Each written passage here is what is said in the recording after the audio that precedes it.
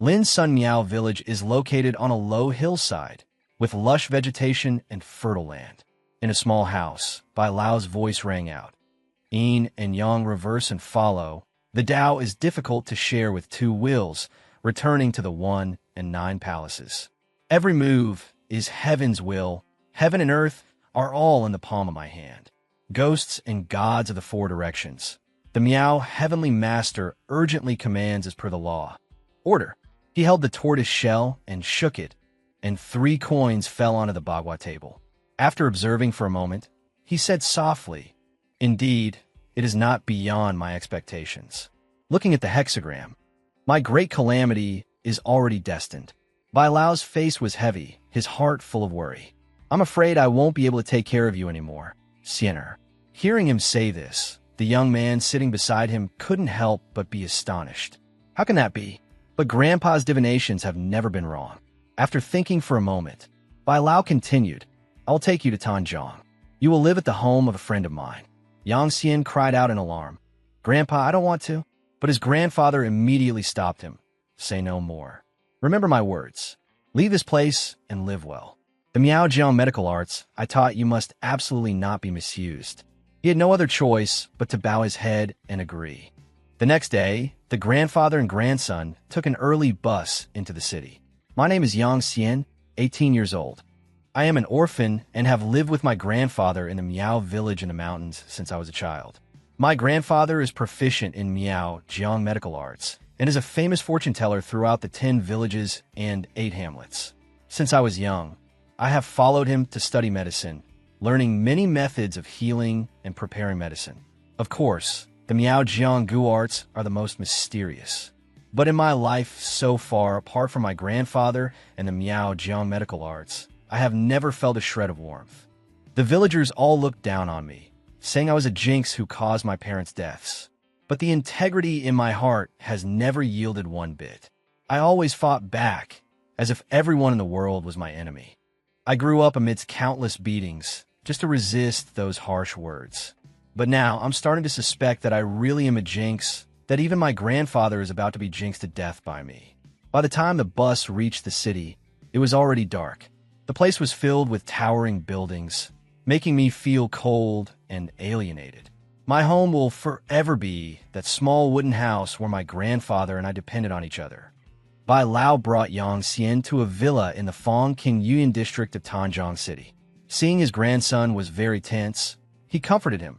"Siener, rest assured, Annie Tang will treat you well. It's not easy for her to raise her daughter alone. You must be understanding and take good care of them. Living in the city can't be like in the Miao village. You must remember my words and be careful in all your actions and gestures. There will come a day when we, grandfather and grandson, will meet again." The doorbell rang. The person who opened the door was a beautiful woman named Tang Du, 33 years old, a businesswoman. She greeted them cheerfully. "Benefactor, you've both arrived. This must be little Xian, right? Welcome, welcome." Looking at this woman, Yang Xian couldn't help but blush. "This is Annie Tang? I didn't expect her to be so young. Are all women in big cities this beautiful?" The grandfather and grandson entered the house and sat on the sofa. Annie Tang poured water and said warmly, "Little Xian, you probably don't know, but it was thanks to your grandfather's medical skills that I was able to keep my life back then. From now on, just treat this as your own home and stay here with peace of mind, okay?"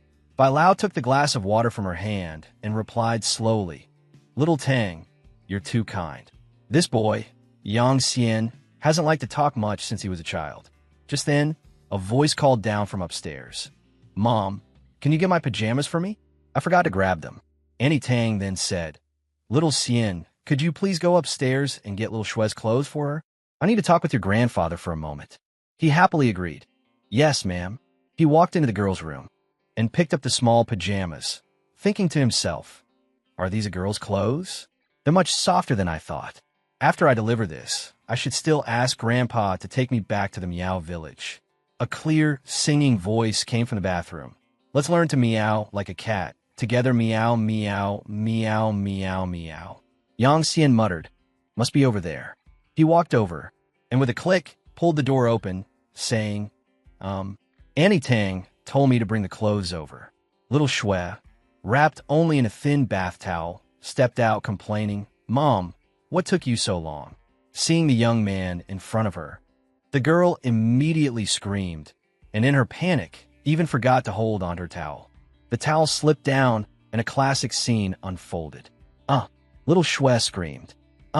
Yang Xian's nose started bleeding profusely. I saw it. The girl hid behind the door, peeking her head out to curse. What kind of lunatic are you? Daring to peep on someone bathing? Close your eyes right now. He roared in annoyance. Who are you cursing at?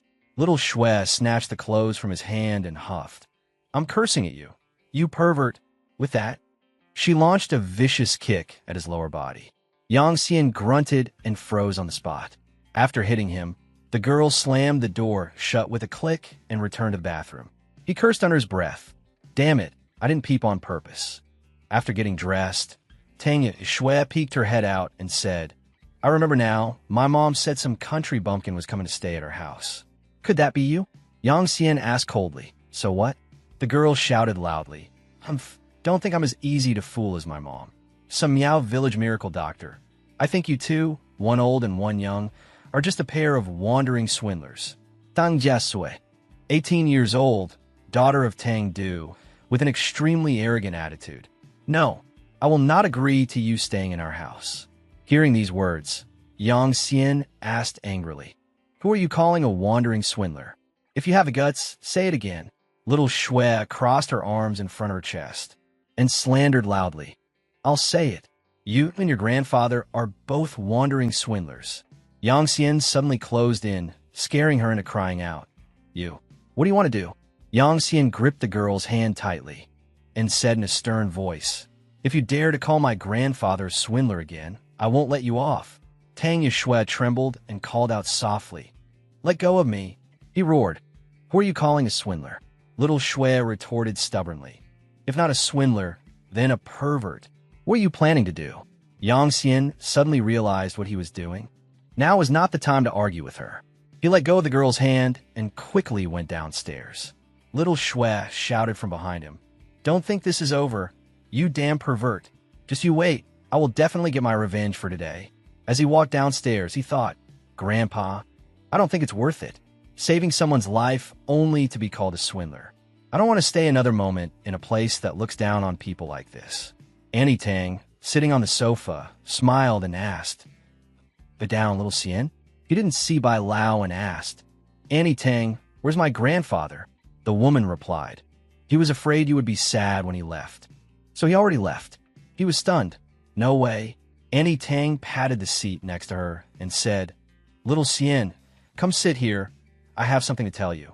He picked up his luggage and replied bluntly, We have nothing to talk about. I'd rather go find my grandfather. Tang Du's face turned serious as she replied, Yang Xian, don't be so willful. Your grandfather went to great lengths for this. Can you bear to betray his good intentions?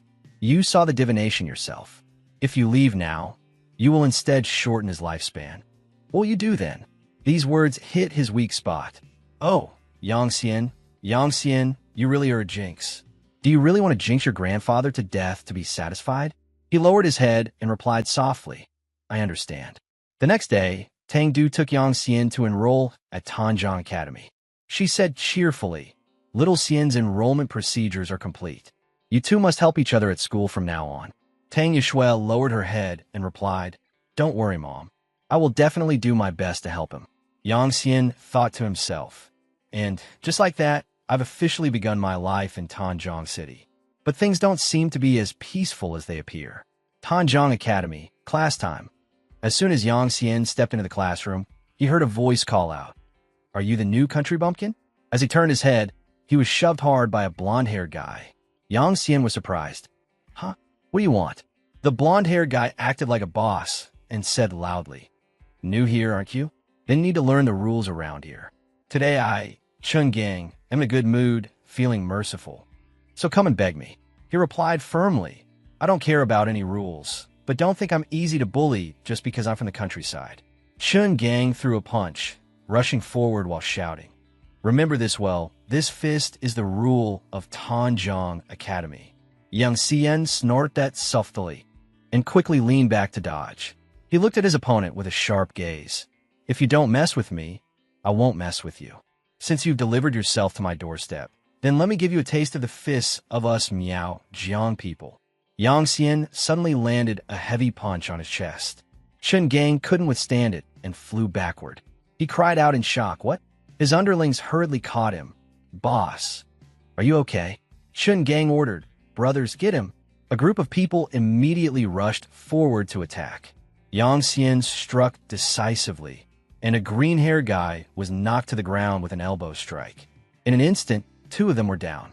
Suddenly, Chen Gang rushed from behind with a brick. Yang Xian had already noticed, thinking to himself, "Humph, a sneak attack? Bastard."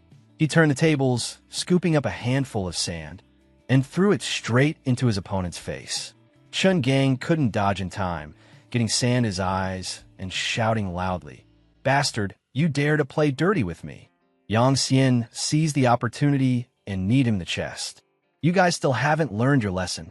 He stepped on his opponent's arm and asked loudly, "Speak. I have no grudge against you guys, so why did you come looking for trouble with me?" Chen Gang spat a mouthful of saliva at his face. "Humph. Don't get cocky," Yang Xian said coldly. "You forced my hand." As he was about to land another punch, a teacher's voice rang out. "Stop. What are you all doing?" Yang Xian thought to himself, "Humph. Calling the teacher when you can't win. I can't be framed for nothing like this." He punched himself in the nose. The nasal cavity has many blood vessels. A light touch is enough to cause significant bleeding. The blood will stop quickly, but making the wound look serious is actually very easy. Yang Xian smeared the blood from his nose all over his face with his sleeve. As soon as the teacher saw this, he shouted, "What are you all doing? Why would you beat up a classmate like this?" "Shen Gong, explain yourself to me immediately," he yelled. "Teacher Chu, this country bumpkin is faking it. He's not hurt at all," Yang Xian said slowly.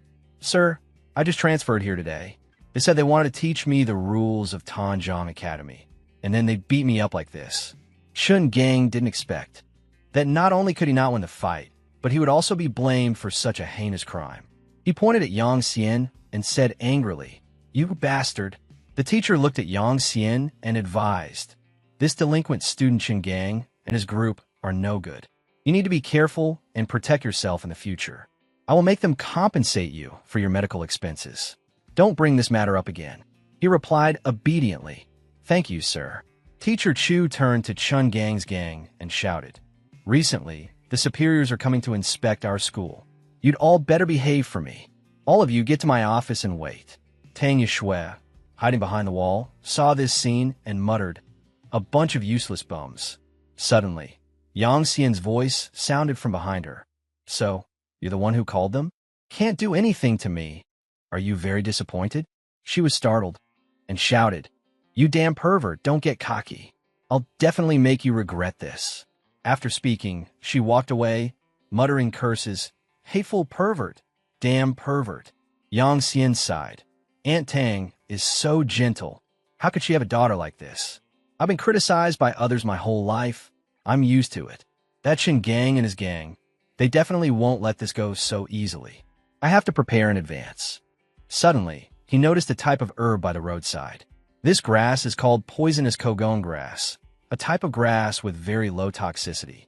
Combined with alcohol, camphor, and a few other medicinal herbs, it can be concocted into a drug that causes short-term lethargy. I, Yang Xian, am starting to make poison. Who will be the first to taste it? In a classroom at Tanjiang Academy, Yang Xian wrote with one hand, while his other was fumbling under the desk, making a gurgling sound and causing the desk to shake continuously.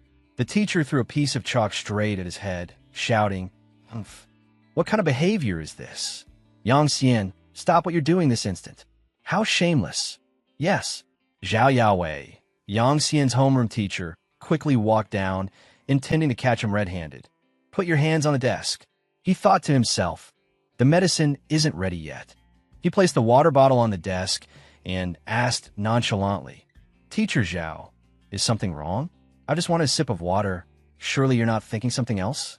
The whole class couldn't help but burst out laughing. "Ha ha ha! How embarrassing!" The teacher shouted angrily. What you laughing at? For today's lesson, the entire class will copy it out for me once. When school was dismissed, it suddenly started to rain.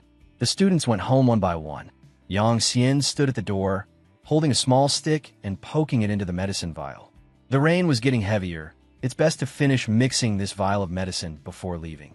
Suddenly, there was a loud scream from inside. He recognized it was. In the room, Tang Yushui cried out, "Let me go.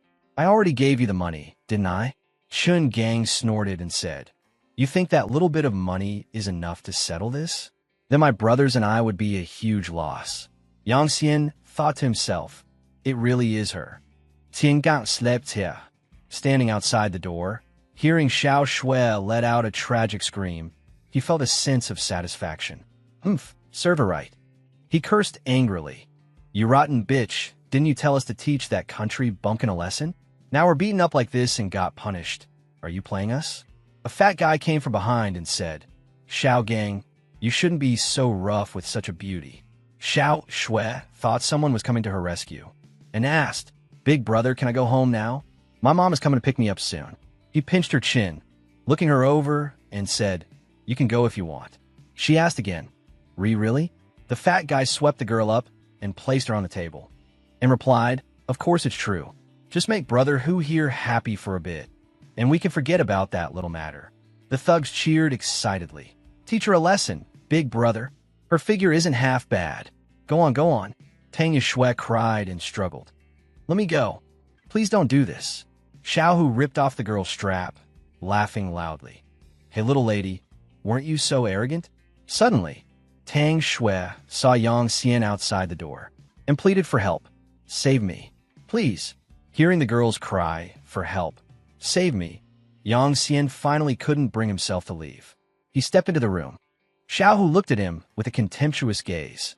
"You're the kid who injured Chun Gang?" Chun Gang was furious. "That's him." Yang Xian sneered. "Humph, can't win a fight, so you take it out on a girl? I've met many gangsters, but this is the first time I've seen shameless scum like you."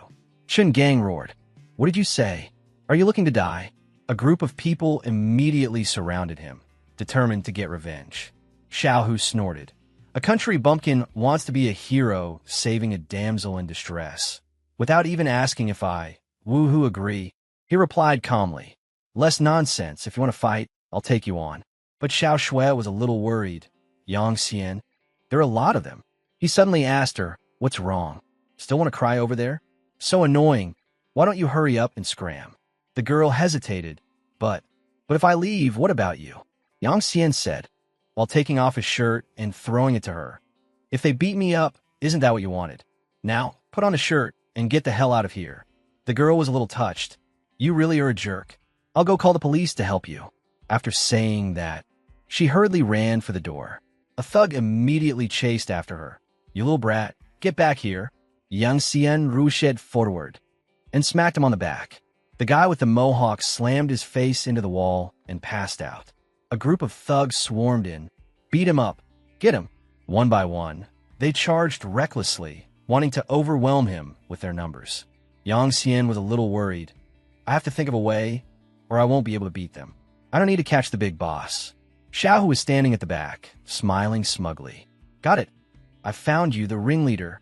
He nimbly dodged to one side, took the water bottle out of his bag. "Let you guys have a taste of my specially made liquid medicine. Have a taste." Yang Xian swung his arm, and the water from the bottle splashed out, hitting their eyes and noses. Xiao Hu cried out, "Why does my face sting so much? Damn it, what kind of water did he splash?" Wang Chong staggered. My hand is so numb." He punched one of his buddies in the neck, and the brown-haired guy roared, "Wang Chong, you idiot, why did you hit me?" A group of them collapsed to the ground, completely exhausted, panting heavily. Zhao Gang leaned against the table. Seeing Yang Xian approaching with a chair, he asked, "You bastard, what else do you want to do?" He gave him a guess what look. Yang Xian smirked. "What do I want to do, don't you guys know?" He raised the chair and smashed it hard on Zhao Gang, then proceeded to give everyone a beating. He stepped on Xiao Hu's face and said, "Ah, woohoo, right? Why are you like a sick cat now?" He roared, "Motherfucker, you dare to play dirty with me. What the hell was that water?" Yang Xian replied calmly, "Don't worry. I just gave you guys a little taste. If there's a next time, it won't be this simple. After saying that, he quickly left. He stood in the rain, wondering to himself, why did I make an enemy of Wu Hu for Tang Yushui? I don't even understand it myself. It's just that I've been suppressed for too long since coming to Tanjiang, and letting it all out just now felt really refreshing. He let out a satisfied shout. Tang Yushui, hiding behind a tree, suddenly peeked out and called, Yang Xian, you're finally out. He glanced over. Why hasn't she left yet? Xiao Shui saw him and ran over happily. Yang Xian, I was so scared. I didn't expect them to be like that. The girl's eyes were filled with tears. I'm sorry. Sob, sob, sob. I'm afraid they'll retaliate later. I didn't dare to call the police either. Yang Xian said, it's okay now. There's no need to call the police anymore. Tang Yushui was extremely regretful. Sob, sob, sob. It's all my fault. I'm the one who got you hurt so badly. As she got closer, he noticed that Xiao Shui's chest was actually quiet. The girl immediately noticed his lecherous gaze and slapped him. Where are you looking? Pervert. Yang Xian cried out in pain. Careless. The two quickly left. Outside, it was still pouring rain. Yushui complained. I finally started to see you in a different light, but who knew a pervert is still a pervert? He reminded her, you talk too much. Hurry up. Suddenly, a red car stopped by the roadside. Yushui recognized her family's car and waved, cheering. Mom's here to pick us up? Tang Du looked at the two's miserable state and asked what happened. Did you fall and end up like this? Who are you two trying to fool? You two didn't get into a fight, did you? She smiled happily. That's good. That's good. You can't get to know each other without a fight. Right, Xiao Shui? You have to get along with your brother from now on. The girl muttered, I don't want this pervert as my brother. Tang Du didn't hear clearly and asked, Xiao Shui, what are you muttering about? The girl quickly covered it up. I said, thank you to him for helping me today. Her mother said, that's more like it. Let's go home, shower, change clothes, and then go eat, okay? Xiao Shui said, I want to eat Japanese food. Tang Du replied, okay, we'll indulge this little glutton. Yang Xian watched this scene, and a strange feeling welled up in his heart. At this moment, even though his body ached with pain, his heart felt very warm. Besides Grandpa, can I really accept other people? The three of them quickly arrived at a restaurant. The food was served quickly. Tang Du suddenly said, Xiao Xian. He looked up. What is it, Aunt Tang? She said while opening her bag. Living in Tanjiang from now on, it'll be very inconvenient without a phone. Take this. She handed him a new phone. Xiao Shui was a little surprised to see this and blurted out, is this an iPhone 10? Mom, that's so unfair. He said, actually, I don't really need. Just then, a man walked over and greeted them. Oh, it's Xiao Tang, what a coincidence. Tang Du smiled and introduced. Xiao Xian, Xiao Shui. This is President Zhao from my company. That President Zhao said, oh. Seeing Xiao Shui was also here, he smiled and said, Xiao Tang truly lives up to her name as the #1 goddess of our Tiansheng group. Her daughter is also a little goddess. What a coincidence. I've booked that private room over there to treat a distinguished guest from Xinzhou to dinner. Why don't you come over for a bit, Xiao Tang? Tang Du hurriedly refused. Well, it's not very convenient for me right now. President Zhao frowned slightly. What's this? Is our goddess so hard to invite? I see that big order from Xinzhou. You really don't want it anymore. She thought for a moment, then replied, if President Zhao puts it that way. Xiao Shui, Xiao Xian, Mom will go over for a bit and be right back. You two eat first. Xiao Shui quickly tried to stop her. Mom, don't go. An hour later, her mother still hadn't returned, and Xiao Shui was a little worried. That old Zhao guy, he dares to have improper intentions towards Mom. It's been so long, and she's still not back. I hope nothing happened to her. Yang Xian, having eaten and drunk his fill, had a relaxed expression. Hearing the girl's words, he replied, it's probably not that serious. She can't get kidnapped in the middle of the city. Just then, a man in a black suit walked over and said politely, Director Tang has had a bit too much to drink. She asked me to let you two know that you can call a car and go home first. Xiao Shui said sternly, I don't believe you. I want to find my mom. He gave a faint smile. Little girl, no need to worry so much. Uncle will pay the bill for you too, and I'll take Director Tang home later. The girl refused firmly. My mom told us to wait here. Yang Xian thought to himself, this is not good. Aunt Tang isn't someone who gets drunk easily. Why won't they let us see her? There's only one possibility. He stood up, pulled Xiao Shue's hand, and said cheerfully, in that case, let's call a car and go home first. The girl exclaimed in surprise. What?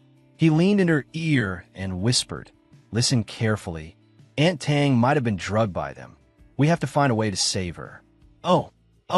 Yang Xian casually picked up another bottle of wine. If Uncle is paying, then I won't be polite. We're leaving now, Tang Yushui complained. Hey, you country bumpkin, what are you doing trying to take advantage of time like this? Seeing him walk straight out, the girl pulled back. Stop. What's your plan to save my mom? Yang Xian made a shushing gesture, held up the bottle of liquor, and said, this isn't for drinking. Haven't you studied chemistry? Don't you know alcohol can burn? Xiao Shui exclaimed. No way. Are you planning to set a fire here? He took out a lighter. You silly girl. We'll use this to create smoke and flames at the door of their private room. Let's see if they can still sit still then. The girl finally understood. That's Yang Xian for you. Devious enough. That Chen Gang and his lot are definitely no match for him. Yang Xian reminded her, you're exaggerating.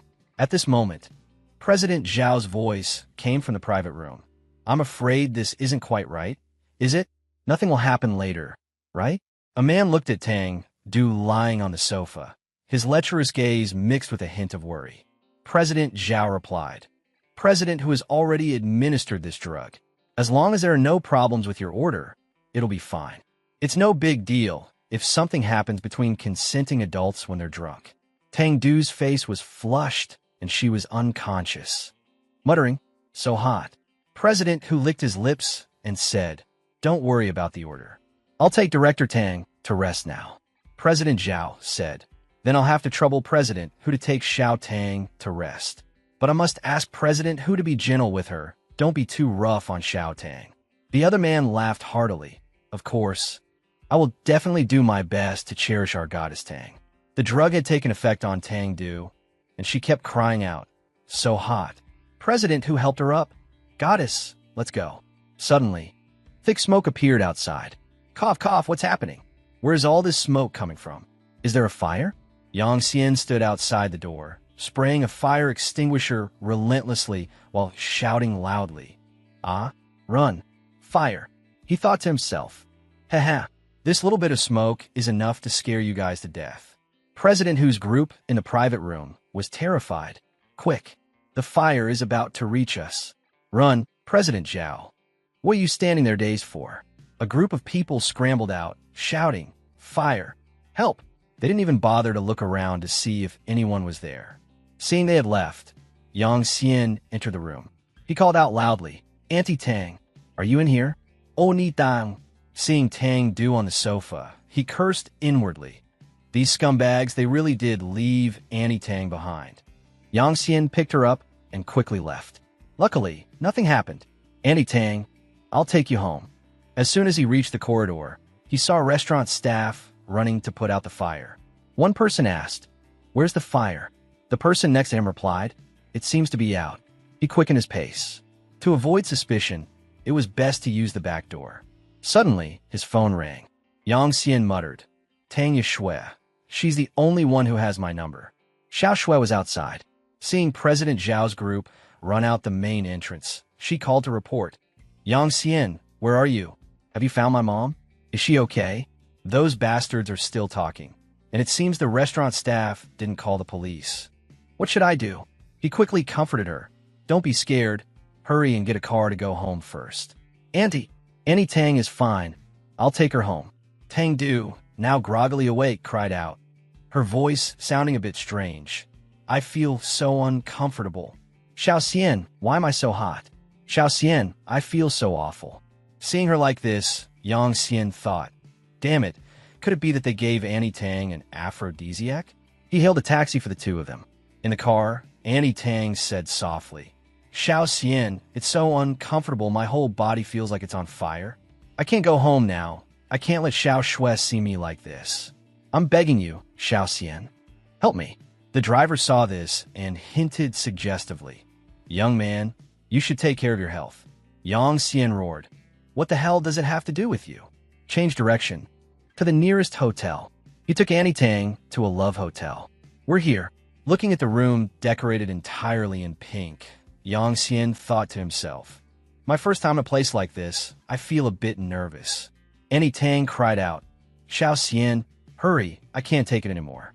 He quickly reassured her, Annie Tang, don't worry, I'll figure something out. Yang Xian looked at the bathtub by the window, sprinkled with rose petals, and couldn't help but marvel. City people really know how to live. You can even see outside from the bathtub. An idea flashed in his mind. That's right, I'll use the bathtub to help her cool down first. He placed Tang Du in the bathtub. Tang Du urged, Xiao Xian, what are you spacing out for? Let's hurry. Yang Xian said shyly, actually, in Miao Kuang's medical arts, there's a method that can help you, called the meridian pushing technique. It's just that this method is a bit. Annie Tang replied decisively, don't worry about all that. If this goes on, I won't have the face to see anyone anyway. He said yes. All right, but as he carried Tang Du to the bed, he explained, the Miao Kuang's meridian pushing technique can't be performed through clothing. It's already come to this. What choice is there? Tang Du took off her clothes and lay face down. Xiao Xian began. Yang Xian stared for a moment. Her back was so beautiful, as smooth as jade. He placed his hands on Tang Du's back, gently massaging and pressing acupoints, and said softly, then I'll begin. Ah. Tang Du's moan made him think to himself, ah, this is truly a torturous test. I really shouldn't have tried this so casually. Evil thoughts, go away. Evil thoughts, go away. Evil thoughts, go away. Half an hour later, the treatment was over. Yang Xian wiped his sweat and asked, Annie Tang, are you feeling better? Annie Tang's face was flushed, feeling extremely ashamed. What should I do? I really have no face to see anyone. She said seriously, Xiao Xian, what happened today? Don't tell anyone, okay? You must think I'm an indecent woman, right? He shook his head. How could that be? In this world, besides my grandpa, you're the one who treats me best. By the time the two of them returned to Fong Kindergarten, it was already very late. Lying in his room, Yang Xian thought to himself, what can I do to help Annie Tang, so she won't face dangers like today again? She had never thought before that it would be so difficult for a woman to survive in society, to establish herself in the workplace. In the taxi on the way home, Annie Tang had said that she felt so stupid for putting herself in a dangerous situation just to maintain a good relationship with a client. But this job was the best way for her to support her family. Yang Xian asked, where is Tang Yishue's father? Tang Du replied, he passed away early. The only thing he left me was Xiao Shui. Suddenly, there was a knock on the door. Yang Xian sat up. It's so late. Could it be that Annie Tang has something to tell me? He opened the door, saw Yishui, and asked, why is it you? Xiao Shui was hugging a stuffed rabbit and asked hesitantly, you don't want to see me that much? Can I come into your room and sit for a while?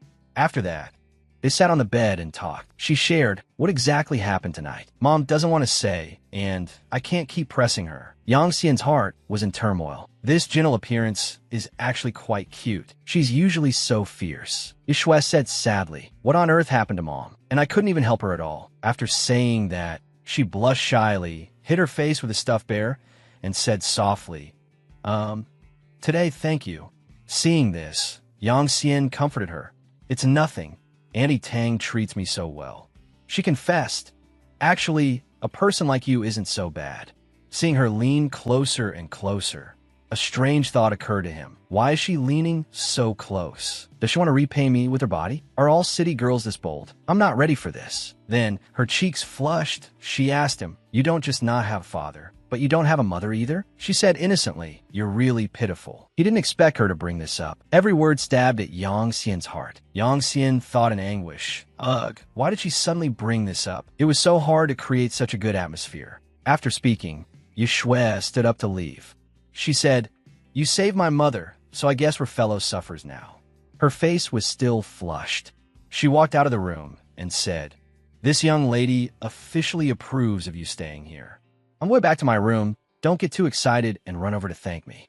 As soon as she left, he He sighed. There's really no figuring out girls. Then he lay down and mused. Sigh, it's so ridiculous. In the past, people who looked down on me were much worse than her, and I didn't care. What was wrong with me just now getting angry at her? The chaotic city life is indeed full of surprises. My mind is in a mess. The next morning at the office, a stack of money was thrown down, accompanied by a voice. This is 1,000 yuan. Teacher Chu told me to give it to you. A scene of Teacher Chu's scolding flashed in his mind. How could you beat up a fellow student like this? He guessed it was Teacher Chu. Teacher Zhao said, you should know very well what this money is for. Yang Xian thought, could this be compensation money from Chengang's group? Then he replied, I don't know. Zhao Yaowei warned sternly, I can't be bothered if you want to play dumb. There are two things you need to remember from me. First, I will not tolerate any more troublemaking in school. Second, be careful, especially since you still have conflict with that group of youths. After hearing this, his face darkened as he thought, she clearly knows I was in the right, yet she still says such things. Isn't she just trying to assert her authority over me to save her own face? She handed him the stack of money, instructing, take it, study well from now on,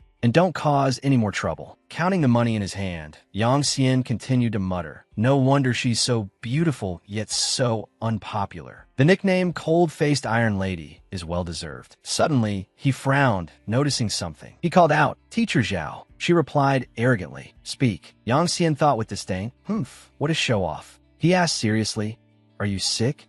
Hearing this, Zhao Yaowei shouted, what did you say? Yang Xian replied calmly, I said, Teacher Zhao, you are indeed sick. He explained, you don't eat breakfast on time and you like to drink cold things. Your stomach ulcer is quite serious.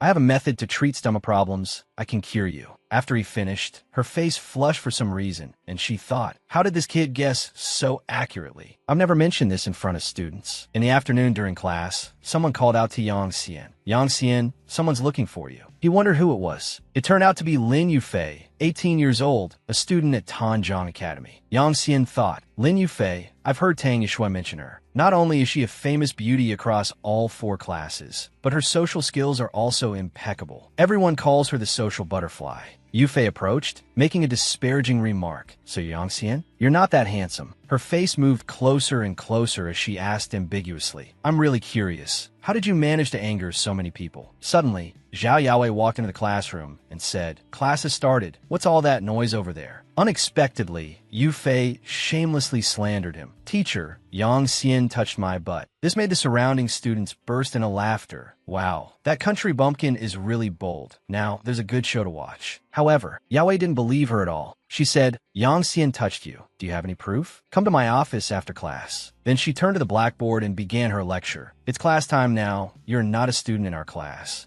Please leave. Yufei thought angrily. Damn old hag, cold-faced iron lady. Full of hatred, she glared at Yang Xian with a dark face and said, just you wait, Yang Xian.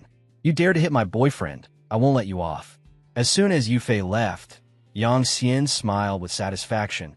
I didn't expect Zhao Yaowei to be so fair despite being cold. The words had barely left his mouth when Yaowei punished him. Yang Xian.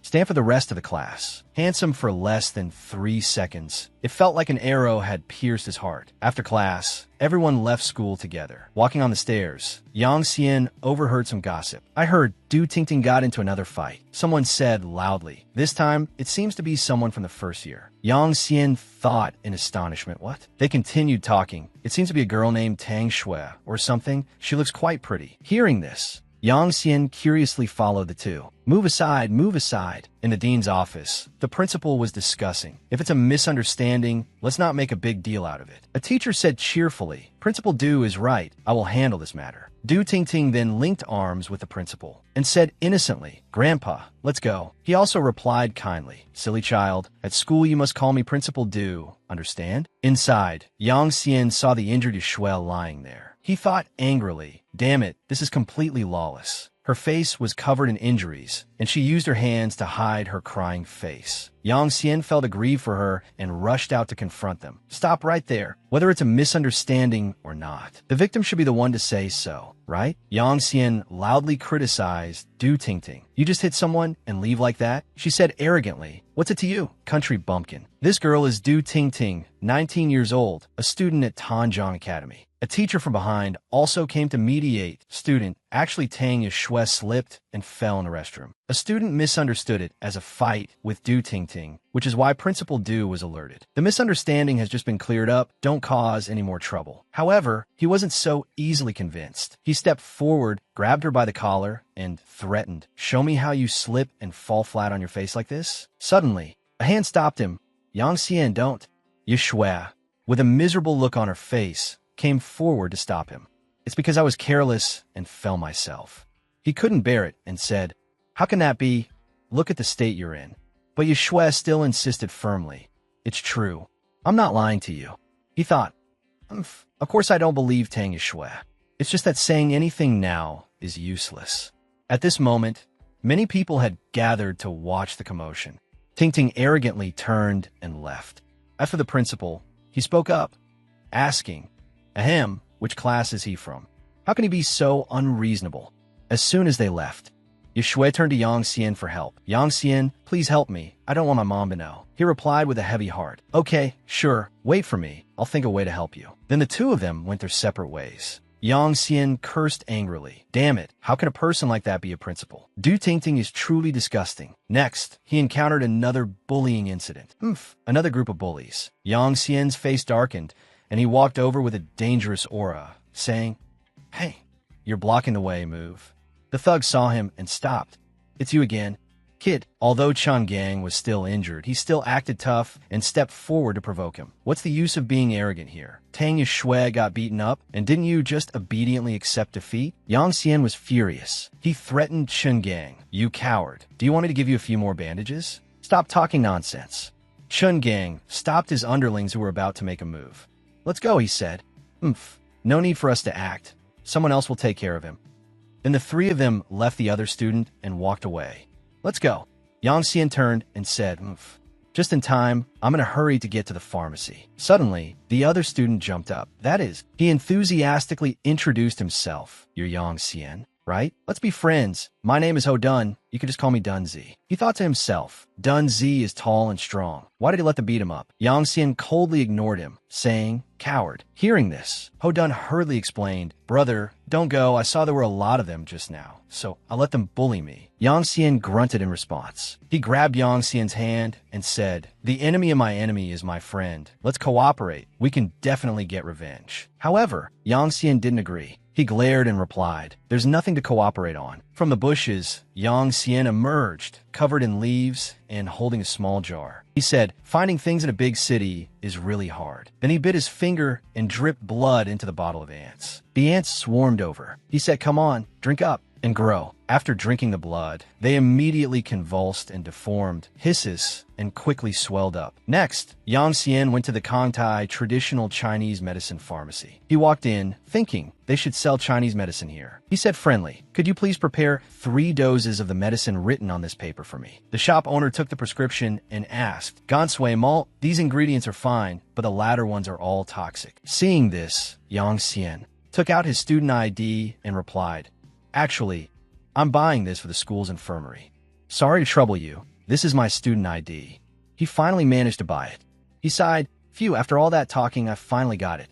On the way back to school, Yang Xian crossed the street, thinking to himself, after brewing the medicine and applying some to Tang Yushui, I should be able to hide it from Auntie Tang. Suddenly, a car sped over, catching his attention. He was suspicious. This car isn't slowing down at all. Sensing danger, he was horrified. "Not good. It's coming right at me." Luckily, he hugged the medicine package and dodged the car. The car swerved sharply, making him exclaim, "That was dangerous." Then the car stopped and the window rolled down. A thug stuck his head out and gave him the middle finger. Yang Xian shouted angrily, "Woohoo." The car sped off. He still threatened, "Either run me over and kill me, or wait for me to deal with you." Wu casually replied, "I'd like to see who you're going to deal with." "Huh?" Zhao Yaowei appeared out of nowhere and reminded him, "I've told you before, don't get involved in the messy affairs of those hooligans." He grunted impatiently. He hugged the medicine package in his arms and retorted, "Am I supposed to just let him run me over?" Next, he handed her a package of medicine and said, "You came at the right time. Take this. This is medicine for your stomach problem. Just brew it with water to use it." Yaowei looked at the medicine package in astonishment. This is, as Yang Xian was leaving, he didn't forget to say some him harsh words. If you're afraid I poisoned it, then throw it away. Yahweh stood frozen in place. She thought to herself, he really does want to help me with my stomach problem. Seeing her like that, Yang Xian also thought, why is she targeting me? Is she afraid I'll bring trouble to her? Yahweh stared at the medicine package, feeling a little grateful, and said to herself, this Yang Xian,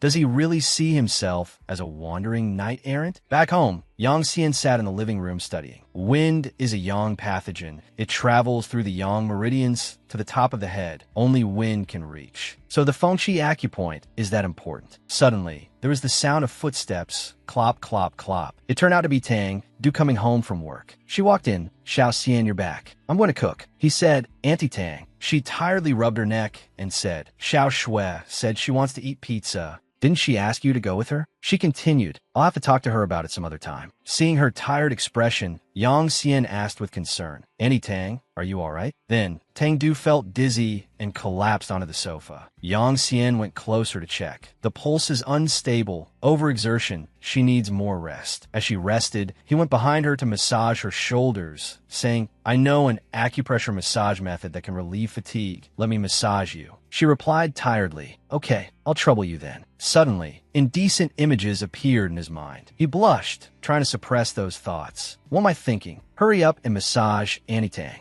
He said, if it hurts, just tell me. Feeling the comfortable shoulder rub, she replied, okay. As expected of old Yang's successor, this is even more comfortable than the professional service at a salon. Yang Xian, behind her, was blushing furiously. He replied, if you like it, I'll massage you often in the future. She replied comfortably, okay. After saying that, tant du fais la sleep, Yang Xian thought to himself, Auntie Tang is so tired, I didn't expect her to fall asleep. She dozed off in her seat.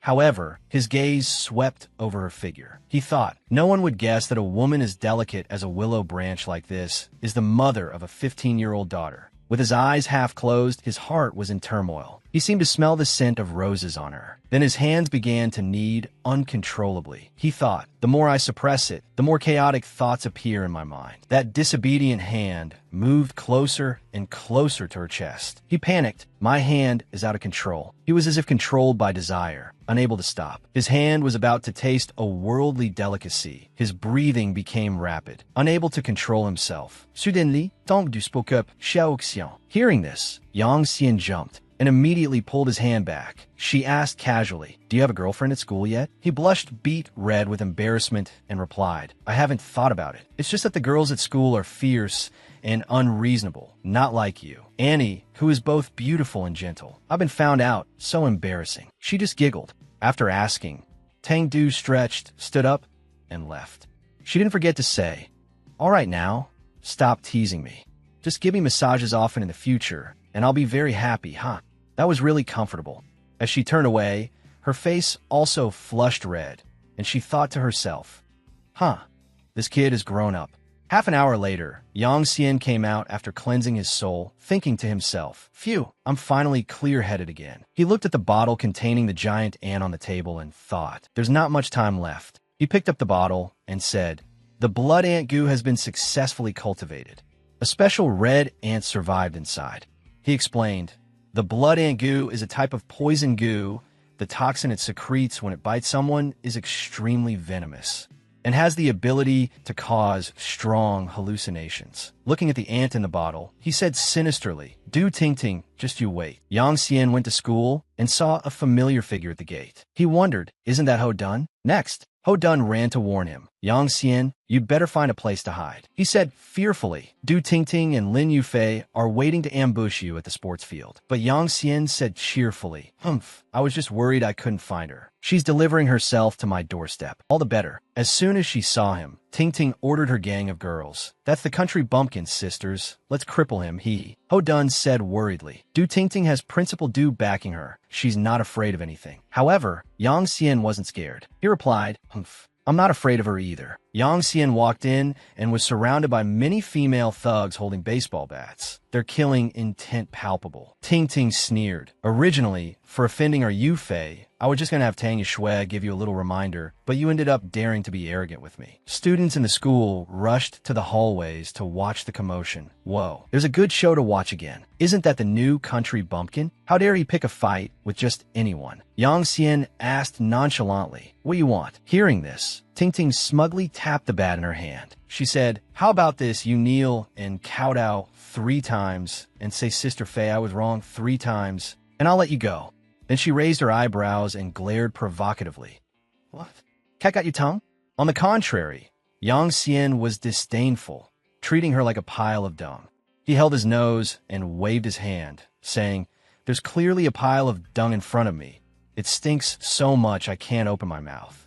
Hearing this, Ting Ting immediately flew into a rage, threatening, Humph, Yang Xian, don't be too arrogant. Following that, all the girls pointed their baseball bats at him. Ting Ting ordered, let me tell you from now on, every day at school, you'll be trampled under my feet. Sisters, teach him a lesson. Not only did Yang Xian not back down, but he provoked them even more. He pointed to his temple, smiling provocatively. Come on, hit me right here. Burning with rage, Ting Ting swung her baseball bat and cursed, damn it, beat him to death for me. However, just when they thought he had some skill, who knew he'd still be beaten by the group until his head was bleeding. Whack! Suddenly, Zhao Yaowei rushed and stopped them. What are you all doing? Stop it! Yang Xian, are you okay? But Yang Xian's eyes turned sharp. He thought, I'm fine, but I can make sure they're not. Then he dislocated his own arm. He thought, as long as I find the right spot, dislocating my arm a little isn't a difficult matter. Next, he threw himself into her arms. Yaowei called out worriedly, oh, Yang Xian? Yang Xian whined, Teacher Zhao, it hurts so much. Seeing this, Yaowei quickly said, I'll take you to the hospital. Yang Xian lay face down on the bed. He sniffed and thought to himself, it's the smell of medicine. She really did bring me to the hospital. Then he secretly peeked to observe the situation. Zhao Yaowei must have paid the hospital fees. I should probably get up now. Suddenly, a female doctor walked in. Wake up, kid. Stop pretending to be unconscious. She is Su Hao, 27 years old, vice president of the traditional Chinese medicine hospital. He was startled and thought, so she's a professional. I've been found out. Su Hao said, don't worry, I won't tell Teacher Zhao. He blushed at her beauty. She was a doctor. Su Hao walked over and reset his arm. She said, I'm Su Hao, the vice president of the traditional Chinese medicine hospital,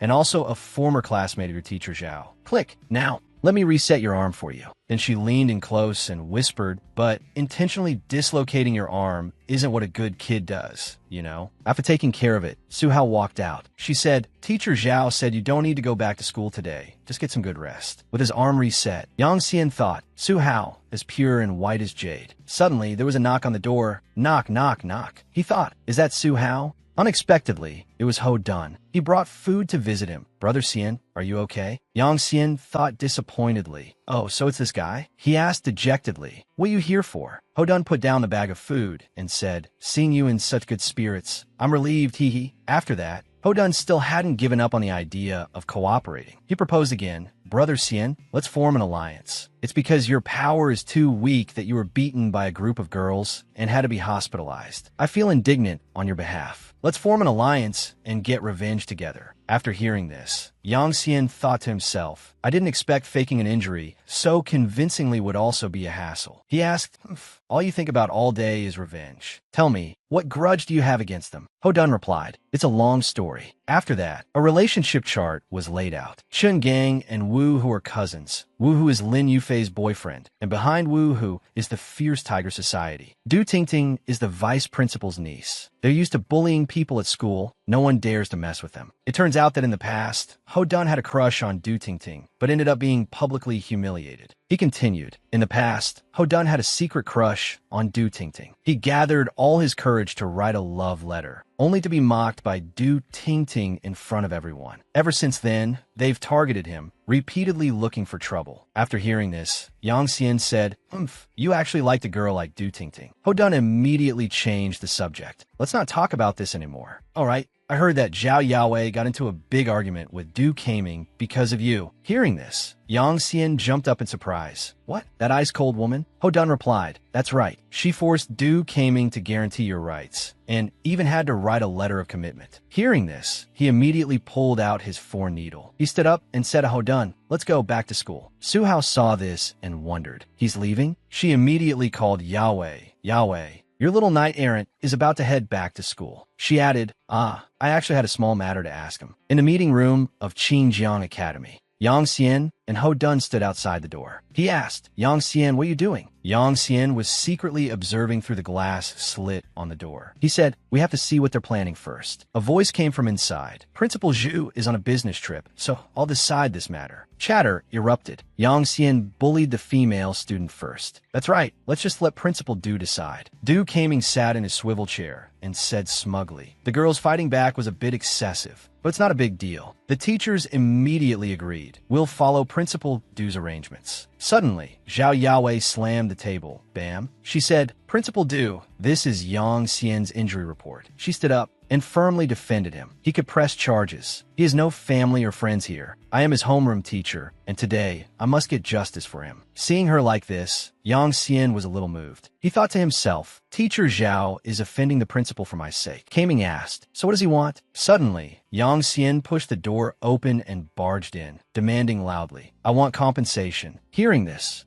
Yawei asked again, what? Yang Xian, say that again clearly. Yang Xian seriously held up 3 fingers and said, I want this much in compensation. He walked seriously up to Du Kaming and proposed, I want this much in compensation. It turned out he was demanding compensation because he was thinking of Aunt Tang. Even if Zhao Yawei looks down on me, I have to lessen Aunt Tang's burden. 3,000 yuan should be enough for my tuition for 1 semester. After hearing this, Kaming laughed contemptuously. Haha, 30,000? Student Yang Xian is quite practical. 30,000 isn't too much. The two discussed, I'll pay this amount on behalf of the students who injured you. But you have to sign this paper, agreeing not to pursue the school's responsibility anymore. Hearing this, Yawei was so shocked she couldn't believe her eyes. What? Yang Xian agreed. Okay. Yawei held her face in disappointment. Yang Xian, what are you thinking? Where's your self-respect? 3 o'clock that afternoon. Your bank card has received 30,000 yuan. Yu Fei and Tingting blocked him on the stairs and sneered. Well, look at this country bumpkin. Got the money in his hands. Are you satisfied? Tingting said loudly. If we'd known 30,000 would settle it, we would have broken his legs and crippled him for life. Yu Fei added, haha, that's a great idea. They walked away, saying, country bumpkin. His eyes light up at the sight of money. Yang Xian tried to control himself, holding back. He opened the lid of the ant bottle, then turned it upside down, smiling sinisterly. Humph, go ahead and laugh, while you still can. The swarm of ants fell down. Tingting and Yu Fei were happily chatting. Look at his pathetic appearance. Let's think about how to mess with him next time. He's just asking for a beating, huh? Suddenly, they were startled, feeling something fall on them. They screamed in panic,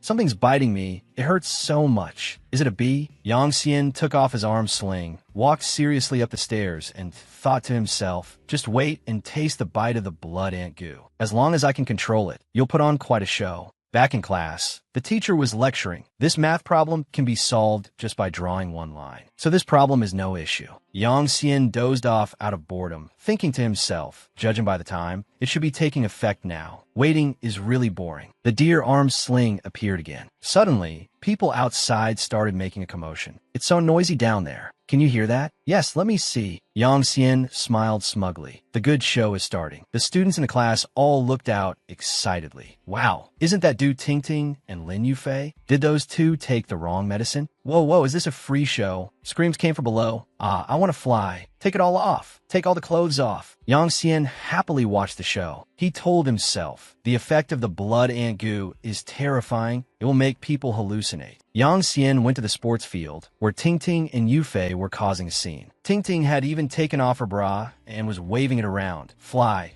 high into the sky. Meanwhile, Yufei felt hot and was about to strip off all her clothes. Hot, so hot. If I take it all off, it won't be hot anymore. Teachers and security guards struggled to control them. Are you crazy? Get in the car. A crazed Tingting provoked them. They screamed, my hair. Keep flying. He stood high above, looking down. Go ahead and make a scene. Go wild. No one's stopping you anyway. Everyone around took out their phones to take pictures. They must be on drugs. So shameless, huh? Quick, record it, huh? It's total chaos. This is truly a corruption of public morals. Even a male teacher couldn't resist the temptation, leaning in for a closer look. The physique of these young girls nowadays is really good. Sir, get a grip. He chuckled lecherously. Yang Xian looked up and thought to himself, that's Su Hao, a whole vice president, yet she rides a bicycle to work. Su Hao tucked her hair behind her ear and sighed softly.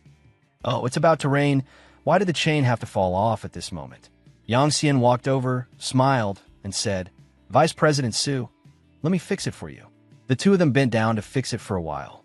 Yang Xian's voice could be heard occasionally. It's stuck here. Then he gave a hard turn. It's done. By now, a light rain had started to fall, wetting the road surface. Su Hao smiled gently. I didn't expect you to know how to fix bikes. Yang Xian shyly scratched his ear and chuckled. I did this all the time back in my hometown. He thought to himself, there's a strange charm about Su Hao, making people want to get close. Oh, right? Yang Xian suddenly suggested, let me take you home. Su Hao asked in surprise, then how will you get back? Immediately after, they both couldn't help but burst into happy laughter.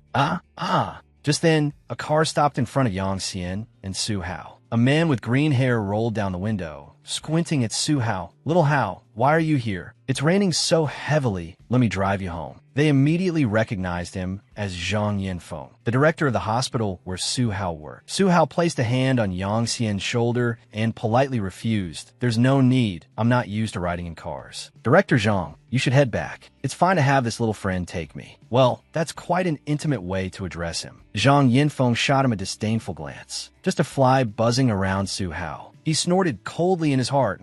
Where did this brat come from? Yang Xian looked coldly at Zhang Yinfeng. Director Zhang, take care. We won't see you off. After Zhang Yinfeng drove away, Su Hao turned to Yang Xian and said, then I'll have to trouble you to give me a ride. On the way, Su Hao kept asking with concern, am I a bit heavy? Are you tired? Yang Xian replied happily, not heavy at all, and my stamina is great. Hee. Because one of his hands was in a cast, it was a bit difficult for Yang Xian to pedal the bike, but his heart was blooming with joy. Yang Xian thought to himself, she refused an expensive car to ride on the back of my bike. The scent of herbs on her is so familiar. Then, Su Hao also quickly noticed, why are you still wearing the arm brace? She said with understanding, don't worry, you don't need to put on an act in front of me. Then, Su Hao asked curiously, I'm just wondering, how do you know so much about the human body structure? Your technique that day, even a professional doctor couldn't do it. Yang Xian seemed unwilling to answer. He lowered his head and said, I was just lucky. Su Hao didn't give up and continued to press. Don't try to fool me. Tell me, where did you learn it? Suddenly, a bolt of lightning streaked across the sky, followed by a terrifying clap of thunder. Su Hao shut her eyes in fear and subconsciously wrapped her arms around Yang Xian's waist. Awesome. Yang Xian's cheeks flushed red, and he thought to himself, hugging this tightly, the soft feeling from behind is making my heart beat faster. The bicycle continued to speed through the pouring rain. Yang Xian thought to himself, the vice president is just a young woman after all. She's also scared of thunder. The rain grew heavier, their clothes were soaked, and the two of them held each other tightly. I pedaled even faster, as if only by doing so could I suppress the restlessness in my heart. After riding for a while, Su Hao suddenly blushed and said, Little Xian, let's go to my place later to change your clothes before you head home. When they arrived, Su Hao bent down to take off her shoes and said warmly, no need to change your shoes, just come straight in. She slipped on her slippers and entered, pointing to a chair and saying, sit here for a moment, I'm going to change my clothes. Su Hao's home.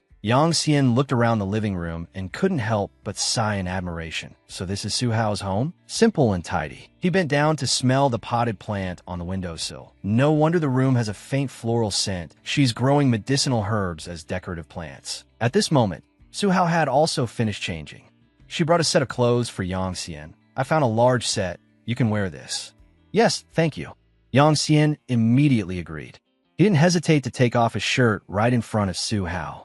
She looked at his body and exclaimed in surprise. Huh? Su Hao bent down, tracing a scar on his waist. You're so young. Why do you have so many scars on your body? Yang Xian blushed and stammered in reply. I often follow my master up the mountains to gather herbs. Some places are very dangerous. Su Hao then realized she was being a bit rude. She chuckled. Ah, right, my occupational hazard is acting up again. Yang Xian quickly put on the shirt and replied with a smile. It's okay, it just tickles a little. Afterwards, the two of them sat on the sofa together. Su Hao poured a cup of tea for Yang Xian and asked slowly, I heard from Yahweh that after using your prescription, her stomachache was cured. Did your grandfather teach you this as well? Speaking of this, Su Hao's eyes lit up. The use of this He Chao herb is very clever. It serves as a medicinal guide and can also neutralize toxicity. I would really like to consult with the old gentleman. Yang Xian took a sip of tea and thought with amusement, she's such a workaholic. Her eyes light up whenever she hears about medicinal herbs. He smiled and replied, speaking of which, my grandfather is just the same. That night, Yang Xian lay on his bed, holding up a Hello Kitty t-shirt and admiring it. Su Hao, she's unlike anyone else in this city. We talked a lot about traditional Chinese medicine herbs, about things in the mountains and forests, things that other girls aren't interested in. As Yang Xian was lost in thought, it seemed as if the door to his room was suddenly pushed open, and Su Hao eagerly walked in. I still want to talk to you about traditional Chinese medicine. Yang Xian was still in a daze, thinking, her face always has a smile as radiant as the sun. Tang Yishue's voice suddenly rang out. You really are a pervert. She sat on Yang Xian's bed and asked curiously, why do you like Hello Kitty so much? Yang Xian put the t-shirt away and frowned. It's so late, and you still came over here. Aren't you afraid I'll eat you up? Tang Yishue leaned down slightly, the view behind her sweater partially revealed, and she provoked him word by word. Go on, eat me if you dare. You don't have the guts. Yang Xian felt he was being looked down upon, and immediately bristled, his face turning as red as a ripe tomato. He pushed Tang Yishue down on the bed and said angrily, believe it or not, I'll eat you up right now. Pinned underneath him, Tang Yishue still refused to back down. You dare? If my mom finds out, she'll break your legs. Tang Yishue blushed and looked away. Get off. I'm not playing with you anymore. But she only heard Yang Xian's low voice say, it's too late to beg for mercy now.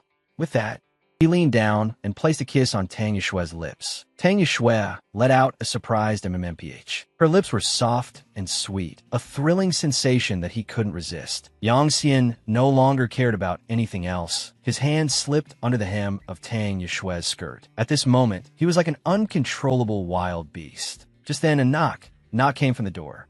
Yang Xian, in the heat of the moment, had no choice but to stop. Tang Ro knocked while muttering, that's strange. Isn't little Shui in her room? I clearly saw her go back to her room. Yang Xian looked worriedly at the door. What do we do? Aunt Tang will come looking for her soon. Tang Yishue desperately pulled the blanket over her head and cried out, it's over, there's nowhere to hide in the house. We can't hide. Yang Xian thought of a way and called out the door, Aunt Tang, little Shui is in my room asking about homework. Tang Yishue had no choice but to go along with Yang Xian's lie. She sat up and ran out of the room. I'm done asking. I'm going back to my room now. Before leaving, she turned back to make a face at Yang Xian. Besides you being from the mountains, who taught you all this stuff? Seeing that Tang Yishue had left the room, Yang Xian breathed a sigh of relief. Good thing I reacted quickly if we were discovered. He was suddenly startled, thinking to himself, wait, she's not going to tattle on me to Aunt Tang, is she? Yang Xian pressed his ear to the door, eavesdropping on Tang Ro's voice, coming from the next room. Little Shui, don't worry about what I told you. Although I'm about to start a business, it definitely won't affect the lives of you two. Yang Xian understood now. It seems Tang Yishue wanted to come over to tell me about this. His expression gradually darkened. Is she afraid I'll feel pressured? Aunt Tang doesn't want me to know she's facing difficulties. I have to become stronger. The next day, as soon as Yang Xian reached the school gate, an excited Ho Dun ran over, calling Yang Xian. Ho Dun came up to Yang Xian's side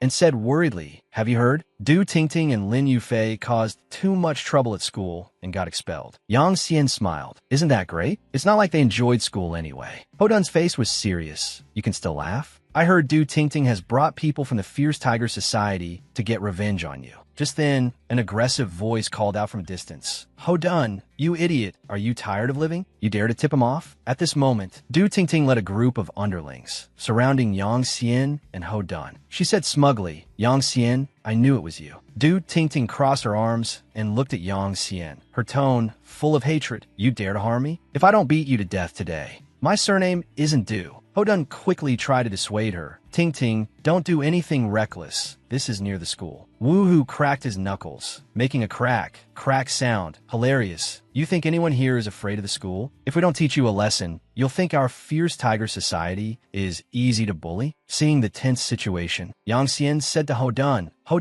there are a lot of them. I can't look out for you. Find a chance and run first. But Ho Dun just smirked and took off his backpack with one hand.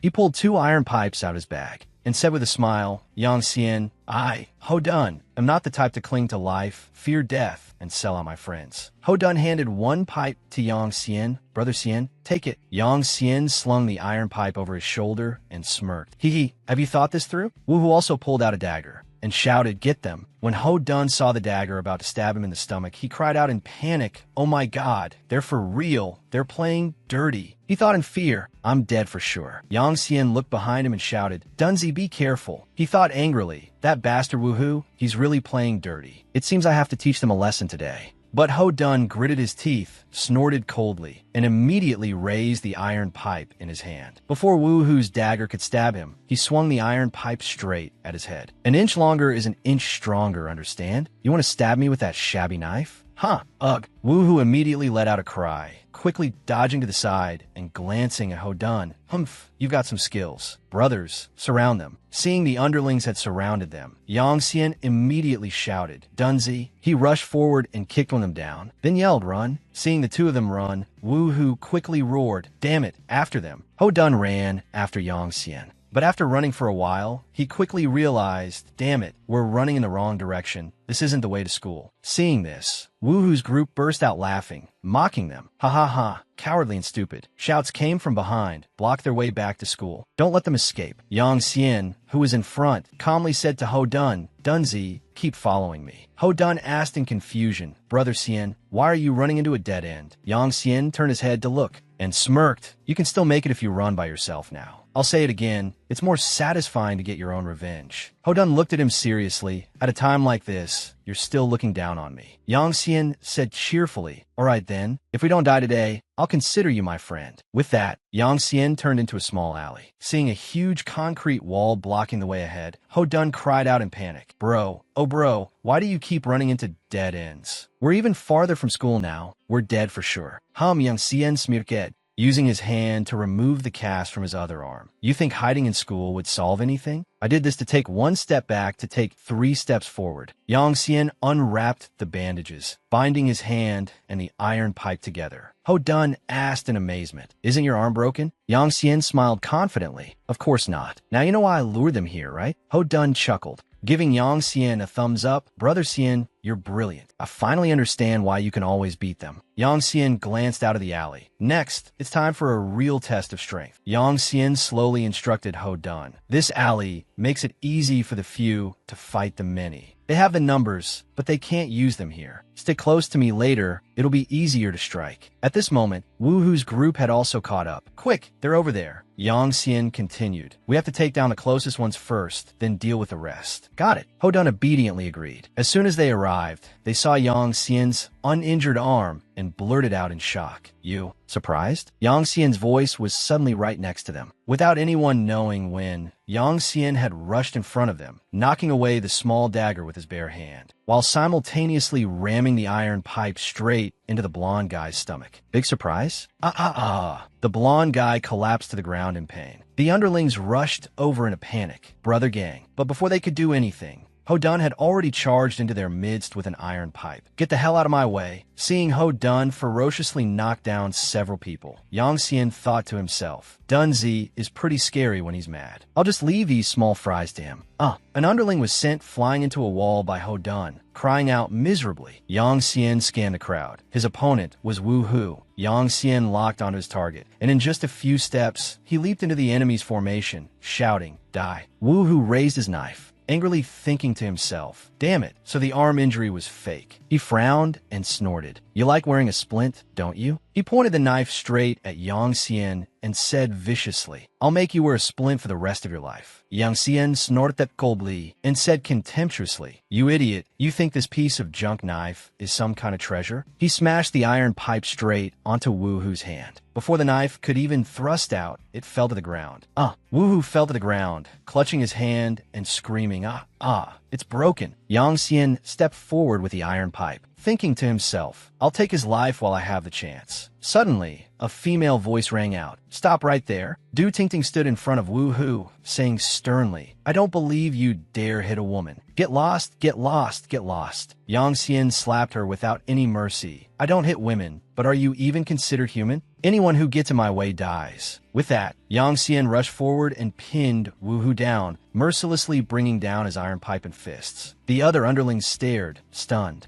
He's crazy, another one said in terror. Even brother, who is getting beaten like this. Seeing that their leaders were all taken down, the remaining small fries scrambled to run out of the alley. This is bad. Let's run. Ho Dun approached, wanted to check on Tingting. Are you okay? Don't come over here. Du Tingting screamed. Du Tingting said hatefully, Don't think we'll let this go so easily. Wu Hu, lying beside her, struggled to get up and also roared, The Fierce Tiger Society will beat you to death sooner or later. Yang Xian impatiently cursed in his heart. Damn it, two drowning dogs still dare to talk tough. Seeing Ho Dun lower his head sadly, Yang Xian sighed. This kind of woman, and Dun Zi is still so infatuated. For Dun Zi's sake, I'll spare these two dogs today. He called out, Dun Zi, let's go. Half an hour later, Yang Xian sat on the roadside, looking at his dusty and blood-stained body, thinking worriedly, My clothes are all dirty. What if Aunt Tang asks? Suddenly, a voice called from a distance. Xiao Xian. It was Su Hao, riding by on her bike. She looked him up and down in astonishment. Why are you sitting here? Wow, you're covered in injuries again. Yeah, Su Hao worriedly wanted to help him up. Come on, I'll take you to the hospital. Yang Xian smiled and said, I'm fine. It's just a minor injury. It'll be fine by tomorrow. A question flashed through Yang Xian's mind. She's a skilled doctor. Could she not tell that this blood belongs to someone else? Su Hao hurriedly supported him. Looking around, I'll help you get a taxi. Yang Xian looked at the full chest right in front of him, and his face immediately turned red. Is she flustered because she's concerned?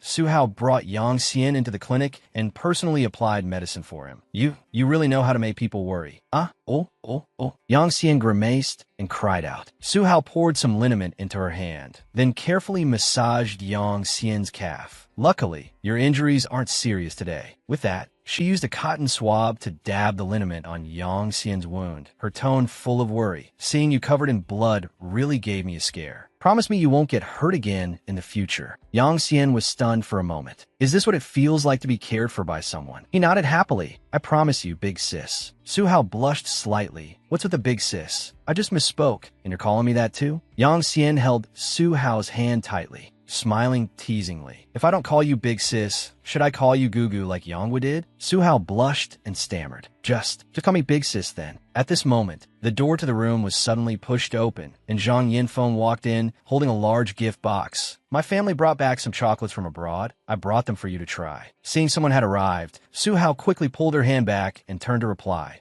It's Director Zhang. She walked to the door, politely refusing. Thank you, but I don't like chocolate. But before she could do anything, Zhang Yinfeng had already walked over and placed the chocolate box on the table. Hey, no need to be so formal with me. I'll just leave it here. His gaze swept over Yang Xian, who was sitting in the corner, his tone inexplicably carrying a hint of mockery. If you don't like it, you can give it to this little brother here. All kids like to eat it. After saying that, Zhang Yinfeng walked out of the room. Well, I won't disturb you any longer. Yang Xian looked at his retreating back and snorted. At this moment, the phone in his pocket suddenly rang. Ring, ring, ring. A voice came from the phone. Hello, this is the Donghua Street Police Substation. Do you know Miss Tang Ro? She's had a bit of an incident. Please come down here right away. Hearing this, Yang Xian immediately rushed to the police station. As soon as Yang Xian arrived, he hurriedly asked, Aunt Tang, what on earth happened? A security officer who was giving Tang Ro some water turned his head and said to Yang Xian, You must be Yang Xian, right? I'm the captain of the public security team, Ho Jingping. I was the one who called you. Yang Xian looked at Tang Ro, who was trembling all over with tears streaming down her face, and asked worriedly, Officer Ho, why is Aunt Tang like this? Ho Jingping waved Yang Xian over. Young man, come outside with me. Once outside, He began to recount the incident. It's like this. This morning, I was out and passed by a small alley when I saw two guys dragging the victim into a car. Their behavior was very suspicious. I only managed to save her. The other two guys drove off. Ho Jingping lowered his head, his tone full of difficulty. I saw that she was in a state of panic, so I brought her here. She wouldn't say anything, so I had no choice but to find you in her contacts. It's also very difficult for us to file a case for this. Yang Xian clenched his fists angrily. Who was it? Back at home, Tang Ro was still crying non-stop, sob, sob, sob. She wiped the tears from her face with her hand and said between sobs, "Actually, those two were CEO Zhao and CEO Hu, but I couldn't bring myself to say it." Tang Ro looked up and asked sorrowfully, "Xiao Xian, do you think Aunt Tang deserved this?" He immediately shook his head. "No, I don't think so." Yang Xian glanced furtively at Tang Ro and asked in a low voice, "I just don't understand. Why would you associate with people like that?" Tang Ro clutched the hem of her dress, feeling wronged. That CEO, who was an old client of my previous company. He owes the company $4 million, of which $400,000 is my bonus. Yang Xian asked in shock, "If he won't pay, can't you sue him? Why let him do whatever he wants?" Tang Ro's expression darkened. In the business world, everything is about calculating benefits. Besides, I want to start my own company, and I'm short $400,000. Who knew? Sobi, sobi, sobi. Tang Ro cried as she threw herself into Yang Xian's arms. Yang Xian looked at the weak Aunt Tang clinging to him, as if he were her last pillar of support, and thought with a heavy heart, "I always thought Aunt Tang was a strong woman, but now she's as pitiful as a little girl." His eyes darkened. Other girls who are wronged outside can go home and tell their parents, but she can't. She has to be strong enough to support this whole family. Thinking this, he held Tang Ro's shoulders and comforted her. "Aunt Tang, don't worry. I will protect you from now on." Hearing this, Tang Ro covered her mouth and chuckled. She used a tissue to wipe her tears and said cheerfully, "Haha, with you saying that, I've already regained my spirits. But you're still young. You don't need to worry about such things." Yang Xian didn't give up. "Why didn't you tell me? I want to help you too." He held up his phone. "I have 30,000 in my card. I'll give it all to you." Tang Ro tilted her head and gently reminded him, "Isn't this the money Mr. Yang left for you? You can't just spend it recklessly." But Yang Xian misinterpreted her meaning and asked seriously, "This much money still isn't enough. It can't help you, right?" Tang Ro gently patted his head. "Don't worry about it anymore. I'll figure something out." Time flew by, and dusk had fallen on the rooftops of every home. Yang Xian leaned against the balcony railing, gazing pensively into the distance. "I'm really like an ugly frog at the bottom of a well, thinking 30,000 was a huge sum of money, and yet I talked about protecting her. Without real strength, how can I protect anyone? How can I stop Aunt Tang from getting hurt again?" Thinking this, Yang Xian seemed to have made up his mind. He said resolutely, "This is the only way." Yang Xian walked to Su Hao's door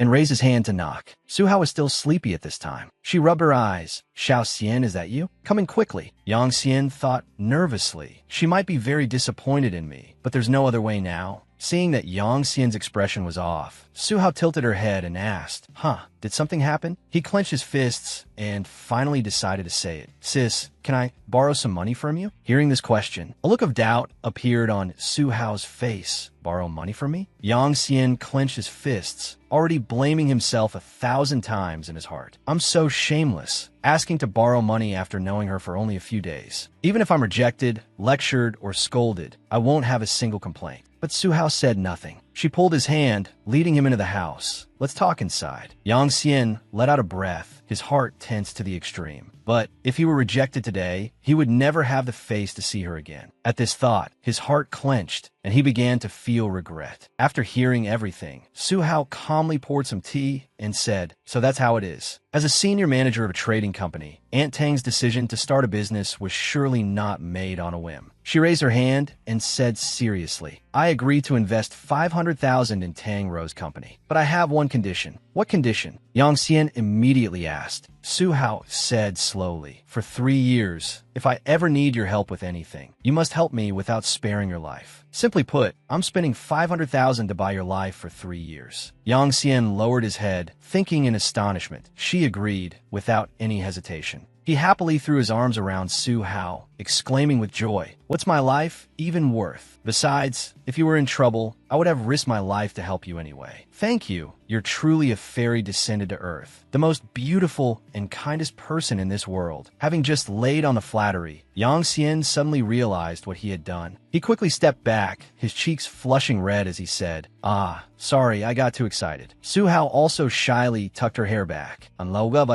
Perhaps seeing how tense he was, Su Hao suddenly began to play the guzheng. At this moment, she was like an ethereal fairy, pure and flawless. A few days later, Tang Rose smiled gently. "Little Xian, come home early today. I'm making a big feast tonight." Yang Xian replied cheerfully, "Okay, I'm about to head back now." He was just as excited inside. Aunt Tang is so happy. She must have received the 500,000. He looked at his phone, a satisfied smile on his face. "This is great. I was able to help Aunt Tang too." Suddenly, a hand clapped his shoulder. "Hey, what are you thinking about?" "Damn it." Yang Xian immediately spun around and threw a kick behind him. Ho Dun yelped, covering his head as he squatted down. "Bro, take it easy, it's me, Dunzi." Yang Xian scolded loudly. "Are you a ghost? You always appear so suddenly." Seeing this, Ho Dun hurriedly tried to calm him down. "Bro, don't be hasty. We're an alliance after all." Yang Xian's expression turned cold, and he turned to leave. "Oh, how come I didn't know that?" Ho Dun quickly called him back. "Wait, hear me out." Ho Dun moved to his side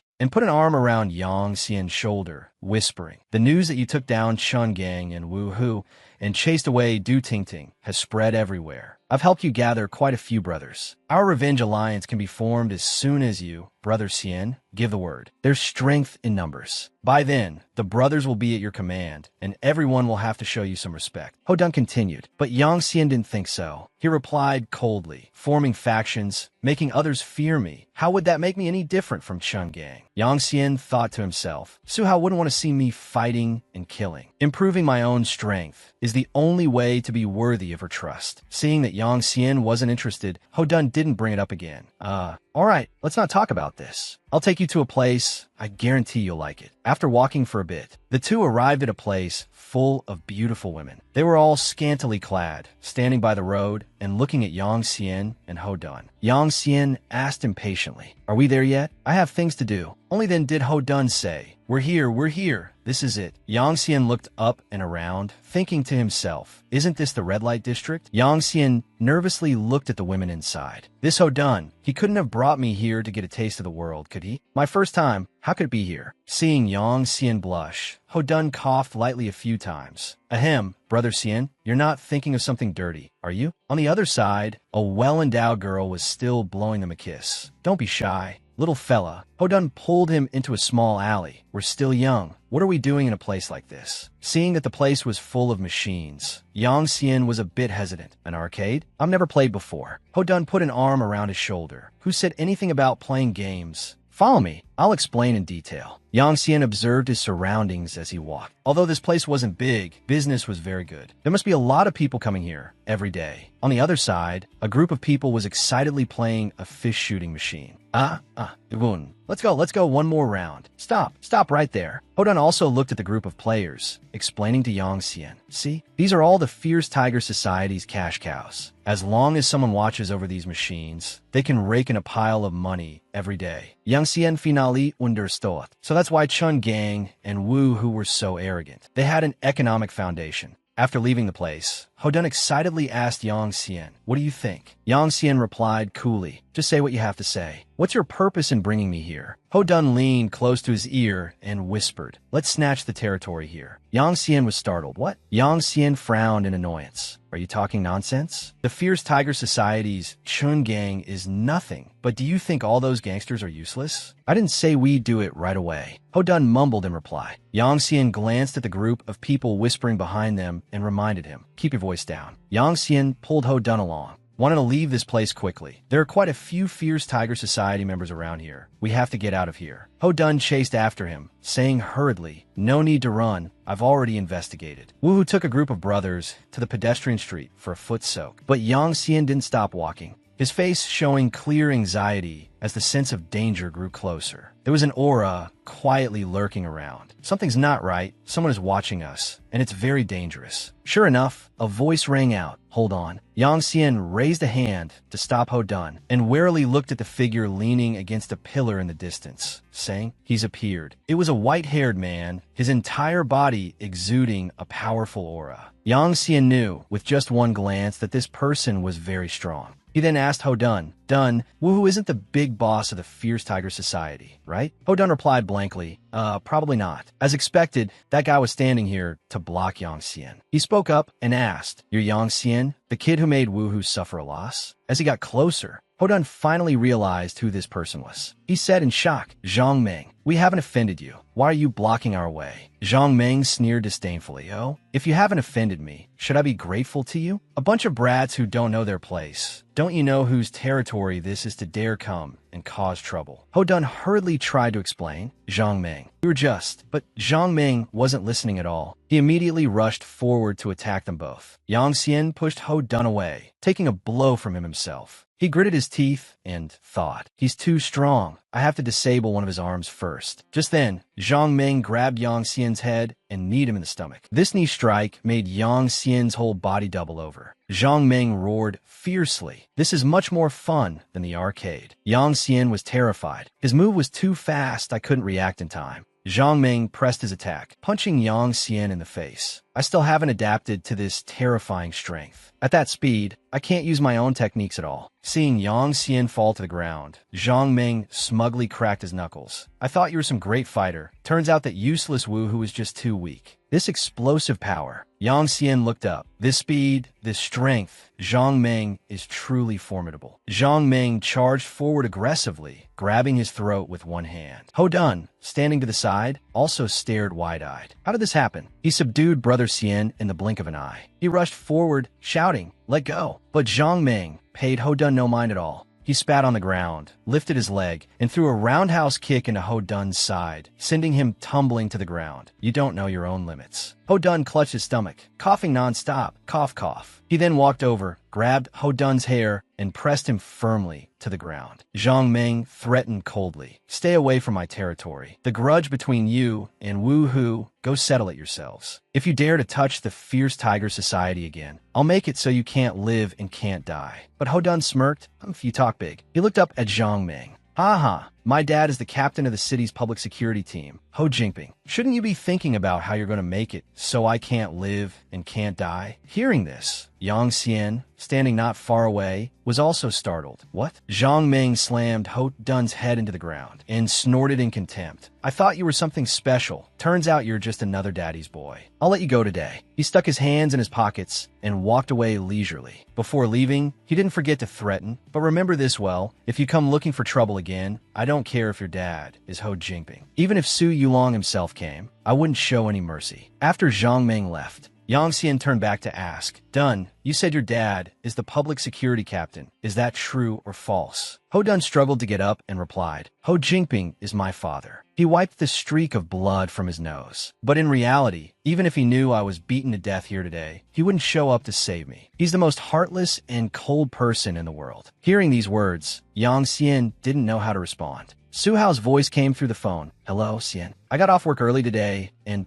bought some food near your school. Want to try my cooking?" Yang Xian, sitting in the alley, stammered in reply, I'm not at school." Su Hao asked again, "Where are you?" Yang Xian instinctively looked away and made up an excuse. "I'm just strolling around." But this didn't fool Su Hao. She exposed him immediately, stuttering like that. "Are you trying to lie to me?" Hearing this, Yang Xian immediately deflated and confessed honestly, I wouldn't dare.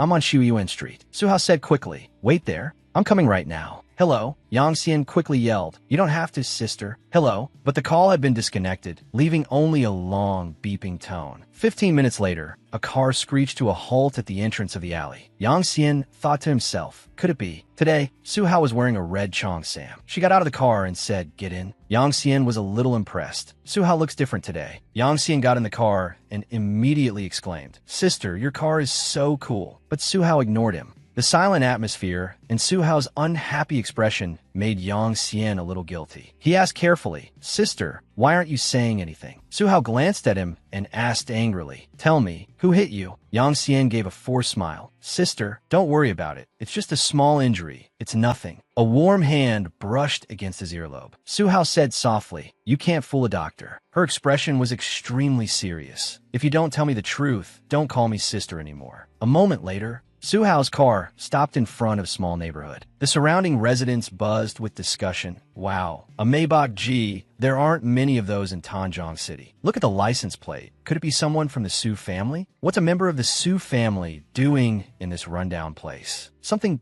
big must be about to happen." Suhao pushed the door open and stepped inside, shouting loudly, "Tell Zhang Meng to come out and see me." Seeing Suhao arrive, Zhang Meng's underlings looked at each other and made lewd remarks. Well, has Brother Meng gotten a new girlfriend? I bet she's here because he forgot to pay last night." Yang Xian was so angry he pointed at their faces, roaring, "Watch your filthy mouths. Is Zhang Meng even worthy of my sister?" A red-haired punk flew into a rage, raising his fist. "Damn it, is this little brat looking to die? Oomph. Zhang Meng isn't here? No matter," Suhao said calmly. Then she bent down and picked up a swivel chair. Suhao shouted, "Just pass on the message for me." With that said, she lifted the chair and smashed it straight into the arcade machines in the shop. The glass on the arcade machines shattered instantly. This act not only stunned the underlings present, but even Yang Xian stared in astonishment. Yang Xian watched Suhao's frantic smashing, thinking to himself, "Suhao, the image of a pure and gentle lady in my heart, is actually daring to smash things in front of a group of men?" Zhang Meng's underlings were stunned for a moment before one of them finally reacted. "This bitch, is she crazy? This is Brother Meng's property."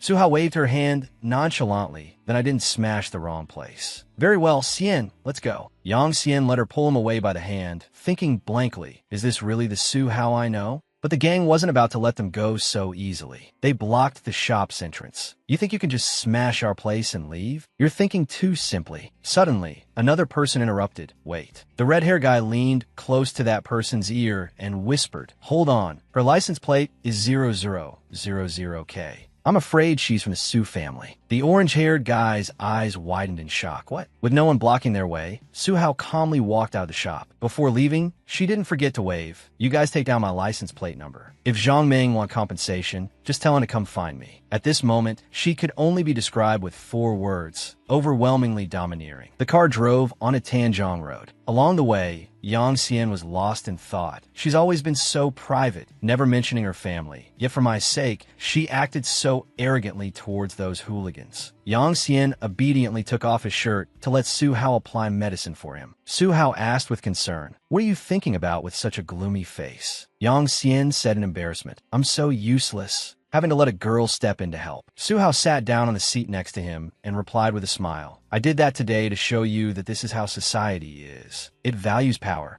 The strong prey on the weak." Yang Xian asked back, "Power?" Suhao slowly looked over, her gaze gentle. "This is also why I hope you'll work hard in your studies and train yourself. One day, you will have enough strength to protect the ones you love." Just then, a series of suggestive sounds echoed from outside the car. Yang Xian perked up his ears to listen. Through the misty car window, 2 figures finally appeared, a man and a woman entangled with each other. Yang Xian's face immediately flushed red.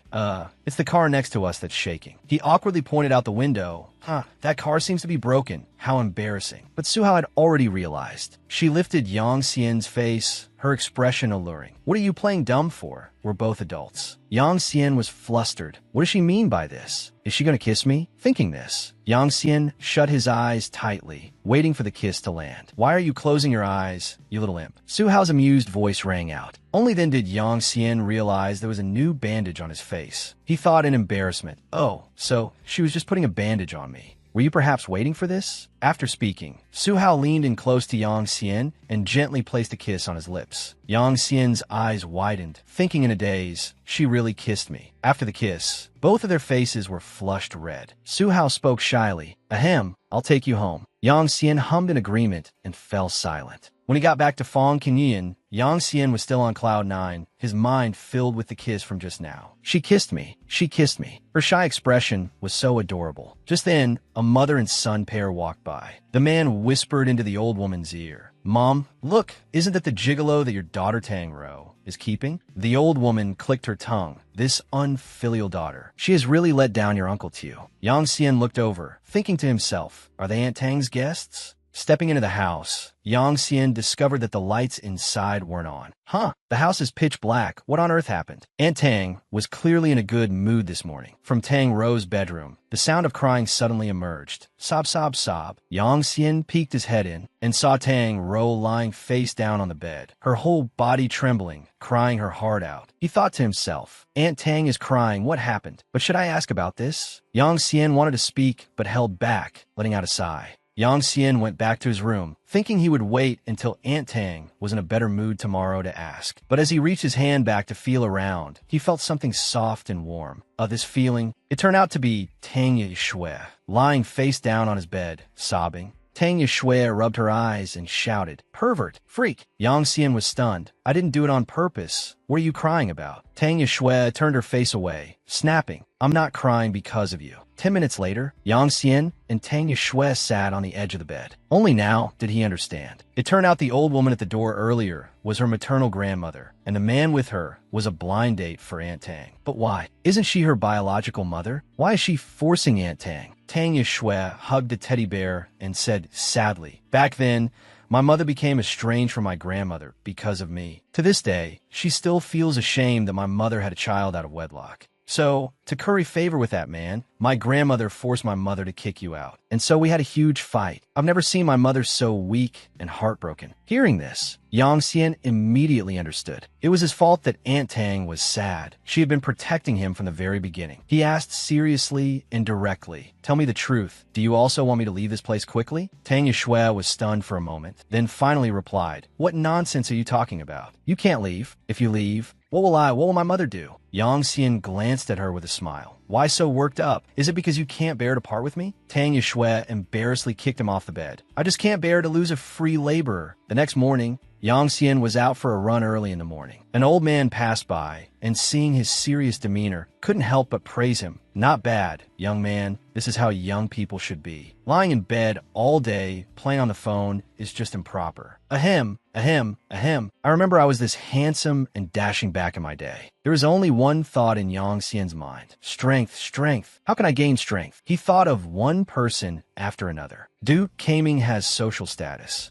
Ho Dun's father has authority. Su Hao has a powerful family background. I have nothing. But Yang Xian paused. At least I can use martial force to defeat Zhang Meng. Yang Xian carefully analyzed it again. He didn't lose to Zhang Meng because his boxing technique was weak, but because his strength and speed were insufficient. He immediately practiced a few martial arts stances. As long as he intensified his training, increasing his speed wouldn't be a problem. Yang Xian threw a punch, his heart filled with determination. I need to train even harder. A while later, Yang Xian hurriedly put on his uniform and rushed to school as fast as he could. He didn't expect to fall asleep in the park after practicing his boxing. This time, he would surely be scolded to death by Zhao Yaowei. But as he was running, Yang Xian's gaze was suddenly drawn to a crowd that had gathered.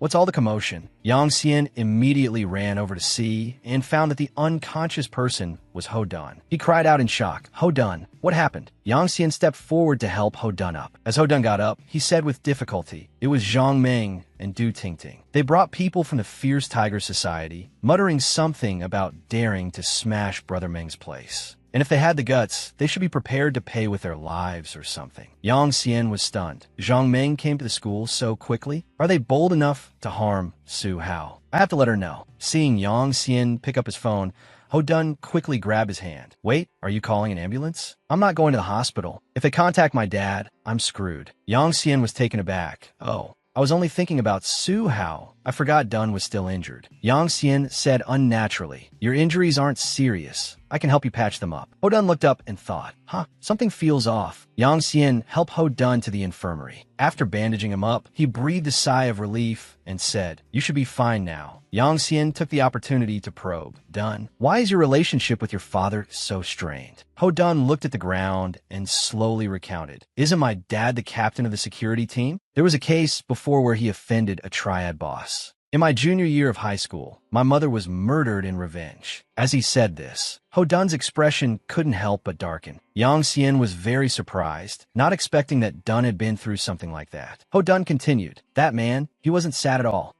He was so resentful that tears fell. My mother died, and he got promoted to captain, but he became even colder towards me. He only lectures me occasionally when I make a mistake. To him, I guess only that official's hat on his head is important." Yang Xian said seriously, "Brother, don't worry. I won't let you get beaten for nothing." He thought to himself, to deal with Zhang Meng, it's better to strike first. Yang Xian placed a hand on Ho Dun's shoulder and said, "Tell me, where can I find Du Tingting?" A while later, Ho Dun led Yang Xian to the entrance of KTV. He pointed inside. "It's here." After Lin Yufei was expelled, she started working here, and Du Tingting often comes here too. Let's go, let's go." Yang Xian pulled Ho Dun inside by the hand. Ho Dun was alarmed. What are you planning to do?" Yang Xian replied coldly, "I can't beat Zhang Meng in a direct confrontation, so I'll break his fangs first." "What? Still have lingering feelings for your ex?" Hearing this, Ho Dun was so angry that the bandage on his head twitched. "Even if I were soft on her, hasn't she made things difficult for me time and time again? A real man is ruthless. There's nothing to hesitate about. Let's go." The two of them went upstairs together. As they walked, Ho Dun said, "The receptionist said, Du Tingting is in room 382. Let's find an empty room and wait there first." Suddenly, a loud scream came from the next room. "Don't." Yang Xian looked at that door, thinking curiously. This voice sounded a bit familiar. But when he looked inside, he discovered Lin Yufei being pinned down on the sofa by a thug. The two immediately recognized Lin Yufei. At that moment, she was frantically shouting, "Don't! Let me go! This is..." Ho Dun awkwardly turned to look at Yang Xian, both of them sharing the same thought. This situation again, should we save her or not? But in the end, righteousness prevailed. Yang Xian kicked the door open and rushed in, shouting, "Stop!" Ho Dun, following behind him, quickly took out his phone to record. The pink-haired guy, seeing someone interrupting, immediately flew into a rage. "Who the hell are you? Get the hell out." The weeping Lin Yufei also immediately recognized Yang Xian. She fearfully covered her chest with her hands and sobbed, "Save me. This bastard wants to rape me. He's an animal." Yang Xian looked coldly at the guy. "Didn't you hear her say no? You're the one who should get out." The pink-haired guy smirked deviously. "What the hell do you know? How many decent women work in a place like this? She seduced me to earn a little extra money. I'm not forcing her. I'm helping her." Ho Dun held up a video he had just recorded and said casually, "Helping her? Then how about we let the police give you an award for it?" The pink-haired guy was so angry he gritted his teeth. He angrily threw 2 stacks of cash on the table, shouting, "You rotten bitch. You dare set me up? Dare trick me?" Then he turned and left, not forgetting to curse. "You all just wait." Seeing the guy had left, Yang Xian turned back and reminded her, "Get dressed quickly and get out of here." Just then, a familiar voice came from outside. "Yu Fei, we're here." Du Tingting and Wu Hu pushed the door open and walked in, asking in surprise, "Yang Xian, why are you guys here?" Seeing these two, Yang Xian angrily asked, "Damn it, did we fall into a trap?" Ho Dun also asked doubtfully, "Yu Fei, what's going on?" At this moment, Du Tingting immediately pointed at Yang Xian and shouted, "You bastard Yang Xian, how dare you come here to bully Yu Fei?" Wu Hu also angrily rolled up his sleeves, ready to give the two a beating. Lin Yufei quickly spoke up to stop them. "Sister Tingting, it's not like that. A scumbag was bullying me just now. It was them who saved me." Du Tingting, of course, didn't believe it. "What kind of trick is this? Yang Xian is that kind? Anyway, Yu Fei, don't be scared. Come over here with me." Just then, the pink-haired guy returned with his cronies. He walked in shouting, "It's this room. That bitch dared to scam me out of my money. Beat her to death for me." Yang Xian and the others turned to look, realizing he had gone to get his gang. Du Tingting yelled, "Damn it, what kind of trick is this?" The two sides immediately rushed in and started fighting. "Where did these stray dogs come from? Brothers, get them, beat them up." The other side shouted back, not to be outdone. Ho Dun and Yang Xian ducked down and slipped out. Ho Dun whispered, "Brother Xian, it doesn't look like Du Tingting set a trap." Yang Xian didn't have the mind to care about these things. He replied, "Forget it, let's just go." The two ran outside, Ho Dun laughing heartily. "This is hilarious. Du Tingting and Wu Hu have to swallow their pride this time. They must be furious." After running for a while, The two finally stopped. Yang Xian panted and said, although they were unlucky today, the grudge with them won't be easily resolved. Ho Dun, out of breath, replied, that's right, and there's still that bastard Zhang Meng. Just then, a voice from a loudspeaker echoed from a distance. The Jiangxin Grand Arena is about to begin. The new boxing king challenges the National Martial Arts Grandmaster. Don't miss it as you pass by. He thought to himself, a National Martial Arts Grandmaster? Move aside. Yang Xian and Ho Dun quickly squeezed into the crowd. Up there, the referee was excitedly introducing. In the left corner of the ring, Tai Chi Grandmaster He Lianqing. In the right corner is today's challenger, the new boxing King Zhang. On the stage were an old man and a young man. The referee immediately announced in a loud voice, boxing versus national martial arts. The great battle begins. Hey, Dun. He excitedly turned and asked, Brother Xian, who do you think will win? He looked up at the stage and calculated inwardly. The Grandmaster's Tai Chi is very solid, but his opponent is young, with strong bones and muscles. It's hard to say. All of the Grandmaster's moves were blocked by Zhang and Humph. Old man. Had enough fun? Now it's my turn. Zhang in threw a move, knocking the Grandmaster to the ground with one punch. The referee announced, let's congratulate the boxing king on his victory. Dun said in astonishment, huh? It's over already? Wu Qingqing helped the old man down from the stage. The audience was all cursing. Fake national martial arts Grandmaster. That's right, what kind of Tai Chi is that? Can't even block one move. What a fraud. Get off the stage. You're a disgrace to national martial arts. Dun quickly asked, Brother Xian, should we go ask the boxing king for some pointers later? But when he turned his head, he couldn't see him anymore. Brother Xian? Once outside, Yang Xian hurried forward. Master He Lianqing, please wait. The old man turned around and asked, is something the matter? Yang Xian stepped forward, his expression serious as he pleaded. I want to learn Tai Chi from you, master. He was a little displeased. Humph. Did you come to mock me? He said seriously, no. Although you lost, master, you only lost in speed. There's a saying, fists fear the young and strong. He only had the advantage of youth. Moreover, the rules of the arena are inherently disadvantageous for Tai Chi with your steady demeanor. Master, victory or defeat doesn't mean anything. The Grandmaster was quite surprised. Oh, you understand Tai Chi? I have never learned Tai Chi, but I have practiced Miao Family Fist. I only heard about Tai Chi from my grandfather. I really want to become your disciple. The Grandmaster was silent. A loss is a loss. Why would you want to take a loser as your master? You should go. Yang Xian tried to persuade him. Tai Chi did not lose. I believe that national martial arts can defeat Western boxing, which is why I want to learn from you, master. I hope that one day, under conditions of equal strength, I can definitely defeat him. Sitting in the car, the Grandmaster said, if you are sincere, come to the Long Ing Martial Arts Hall on Gongyuan Road tomorrow morning to register. Yang Xian was overjoyed. Thank you, master. Early the next morning, Yang Xian followed the directions and stood in front of the Long Ing Martial Arts Hall. Long Ing, this must be it. Pushing the door open, he saw a girl practicing. Hello, may I ask if the master is here? Wu Qingqing asked doubtfully. Who are you? What are you doing here? Yang Xian stepped forward. Excuse me, is Master He Lianqing here? I'm here to learn Tai Chi. I spoke with him yesterday. Oh, so you're the kid from the arena yesterday. He introduced himself. My name is Yang Xian. I practiced Miao Family Fist. Wu Qingqing said excitedly. Great. If you've practiced before, you must have some foundation.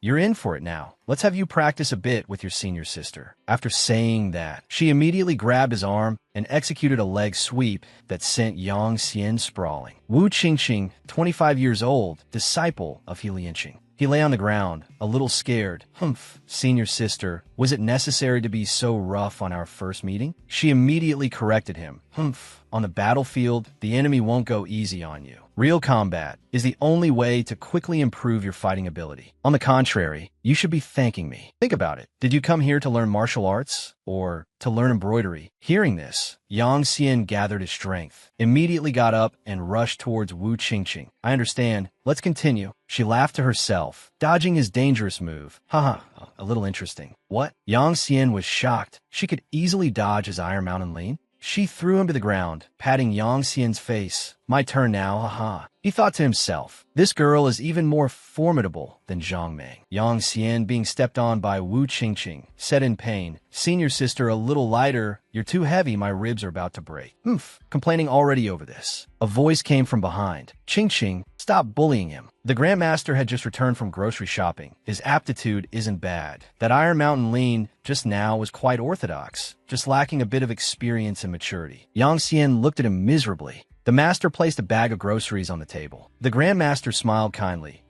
I just didn't expect you to actually come. After I lost yesterday, many of my disciples left. You come a good time. You can practice with your senior sister. Wu Qingqing immediately explained, Master, don't be sad. It's them who are blind. He raised his hand to stop her. Qingqing, say no more. People's hearts are fickle. Nothing lasts forever these days. Having the two of you is a comfort to me as your master. As for your senior brothers and sisters, I don't blame them. Judging heroes by success or failure is only natural. It's good that they left. This way I can focus on teaching a new disciple. What followed was Yang Xian's training process for that day. I was right. Master He Lianqing's martial arts instruction is incredibly clear. Helping me quickly grasp the introductory skills of Tai Chi next was combat practice with senior sister Wu Qingqing. During this time, it was less like combat practice and more like me getting beaten up. Wu Qingqing is obsessed with martial arts. She doesn't distinguish between men and women, and she shows no mercy to newcomers. I was thrown by her more than 15 times, kicked more than 30 times, and hit by more than 20 of her punches. My body seemed to have accumulated a lot of experience and was gradually starting to get the hang of it. Yang Xian sat down, panting tiredly. Phew, finally done. At the door, Wu Qingqing, having changed her clothes, sat on a super cool motorcycle and waved at him. Hey, junior brother, let's go. Senior sister will take you for hot pot. At the hot pot restaurant, the two of them ordered a lot of food. She said happily, this perversely spicy hot pot. Just looking at it makes my mouth water. Yang Xian inadvertently noticed the person sitting behind them, who was covered from head to toe. He was a little puzzled. Isn't it hot to dress like that in a hot pot restaurant? Wu Qingqing immediately called out, why are you spacing out? Are you afraid of spicy food? Yang Xian said decisively, I'm from the Miao people. I can handle spice better than you. Is that so? News on the TV around 9 o'clock this morning. A drug trafficking criminal escaped from custody while being transferred to prison. The police are making an all-out effort to coordinate the manhunt. This criminal has stolen a police officer's gun, and citizens are reminded to be careful. Yang Xian was suspicious. Senior sister, Master said you work for the government. Could it be that you're a police officer? She leaned in close to him. What's wrong, scared? Don't you dare commit a crime and fall into my hands, or I'll make you wish you were dead. Yang Xian looked at Wu Qingqing's body and thought to himself, sweating this much and still saying you're not afraid of spicy food. He looked toward the tissue box. It's empty. Yang Xian turned to the next table, the one with the man from before. Friend, can I borrow some tissues? The man was silent, not answering. Yang Xian walked over, so focused on eating, your face is about to fall into the bowl. When he returned, Wu Qingqing told him to come closer. What is it, senior sister? She whispered in his ear, that person's behavior is very suspicious. Looking from the chin down, he looks a lot like the escaped convict from the news earlier. No wonder, senior sister. Are you planning to do something? He has a gun. It's the weekend. You definitely didn't bring your gun, right? I don't have a gun, but I have you. The two discussed a plan. Wu Qingqing instructed him to find a chance to go outside. Help me inform this person on my phone. His name is Zhang Yu. I'll keep an eye on him here. I understand. Yang Xian grumbled. Having run into this overbearing flower, he was inevitably dragged into it. Yang Xian took her phone and walked out of the hot pot restaurant. He looked for Zhang Yu in the call log. Zhang Yu found him. The criminal suddenly appeared behind him, threatening. Put the phone down. He pressed a gun into Yang Xian's back. He tried to explain, Big brother, don't get agitated. I just want to call my girlfriend. The other party immediately retorted, I heard the two of you talking. It's best not to meddle in other people's business or you won't even know how you died. Yang Xian raised his hands in surrender. Then you must have also heard that I was forced into this, right? Spare my life. He could only try to stall for time for now. The man suddenly turned around. Who's there? Wu Qingqing flew through the air and delivered a kick to his face. He was forced into a corner, frantically pointing his gun at her. Wu Qingqing shouted, Police, drop your weapon. A woman who doesn't know her own strength. Yang Xian, standing nearby, felt that something was wrong. Damn it, he's about to shoot Wu Qingqing. He immediately shouted, Senior sister, be careful. Bang! He shot her in the shoulder. Yang Xian was utterly horrified. Wu Qingqing had been shot. He looked around for something to use. Can't fight him empty-handed. I have to think of something. Pick up that brick, use it. Taking advantage of the man, not paying attention to him. Yang Xian threw the brick at the criminal's face and snatched the gun. How does the brick taste? He pointed the gun at the criminal. Don't move, or I'll shoot. 10 minutes later, inside the hot pot restaurant, the criminal was tied up, his face swollen from being hit by the brick. 2 hot pot restaurant employees stood guard beside him. Yang Xian carried the injured Wu Qingqing inside. Quick, call 120. The tense restaurant employee replied. Yes, sir. She opened her eyes, her voice weak. Xiao Xian, I didn't expect you to be so brave. I owe you my life, but I'm about to die. It hurts so much, I want to sleep. He placed her on a table and comforted her. Don't worry, you won't die. The bullet hit your shoulder. You just fainted from too much blood loss. I'll find a way to stop the bleeding for you, and you'll be fine once the ambulance arrives. An employee holding a chicken rushed in and said, Sir, I couldn't find any tripe or spider webs, but I have this. He handed the chicken to Yang Xian, then said, Chicken feathers. The chicken trembled in fear. I'm just an innocent chicken. Cluck, cluck. He hugged it to his chest and sighed. This is an emergency. I can only use this. Thank you. You can go out first. After the door closed, he said to Wu Qingqing, Senior sister, I'm going to help you stop the bleeding now, but I can't do it through your clothes. I understand you're the doctor now. I'll listen to you. Yang Xian cut away the piece of clothing where she was shot. Pardon the intrusion. He reminded her. It's okay. This is going to hurt a little. If you can't bear it, just scream. He used a lighter to slowly burn the chicken feathers, which melted into some kind of substance. All right, burning it into a paste should work. Yang Xian applied the liquid from the burnt chicken feathers to the wound. She screamed in pain. Yang Xian sighed inwardly. Wu Qingqing wasn't the weak type of girl, but seeing her try to endure the pain made one feel extremely protective and sympathetic. The ambulance and police cars had both arrived. The criminal was escorted into a police car by the officers, and Wu Qingqing was also pushed onto the ambulance. A police officer walked over to Yang Xian. Hello? Were you the one who called me? I'm Zhang Yu from the city sub-bureau. He placed a hand on Yang Xian's shoulder. I heard you saved Captain Wu from the criminal. Well done. I will recommend you for a commendation for your brave act of saving someone. But before that, I need to trouble you with a small matter. Zhang Yu led him to the front of the restaurant. Could you please drive Captain Wu's beloved car back? Yang Xian agreed. Yes, sir. On the way back, Yang Xian thought to himself. After that harrowing experience, he now felt incredibly refreshed. I've decided I have to go find her right now. He stopped the car in front of the central hospital's gate. Su Hao was standing at the entrance. Xiao Xian, you're just in time. I have an event in a few days. Come shopping with me. She pulled him to the shopping mall. Yang Xian was a little unhappy. If it weren't for being with Su Hao, he wouldn't want to go shopping at all. People in the shopping mall whispered amongst themselves. That country bumpkin is so lucky, getting to shop with a fairy-like beauty. Her taste in men is really terrible. He felt a little annoyed. This place really isn't for me. Su Hao picked out a suit and hurriedly handed it to Yang Xian. Xiao Xian, go try this on. 5 minutes later, she urged, Are you done changing? Come out and let me see. Yang Xian put on the suit, and his whole appearance became dapper. He walked out shyly. I'm not really used to this. Su Hao said excitedly.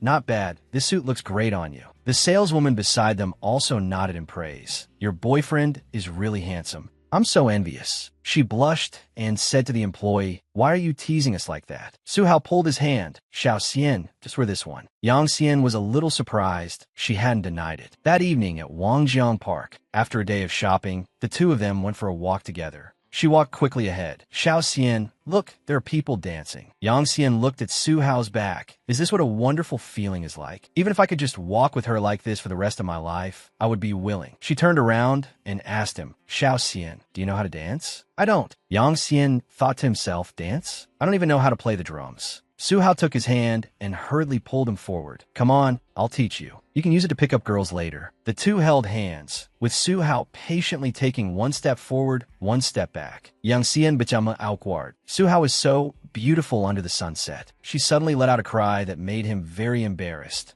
You stepped on my foot. Su Hao huffed a little petulantly. You're really not paying attention. Yang Xian suddenly cupped her face. Does your foot still hurt? Does it need some comforting? She looked at him with a red face, then unexpectedly accepted Yang Xian's kiss. Under the twilight sky, on that bridge, Yang Xian and Su Hao embraced, sharing kisses. The feelings of their two hearts blended together, lingering and inseparable. Yang Xian thought happily to himself, we're finally together, so sweetly entangled. The two looked at each other, their eyes seemingly holding only the other, promising a beautiful love. He never expected this day would come. Everything felt like a dream. He and she leaned against each other, whispering secrets. We sat by the seashore, quietly feeling the wind blow past our ears, listening to Suhao tell little stories. Suhao told him about her past, how when she was little, there was a very good teenage boy, but because his family was poor, the rich kids in the compound all made fun of him. She didn't understand. In her eyes, that boy was both interesting and sincere, clearly a good friend. But their close friendship was stopped by Suhao's parents. The boy eventually convinced himself that with his humble background, he was completely unworthy of Suhao. The man who stopped the two children from getting close was her father.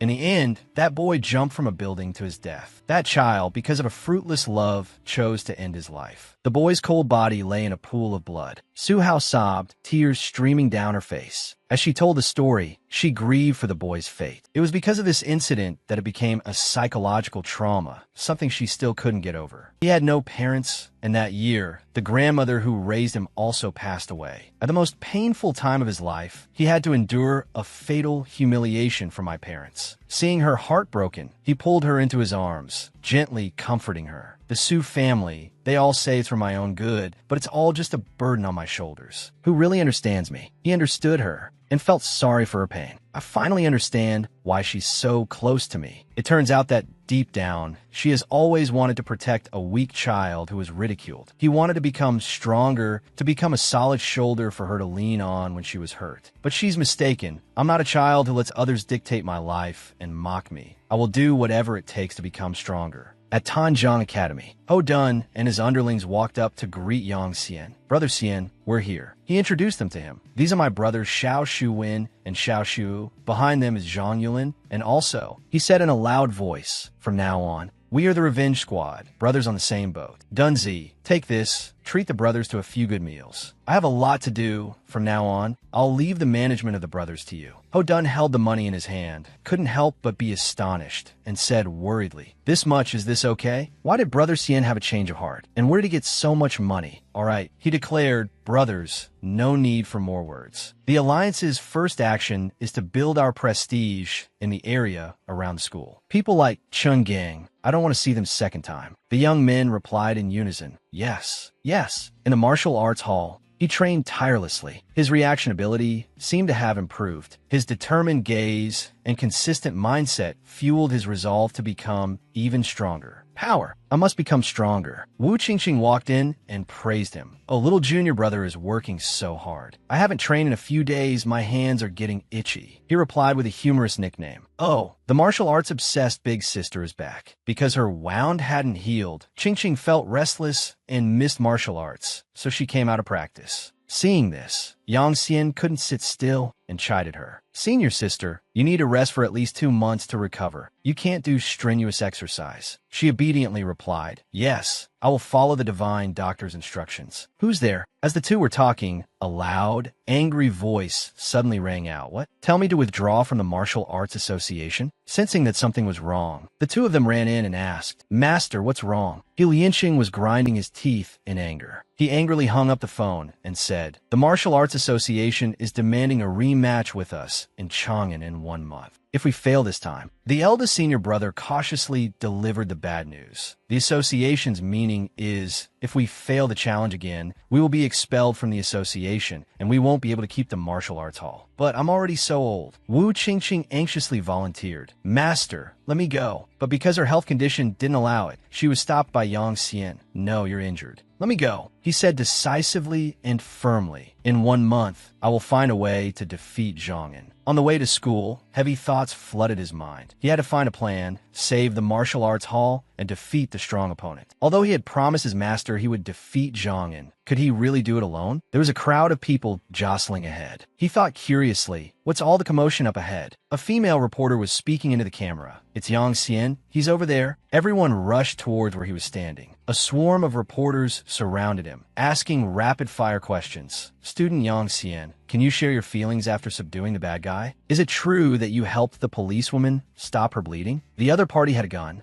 Weren't you scared? He wanted to run, but he was pushed and shoved with no way out, so he had to accept the interview. He thought to himself, ha ha ha, the people from the hot pot restaurant must have spread this. He said, I just did what I should do. It's nothing to talk about. Seeing this, a few police officers blocked the crowd from flooding into the school. From a distance, his name could still be heard. Student Yang Xian. Student Yang Xian. He was scared out of his wits, but luckily he managed to escape. Phew, finally escaped. Zhao Yaowei asked him from a distance. Yang Xian, something so big happened. Why didn't you say a word? He thought in a daze.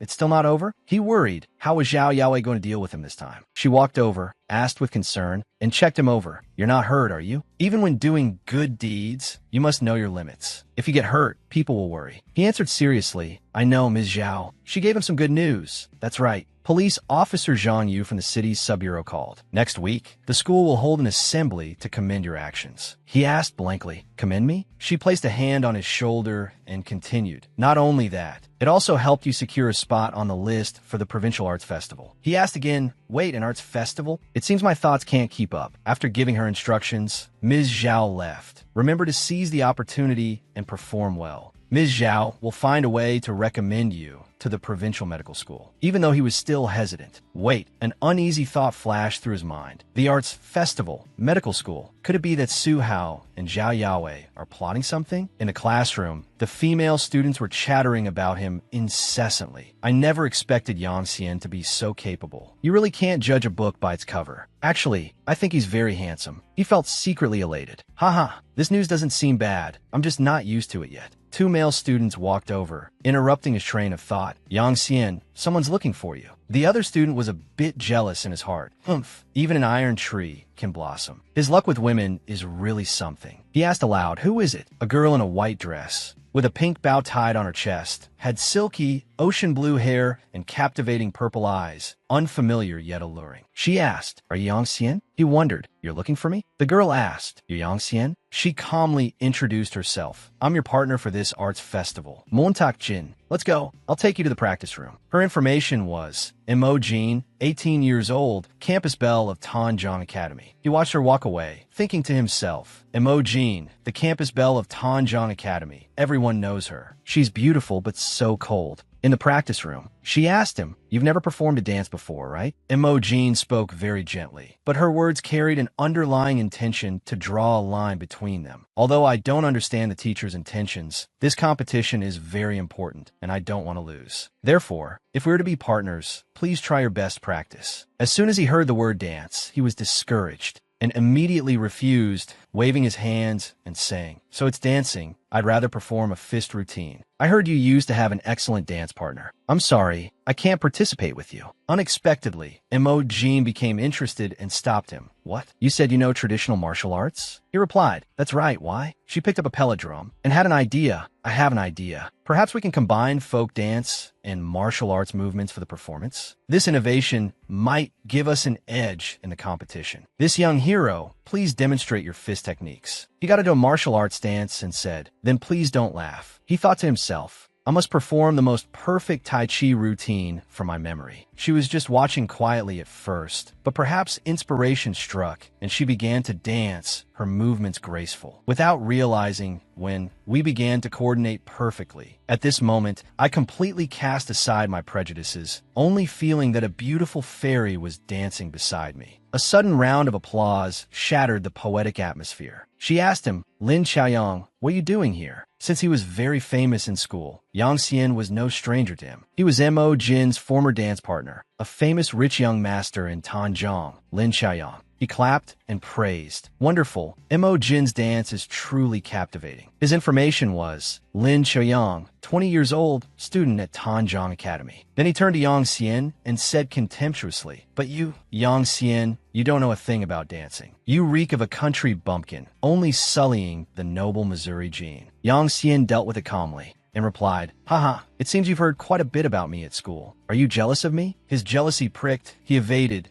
What did you say? I'm the young master of the Lin family. Why would I be jealous of you? With that said, He turned to leave, seemingly not wanting to get into trouble. I don't have time for a war of words with you. Imogene, if he has business with you, I'll leave first. He walked away annoyed.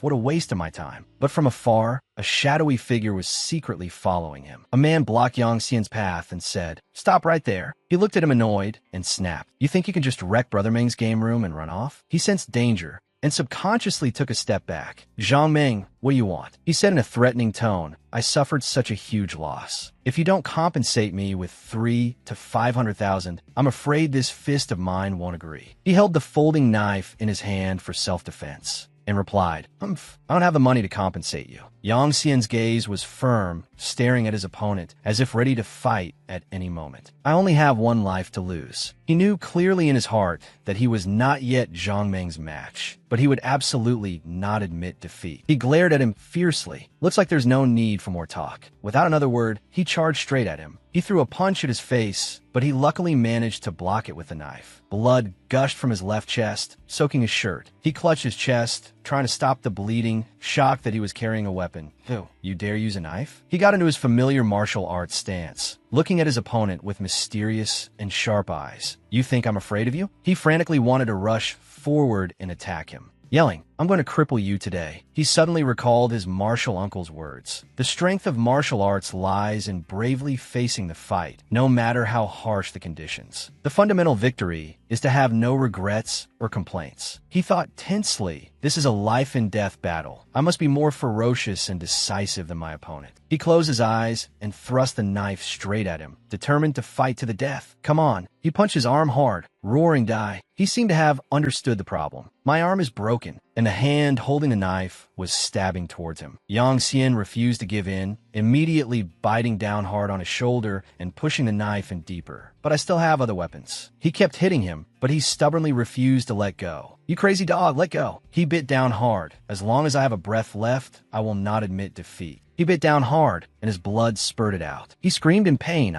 He kicked him hard in the stomach, pushing him away. He was furious to the point of losing his mind. "Last time I beat him to a pulp, anyone else would have been scared to death. If I don't get rid of this kid today, I'm afraid he'll be a huge problem in the future." His face took the punches, getting scraped. He asked him defiantly, "You gonna pull out?" Burst, old, cool.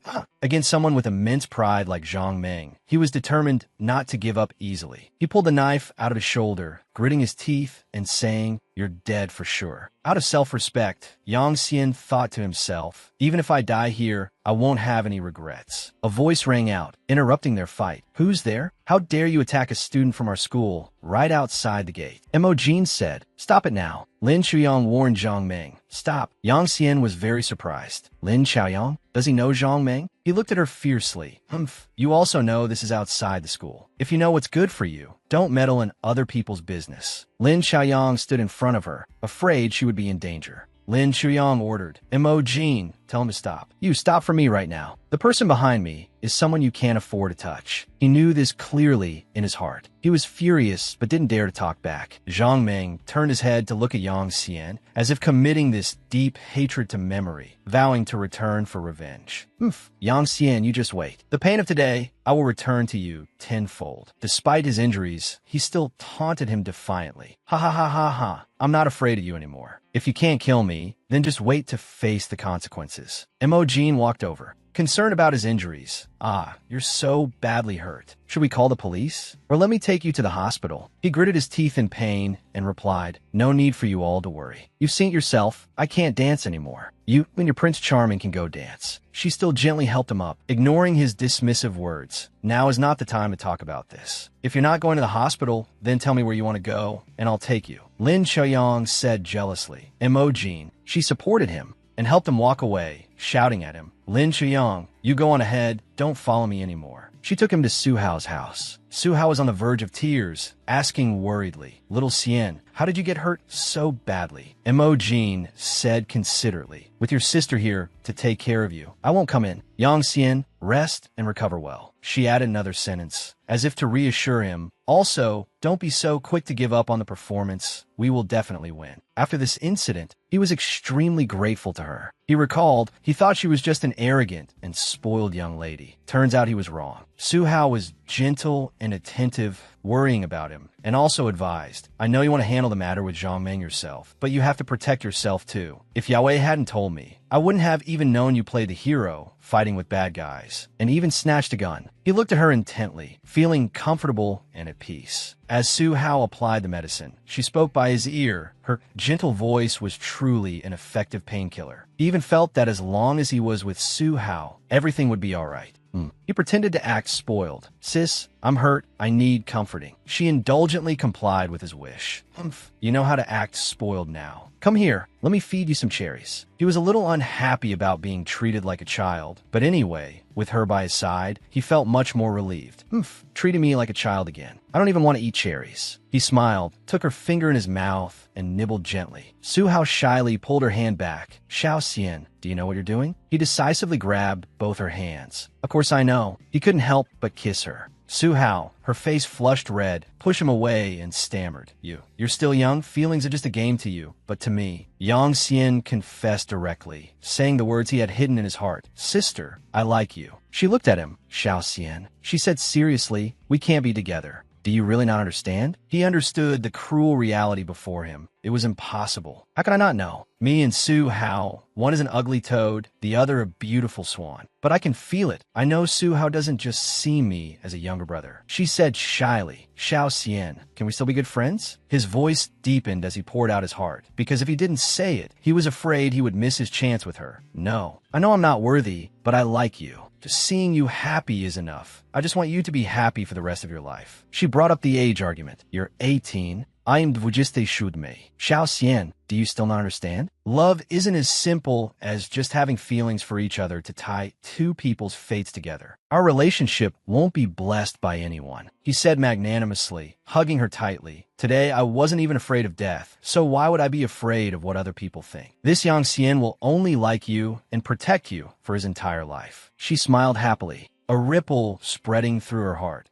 Time seemed to stop suddenly, wanting to prolong this beautiful moment for the young couple. Suhao said nothing more. In that moment, her smile was one of true happiness. Time passed, and a few days later, it was Yang Xian's commendation ceremony. The host said, next, let's welcome the hero of Qingjiang Academy, student Yang Xian, to the stage to receive his award. Although one of his arms was still in a cast, it couldn't hide his calm demeanor. He thought, standing on this podium, I understand why so many people yearn to climb higher. He realized the position everyone wants to climb to. It's because the view from up high is truly beautiful. The host's voice continued. Next, let's invite student Yang Xian to share his thoughts. Below the stage, everyone was filming, as if congratulating him. He calmly and clearly spoke each word, his expression serious. Nonsense. At that moment, the mission to protect justice overcame the fear in my heart. I remembered the teachings of my teachers. He thought about his speech. I read the speech prepared by the school leaders without missing a single word. The principal placed a hand on his shoulder and advised, I heard from teacher Zhao that you want special admission to the medical school. You performed very well this time, and the school will also consider your request. He knew, although it wasn't explicitly stated, he didn't vehemently refuse either, because he understood this was a mutually beneficial exchange between him and the school. After the ceremony, a pink-haired girl with 2 pigtails waved at him. Hey, great hero. He recognized her. Tang Ruoxue. What does she want? She punched his casted left arm, making him hiss in pain. Why are you still wearing a cast? Your acting is getting better and better. He wanted to keep this a secret. The fact that I fought Zhang Meng so desperately that I broke my arm, Aunt Tang can't find out. I have to endure it. I have to endure it. He asked her, spit it out. What do you want from me? Tang Ruoxue recounted. I was just passing by the office and heard Du Kaming and his cronies planning to remove your name from the arts festival list. They probably saw your injured arm and want to cause trouble. He was worried. Du Kaming is truly a persistent ghost. But she added, but you're also a real weirdo. since when were you interested in dancing? He thought competitively. I wasn't originally interested in this artsy-fartsy stuff, but if someone doesn't want me to go, that just makes me want to go even more. Ho Dun looked at the innocent cat, asking confusedly, Brother Xian, why did you ask me to find a stray cat? What are you going to do? Yang Xian answered casually, to treat my injury, of course. In this condition, my left arm will take at least 2 months to heal. I can't wait that long. He was determined to have a showdown with Zhang, and he also had to participate in the provincial arts festival. I have to win. Ho Dun, horrified, hugged the cat. My God, are cats also medicinal ingredients? How can you eat a cat? Cats are so cute. Yang Xian said angrily. Who said I was going to eat the cat? Go buy some ginger. Rub the cat's ears. Help me get half a jar of cat feces. 15 minutes later, Ho Dun held the jar of cat feces in one hand and pinched his nose with the other. If I had known you were going to make me do this, I would have just called my brothers to rush in and take care of the fierce tiger gang. He held out his hand. Give me the cat feces. Yang Xian poured something into the jar and asked, by the way, how are things with the fierce tiger gang? Ho Dun recounted excitedly. Just as you predicted,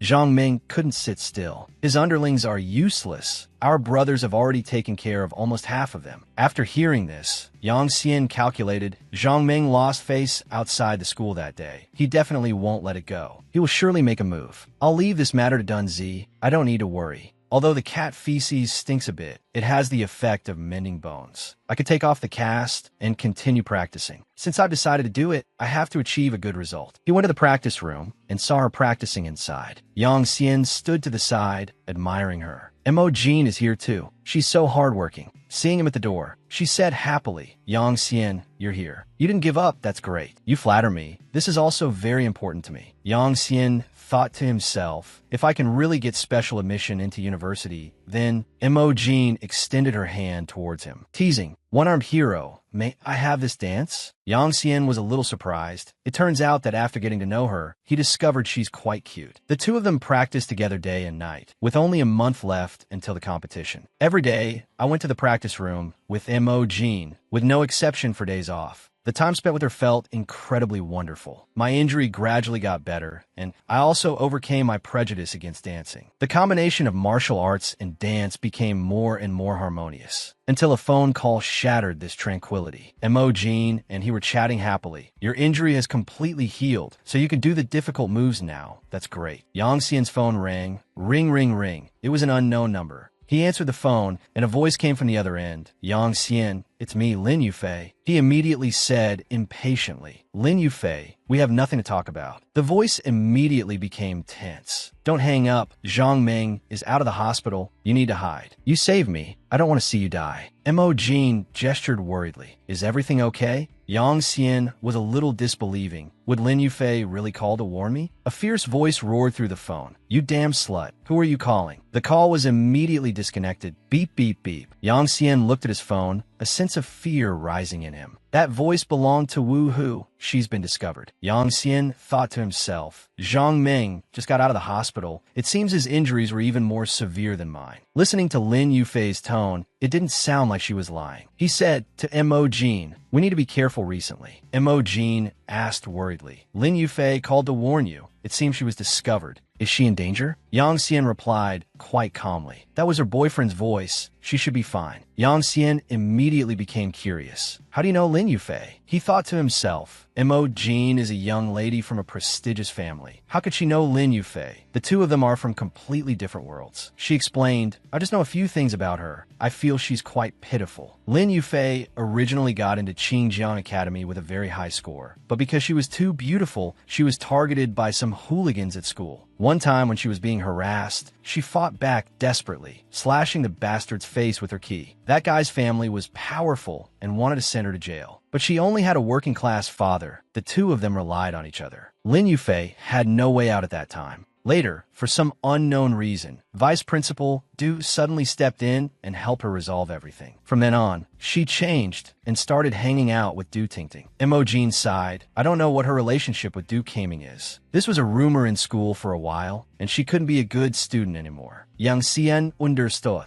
So that's what she went through. He said, everyone encounters difficult choices, but the final outcome is still one's own choice. Whether it's a blessing or a curse, you have to bear it yourself. By the way, I think Zhang Ming seems very afraid of Lin Xiaoyang. I can ask him to help you. Yang Xian turned away. No need. It's not yet time for me to need Lin Xiaoyang's pity. He walked to the door, reminding her to go home quickly and be careful. Half an hour later, Yang Xian stood in front of a KTV. Although he said that, he still couldn't just stand by and watch what happens to Lin Yufei. I'll go in and check the situation. If she's still working as usual, I'll leave immediately. Suddenly, a hand pushed him, spinning him around. Du Tingting immediately scolded. Yang Xian, this is all your fault. Yufei was locked up by Zhang Ming because she warned you. Yang Xian didn't understand. How can that be? Wu, who is her boyfriend, how could Zhang Ming do that to her? Du Tingting took out a photo of a tied-up Lin Yufei and showed it to him. See for yourself. Zhang Ming and Wu, who only have a business relationship. It's all about benefits, no feelings involved. Besides, after she was bullied at the technical school, Yufei and Wu, who already broke up. Du Tingting grabbed Yang Xian's collar. This time she angered Zhang Ming. He even said he's going to sell Yufei to Southeast Asia. It's all your fault. Yang Xian complained, Haim Beha. You guys clearly brought this on yourselves. Why are you slinging mud at me? He thought this in his heart, but in the end, he couldn't bear to stand by and do nothing about Lin Yufei. After all, this happened because of him. He immediately questioned her. Tell me, where is Zhang Ming holding her? Yang Xian hailed at taxi and went to the place Du Tingting indicated. The driver turned his head and said, Young man, get out. I don't dare to go any further. I advise you not to go up the mountain. He still didn't understand and said hurriedly, There's still a road ahead. I'll pay you more. The driver dropped him off by the side of the road, advising, Are you new to Jiangqing, young man? That road up to Fo Ling Temple is rugged and difficult to travel. It's deserted. It's a place where villains do bad things and dump bodies. I don't want to lose my life just to earn some money. Standing before the gate of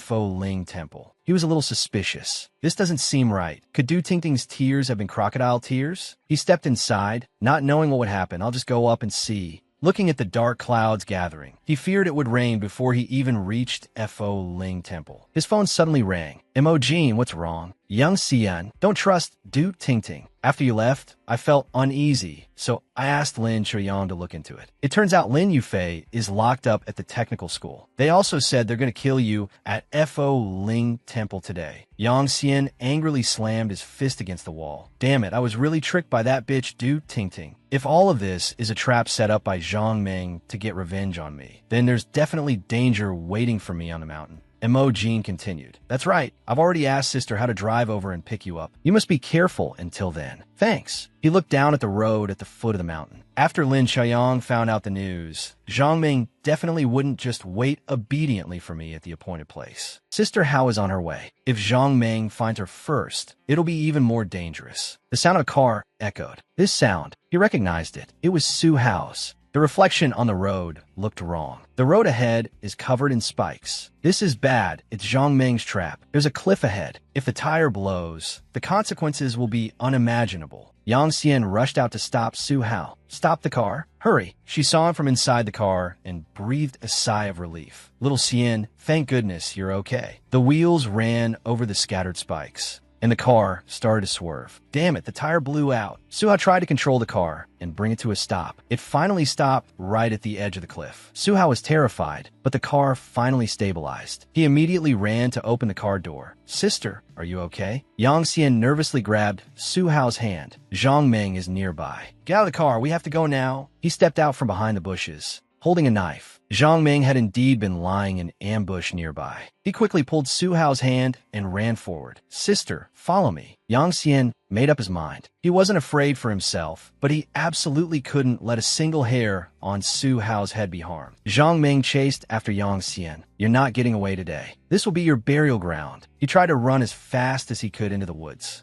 Go ahead and chase. Once I'm in the forest, it's Yang Xian's world. After shaking off Zhang Ming, he breathed a sigh of relief. He'd finally lost him. Su Hao was exhausted. Little Xian, wait. Yang Xian was worried. Between the mountain path, the wind, and the rain, Su Hao's stamina was depleted. He pointed to a nearby cave. Let's go inside that cave and rest for a bit. The rain started pouring, and the two of them hid in a nearby cave. Achoo! Su Hao was shivering from the cold. "Sister, why did you come here? It's too dangerous. I got a call from Mo Jean. She said she was too worried, so I rushed over. But before I came, I asked Yue to call the police. If we hide here, the police should be arriving soon." Seeing Su Hao shivering, "This won't do. We can't wait any longer. She's not going to make it." Zhang Ming isn't familiar with the mountain paths, and it's raining heavily outside. He's most likely lost. I deliberately chose a small path up the mountain. We're not far from the main road now. Yang Xian took off a jacket and draped it over her. "Let's circle around Zhang Ming. It's safer in the car now, and it'll be easier to contact the outside world. Get on, I'll carry you." We're going back to the car. Su Hao was a little embarrassed. I can walk on my own." He helped her onto his back. "Hold on tight."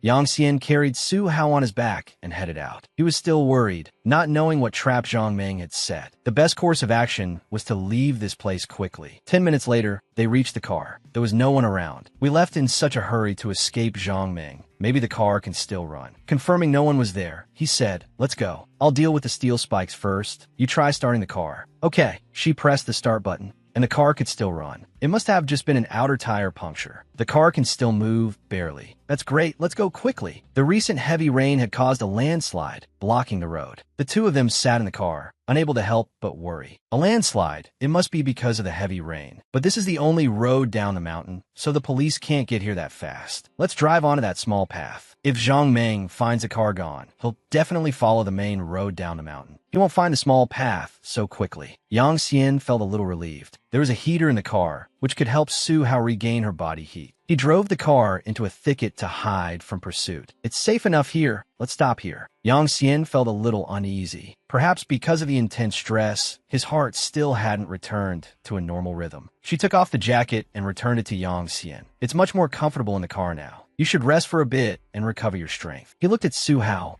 No matter the circumstances, Su Hao was so beautiful. His heart beat fast, although his reason told him not to overthink it. But Yang Xian suddenly pulled Su Hao into a tight hug. She was startled. Little Xian." He looked at her with an infatuated gaze. "Sister, are you okay?" Perhaps the escape was too stimulating, but I could feel that the atmosphere around Su Hao was also very ambiguous. The relaxation after extreme tension can easily make one lose their reason. Yang Xian's clothes were disheveled, with Su Hao in a very ambiguous scene. Su Hao blushed and said, "We can't, little Xian. We can't do this." Yang Xian looked straight into Su Hao's eyes and asked, "Why? Don't you like me?" "No." Su Hao quickly looked away. "No, it's not that way. The gap is too big." Yang Xian insisted, "I don't care. I only care about you. I don't care about anything else." With that, he pushed Su Hao down. Su Hao whispered, "Little Xian, I think I like you." After that, her stiff body relaxed, gradually settling into my arms. The car shook continuously, and Su Hao's voice could be heard. "Little Xian, continue. Just keep going." She was gentle yet passionate. Under my assault, we forgot everything. Immersed in our own world of two, even the imminent threat no longer mattered. Until both of us were exhausted. Afterward, the two of them clung to each other. Su Hao said in a low voice, "Are you a dog? You made me sore all over." Yang Xian quickly replied, "I was born in the year of the wolf, didn't you know?" Su Hao pouted, "You're hateful." Su Hao sat up, looked outside, and said, "Hurry up and get dressed, it's getting dark." Yang Xian couldn't control his animalistic urges, wanting to go for another round with her, but she quickly refused, still not stopping. "Don't forget we're still on the run. You rotten kid, I'm ignoring you." "Yes," Yang Xian said excitedly. "Howard, I'll treat you well. Trust me." Su Hao, on the other hand, said in a low voice, "Promise me you'll still call me sister in the future." Hearing this, Yang Xian hugged her from behind and asked, confused, "Why?" "I just want to shout to the whole world that you are Yang Xian's woman." Su Hao said awkwardly, "Just promise me. I have my own difficulties." Just then, a figure holding an axe appeared outside the car. He swung it hard, and Yang Xian's car window instantly shattered. Yang Xian and Su Hao screamed in unison. Zhang Ming. Zhang Ming's face was full of rage. He brandished the axe and roared, "Yang Xian, I'm definitely going to chop you to death today." Su Hao was terrified by Zhang Ming's ferocious expression. Seeing this, Yang Xian thought to himself, "What do I do now? Sister Hao is still in the car. Even if I lose my life, I absolutely cannot let a single hair on her head be harmed." He quickly got into the driver's seat and gripped the steering wheel. "I'll risk it all." Yang Xian slammed on the gas and let out a loud shout. Bam! The car shot forward. Fresh blood splattered everywhere. He looked in horror at the person who was hit and screamed in fear. Zhang Ming is dead. The front of the car was severely dented from hitting an obstacle. Zhang Ming was laid out flat. Su Hao assessed, "We don't have any tools right now. We can only try to stop his bleeding first." She began administering first aid to Zhang Ming. Yang Xian was trying to call for an ambulance, but it didn't seem to be working. He said nervously, "The signal is too weak. I can't get a call through. What do we do?" Su Hao used her hand to check Zhang Ming's pupils. "Little Xian, calm down. He's lost too much blood. His pupils are already starting to dilate." Yang Xian punched a nearby tree with all his might, angrily blaming himself. "Grandpa taught me medicine, yet I accidentally killed someone, and now I'm completely helpless." Su Hao placed a hand on his shoulder, gently comforting him. "We were under threat at that moment. It's unavoidable that we overreacted. Besides, he's not dead yet." Yang Xian was filled with guilt. "No, even if he is Zhang Ming, I can't just watch him die." With that, he shouted frantically, "I'll take him down the mountain to the hospital. Find silver needles. I don't want him to die like this." Su Hao quickly hugged him. "Little Xian, you know as well as I do, he's severely injured right now. He won't survive the bumpy mountain road. Calm down. The police are on their way." Yang Xian's eyes welled up with tears, feeling utterly helpless. I thought to myself, I rarely cry, but now the tears won't stop falling. I don't know who these tears are for my own uselessness or for Zhang Ming, the man who just tried to kill me. Half an hour later, the police finally arrived. The landslide had delayed them. They are now collecting evidence at the scene. The ambulance took the unconscious Zhang Ming away. Having caused such an incident, I was naturally taken to the station by the police. Aunt Tang, Wu Qingqing, and Zhao Yaowei all came.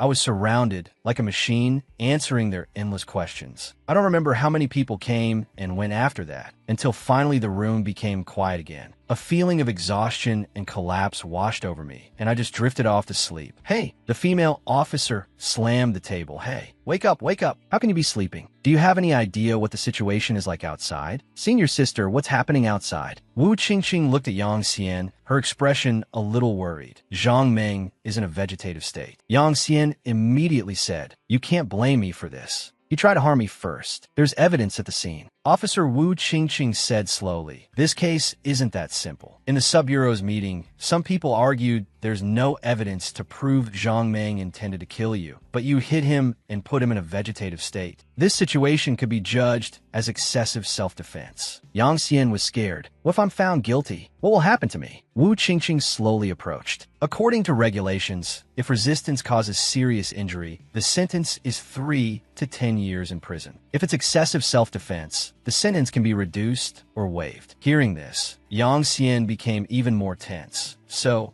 Wu Qingqing put a hand on his shoulder and whispered in his ear, "Actually, the forces behind Zhang Ming are putting pressure on the Sub-Bureau. Just wait patiently. Everyone is trying to find a way to help you." She made a comforting fist gesture. After Wu Qingqing left, Yang Xian was locked in a temporary detention cell. He had calmed down now. He would take responsibility for his actions. He wasn't afraid. He just kept asking himself one question. If I'm really convicted, how will I face Grandpa? How will I face Aunt Tang? On the first day in the detention cell, Zhao Yaowei came to visit Yang Xian, saying that he had performed meritorious service before, and she was asking the school to speak up for him. On the second day in the detention cell, Aunt Tang came to visit him, and even Tang Ruoxue had cried her eyes red. On the third day in the detention cell, Ho Dun came to visit him and even brought fruit. Yang Xian remained in a daze, and seeing their increasingly grim expressions, he knew his hope was very slim. On the fifth day, he began to feel numb, no longer panicked. Only one thought remained in his mind. Where did Honey go? Why hasn't she come to see me? The more he thought, the heavier his eyelids grew, and then they closed. Could it be that she, like his grandfather, didn't want him anymore? He suddenly spoke how he had a dream, dreaming that he was resting his head on her lap, while she gently stroked him, comforting. "Silly Xiao Xian, I'm here. It's okay. Everything will pass. I will be by your side." Hao Ni, he emotionally reached out, wanting to touch her beautiful face, but this was only his dream. Suddenly, a noise from outside the iron bars startled him awake. What was that sound? Is that Hao Ni coming to get me?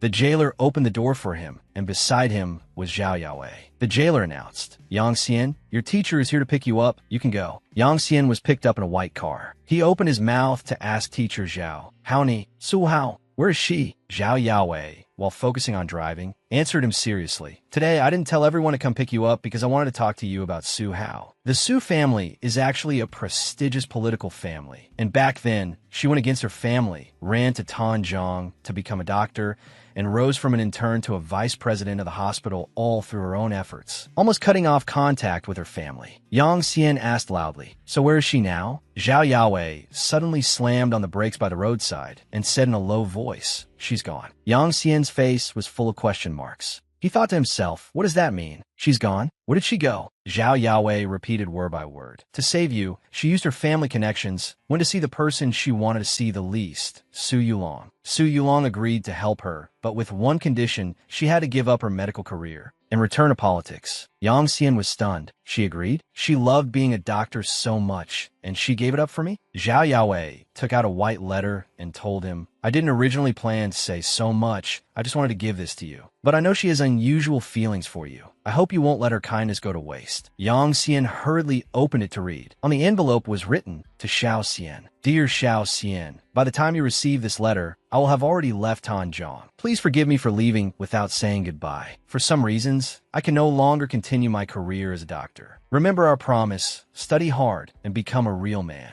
Back in the classroom, Yang Xian was quieter than usual. His classmates saw him and started whispering, "Look, it's Yang Xian. That expression on his face is so scary." He walked away coldly, thinking to himself, if this were before, I would have been furious at these whispers. The people behind were still pointing and gossiping. "I heard he really killed someone, so how'd he get released?" Ignoring those words, he calmly returned to his seat. "But now I am very calm. Perhaps my inner self has changed." From behind him came a mocking voice. "Yo, number one trash. I heard you almost got convicted. The school is really something to dare to keep someone like him." A student with green hair sneered. Yang Xian looked at him, provoking, I'm surprised you dare to say that to my face. Are you tired of living?" Seeing that he wasn't scared at all, the person threatened, "Yang Xian, don't do anything reckless. Your reputation is already ruined if you dare to touch me. Let's see if the school can still protect you. I can't be bothered to touch you." Yang Xian coldly rested his chin on his hand. The others didn't know. He swept his gaze over the other people, and they all silently walked away.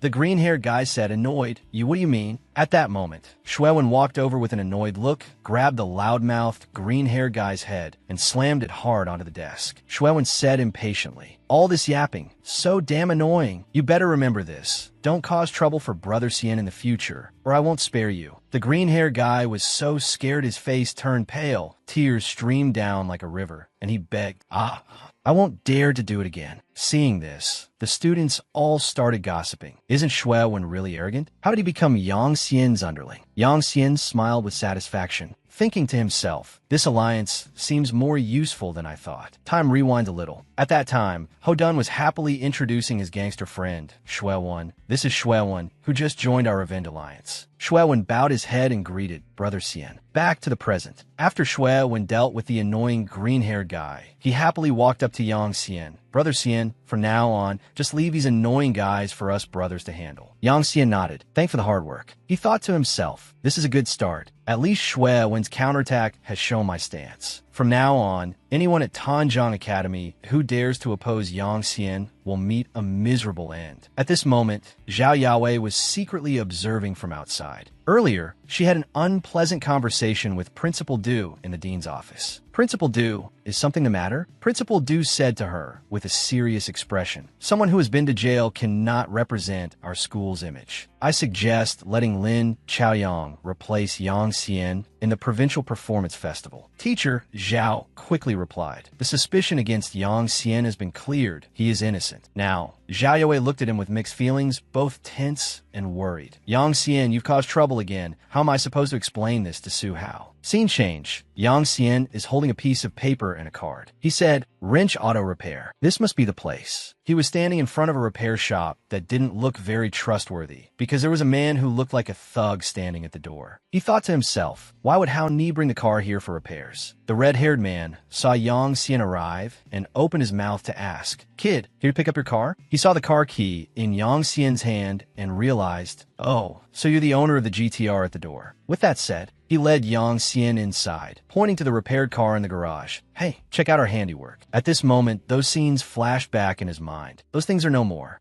Seeing the object reminded Yang Xian of the person. He recalled the good times he had spent with Su Hao in that car, thinking sadly, Su Hao, how could you bear to leave me behind? Why did you leave our memories for me? The mechanic uncle saw that Yang Xian was still a student and asked, Kid, do you know how to drive? Do you need my son to drive it back for you later? Hearing this, Yang Xian replied shyly, I'll have to trouble you then. Just as he finished speaking, a familiar voice called his name, Brother Xian. Rench Auto Repair. Yang Xian turned his head and recognized Shuewen. The mechanic uncle laughed heartily. Ha, speak of the devil, and he shall appear. So you know my son, Shuewen happily introduced. Dad, this is the person I told you about, the big brother of our revenge alliance, Brother Xian. The mechanic uncle looked at Yang Xian, also showing a satisfied expression. I could tell earlier that this kid isn't bad. With that, the mechanic uncle tossed the keys to his son. Perfect timing. Hurry up and drive your big brother home. Shuewen said happily, Brother Xian, let's go. Seeing this, Yang Xian couldn't help but be a little surprised. Usually, parents forbid their children from hanging out with bad influences. Okay, he thought to himself. Shuewen's dad is different. Seems like he's a man with a story. After Yang Xian's car had driven far away, the mechanic uncle quickly walked to a black car parked next to the shop. The person in the car said to him, Old Lai, your son has good judgment. The person sitting in the black car, wearing a gold ring on his middle finger, said with a serious expression, to be able to drive a car from the Su family, he's definitely not a simple character. Driving to a deserted stretch of road, Shuewen suddenly spoke up. Brother Xian, how about you practice driving on this stretch of road? You should get your license soon. Yang Xian nodded. Having a license is much more convenient. Hearing this, Shuewen said happily, Then let's go to the suburbs. The roads they're easier to practice on. North Suburb Farm Road. Shuewen was now in the passenger seat, letting Yang Xian take the wheel. Your driving technique is fine, you just need to memorize the rules. After hearing this, Yang Xian thought with relief. It seems my years of experience driving an excavator in the mountains weren't a waste. Shuewen reminded him softly, Look at the side of the road. Yang Xian said, Looks like there's a car accident. Come on, let's go check it out. With that, he stepped on the gas and drove over. Arriving at the accident scene, after Yang Xian and Shuewen got out of the car, they immediately saw the situation clearly. It looked like the wheels had slipped. A red car was crashed into a tree with clear tire marks on the road. Seeing this, Shuewen quickly said, A Maserati crash like this, the repairs must cost several $100,000. Yang Xian quickly ran to the car door. Let me see if anyone's inside. He opened the driver's side door and found a woman with purple hair with her face pressed against the airbag. He called out, Hey, can you hear me? Looks like she's passed out. He and Shuewen helped her out of the car. Shuewen asked worriedly, Brother Xian, is she dead? Yang Xian said, I'll bring her back to life. Looking at the girl in front of him, Yang Xian thought worriedly. Dressed like this and unconscious with the AC blasting, it led to a drop in her body temperature. Her heart has probably stopped due to hypothermia. This is an emergency. With that, he quickly approached,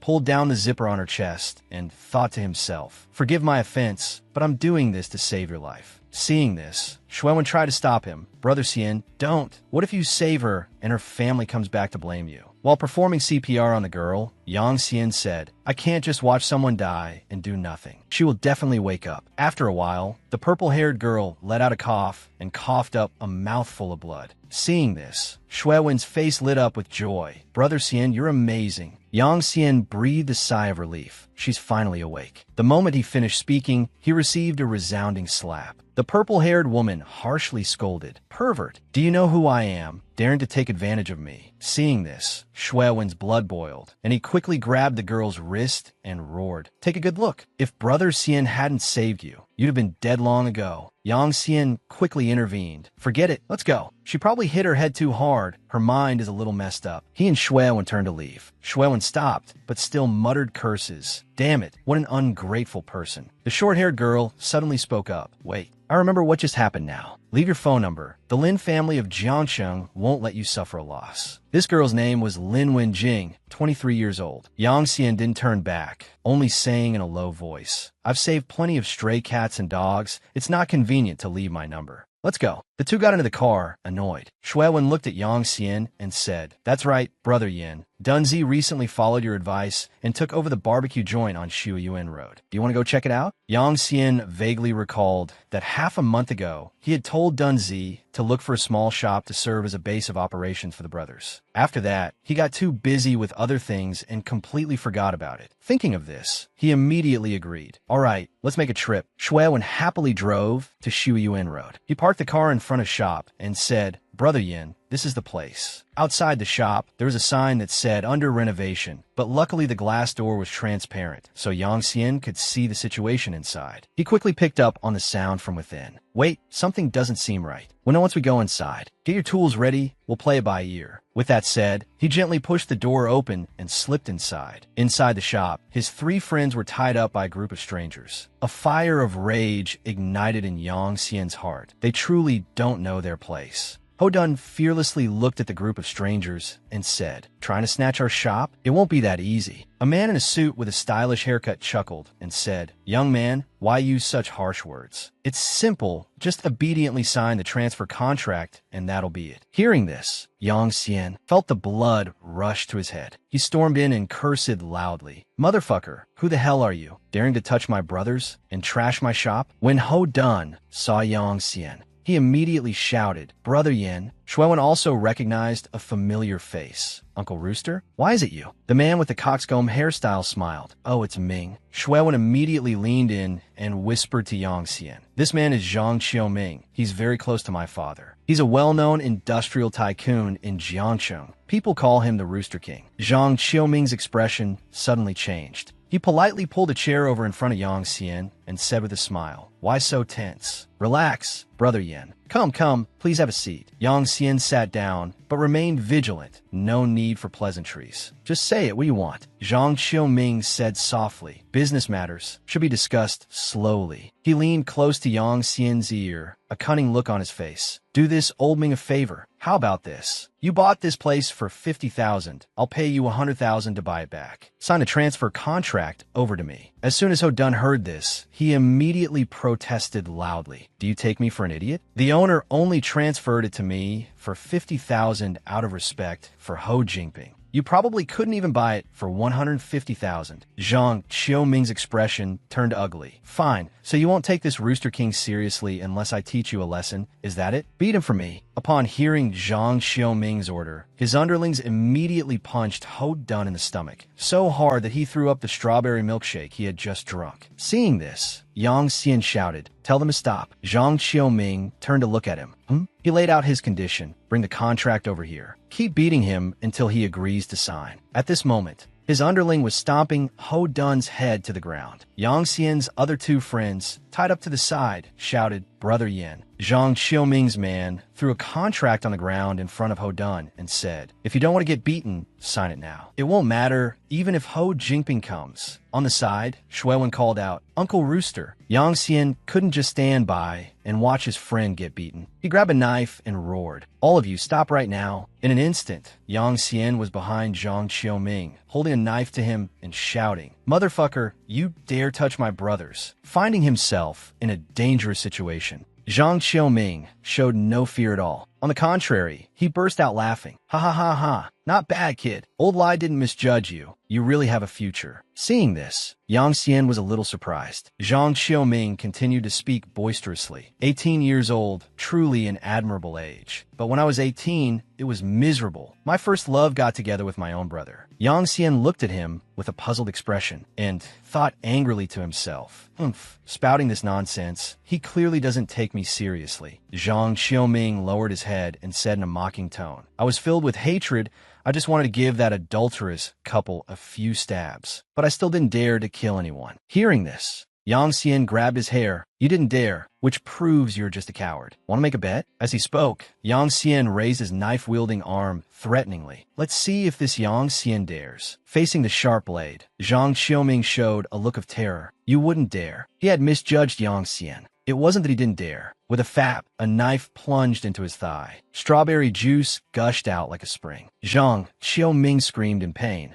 Yang Xian gave a terrifying smile. Wrong guess, you get a prize. With that, he burst out laughing. Ha ha ha ha. Zhang Qiuming was in so much pain, he was about to cry. He shouted, "You dare play dirty with me, the Rooster King? Quick, cripple that hoe done for me." Yang Xian glared and yelled, "Who dares?" He immediately crippled Zhang Qiuming's other leg, causing him to fall to his knees with a thud, blood flowing endlessly. He screamed, Yang Xian didn't let Zhang Qiuming off, running the knife back and forth across his neck and threatening in a loud voice. Next, who do you all think it will be? Seeing their boss being tortured to the point of tears, Zhang Qiuming's underlings panicked for a moment. What do we do? This kid is crazy. Seeing this, Yang Xian gloated inwardly.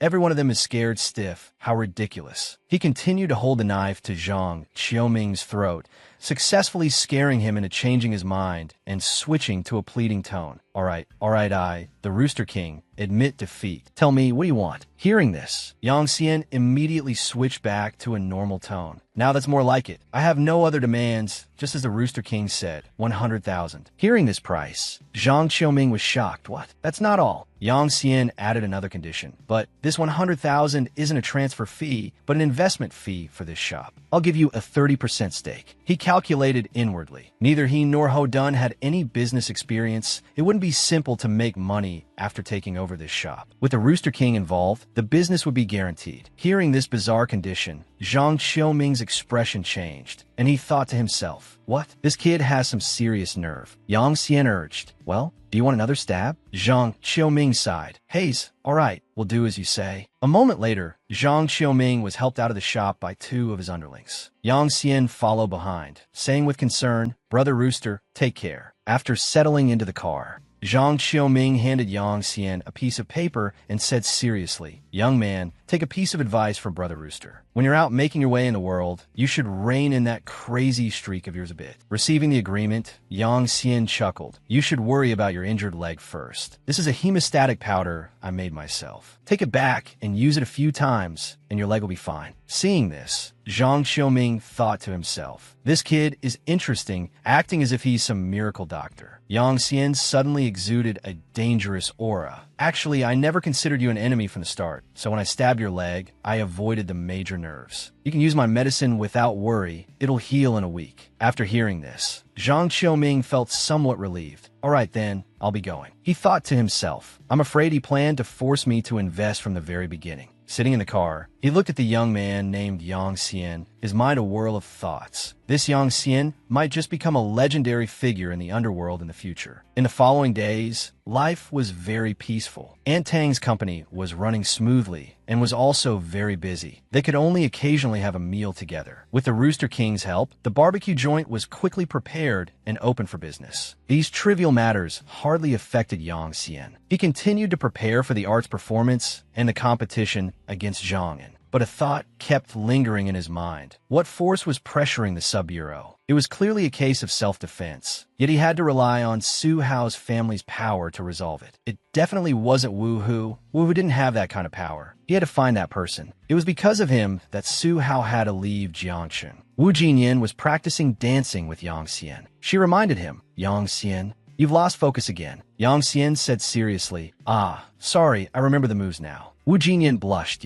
Where are you looking? She angrily pushed him away with her hands. You perv, don't look. Yang Xian panicked. Don't move. The two of them fell to the floor together. The scene before them would make anyone who saw it blush and their heart race. Yang Xian suddenly froze, a wicked thought flashing through his mind. A cool sensation came from Wu Jinyan's body. Seeing this, Wu Jinyan quickly sat up, putting some distance between them. Yang Xian hurriedly explained, I didn't do it on purpose. Wu Jinyan blushed and said shyly, it's okay. It's just me being too sensitive. This kind of thing is unavoidable in partner dancing. Let's rest for a bit and then continue. Yang Xian moved his arm. Let's not practice anymore today. You look a bit tired. Are you not feeling well somewhere? Your constitution is of the deficient and cold type. It must be very tough for you every month. Hearing this, Wu Jinyan was astonished. blushed. She turned her head and asked him, how did you know? Could it be that you know medicine? Yang Xian rolled up his sleeve, revealing a wooden box strapped to his arm. If you think I'm right, would you like me to use acupuncture to help you regulate a bit? He pulled out a silver needle and said to her with a smile, with a healthy body, you can participate in the competition with a relaxed mind, right? Wu Jinyan shyly lowered her head and asked, then, how is it treated? He looked at her feet and replied, acupuncture on the soles of your feet. Wu Jinyan followed Yang Xian's arrangement, sitting on a chair next to the piano and extending one foot for Yang Xian to perform acupuncture. She thought to herself, oh my god, this is so embarrassing. Why did I agree to this? He held Wu Jinyan's foot in his hand and couldn't help but praise it inwardly. Plump but not coarse, slender but not bony. This is the coveted jade lotus heel. I'm inserting the needle now. Wu Jinyan let out a soft breath.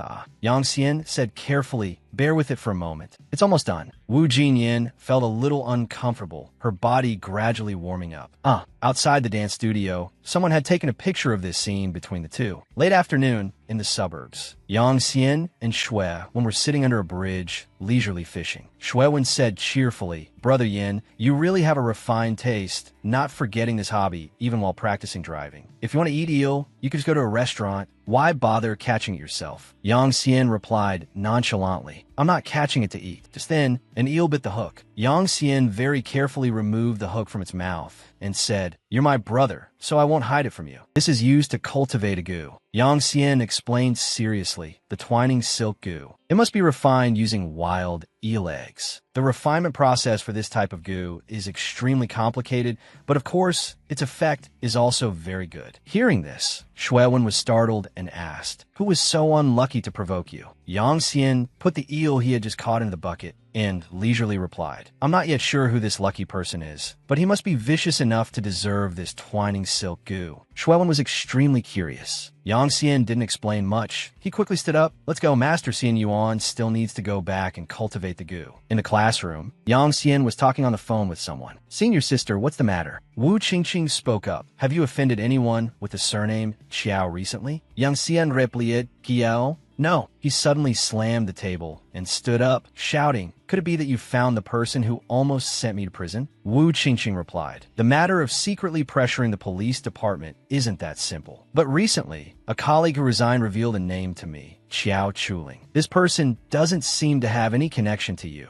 But what worries me is that her son is studying at your school. His name is Lin Xiaoyang. Lin Xiaoyang. Yang Xian glanced warily to the side. With that thought, he quickly said to Wu Qingqing, thanks, senior sister. I'll keep an eye on this person. After hanging up the phone, he thought to himself, Lin Xiaoyang, was he the one who found someone to pressure the sub-bureau to keep me from getting out? Why? Just because I participated in the arts performance? Or is it because of Jinyan? I can't figure this person out at all. I have to go ask Jinyan. He immediately stood up, his whole body radiating a murderous aura as he walked out. The classmates in the class were all frightened by his presence. In the hallway, Yang Xian was talking to Wu Jinyan, surrounded by the whispers of other students. Oh my god, not only a murderer, but also a pervert. Truly, you can know a person's face, but not their heart. Campus Belle Jinyan is so cold, isn't she? His photos are already like that, yet she's still acting as if nothing happened. Yang Xian spoke up, I came to ask you about Lin Qiuyang. Wu Jinyan replied, a little unhappy. Things have already come to this, and you still come looking for me? Yang Xian didn't understand. What do you mean, come to this? Wu Jinyan handed him her phone, saying, look at the school forum. There's a post that names you. See for yourself. Yang Xian saw the post on the phone and immediately became furious. This is outrageous. Below the post were all sorts of malicious comments. A murderer with a pervert. How scary. The Campus Belle's image has completely collapsed. Who knows what else has happened behind the scenes? This is unbelievable. After reading, Yang Xian thought to himself, my reputation is already bad. They can say whatever they want. But Jinyan is different. Looking at her, it seems she just hid somewhere and had a good cry. He patted Wu Jinyan's head, comforting her. Why be so sad? Let me handle it. If you're angry, just curse. If you're sad, just cry. After speaking, he pointed at the whispering crowd and shouted, and you lot, if I see you insulting Jinyan with these words again, I guarantee I'll use perverted methods to get revenge on you. He strode forward aggressively, asking loudly, anyone have a problem with that? The students who had just been bad-mouthing him were immediately scared into stammering. No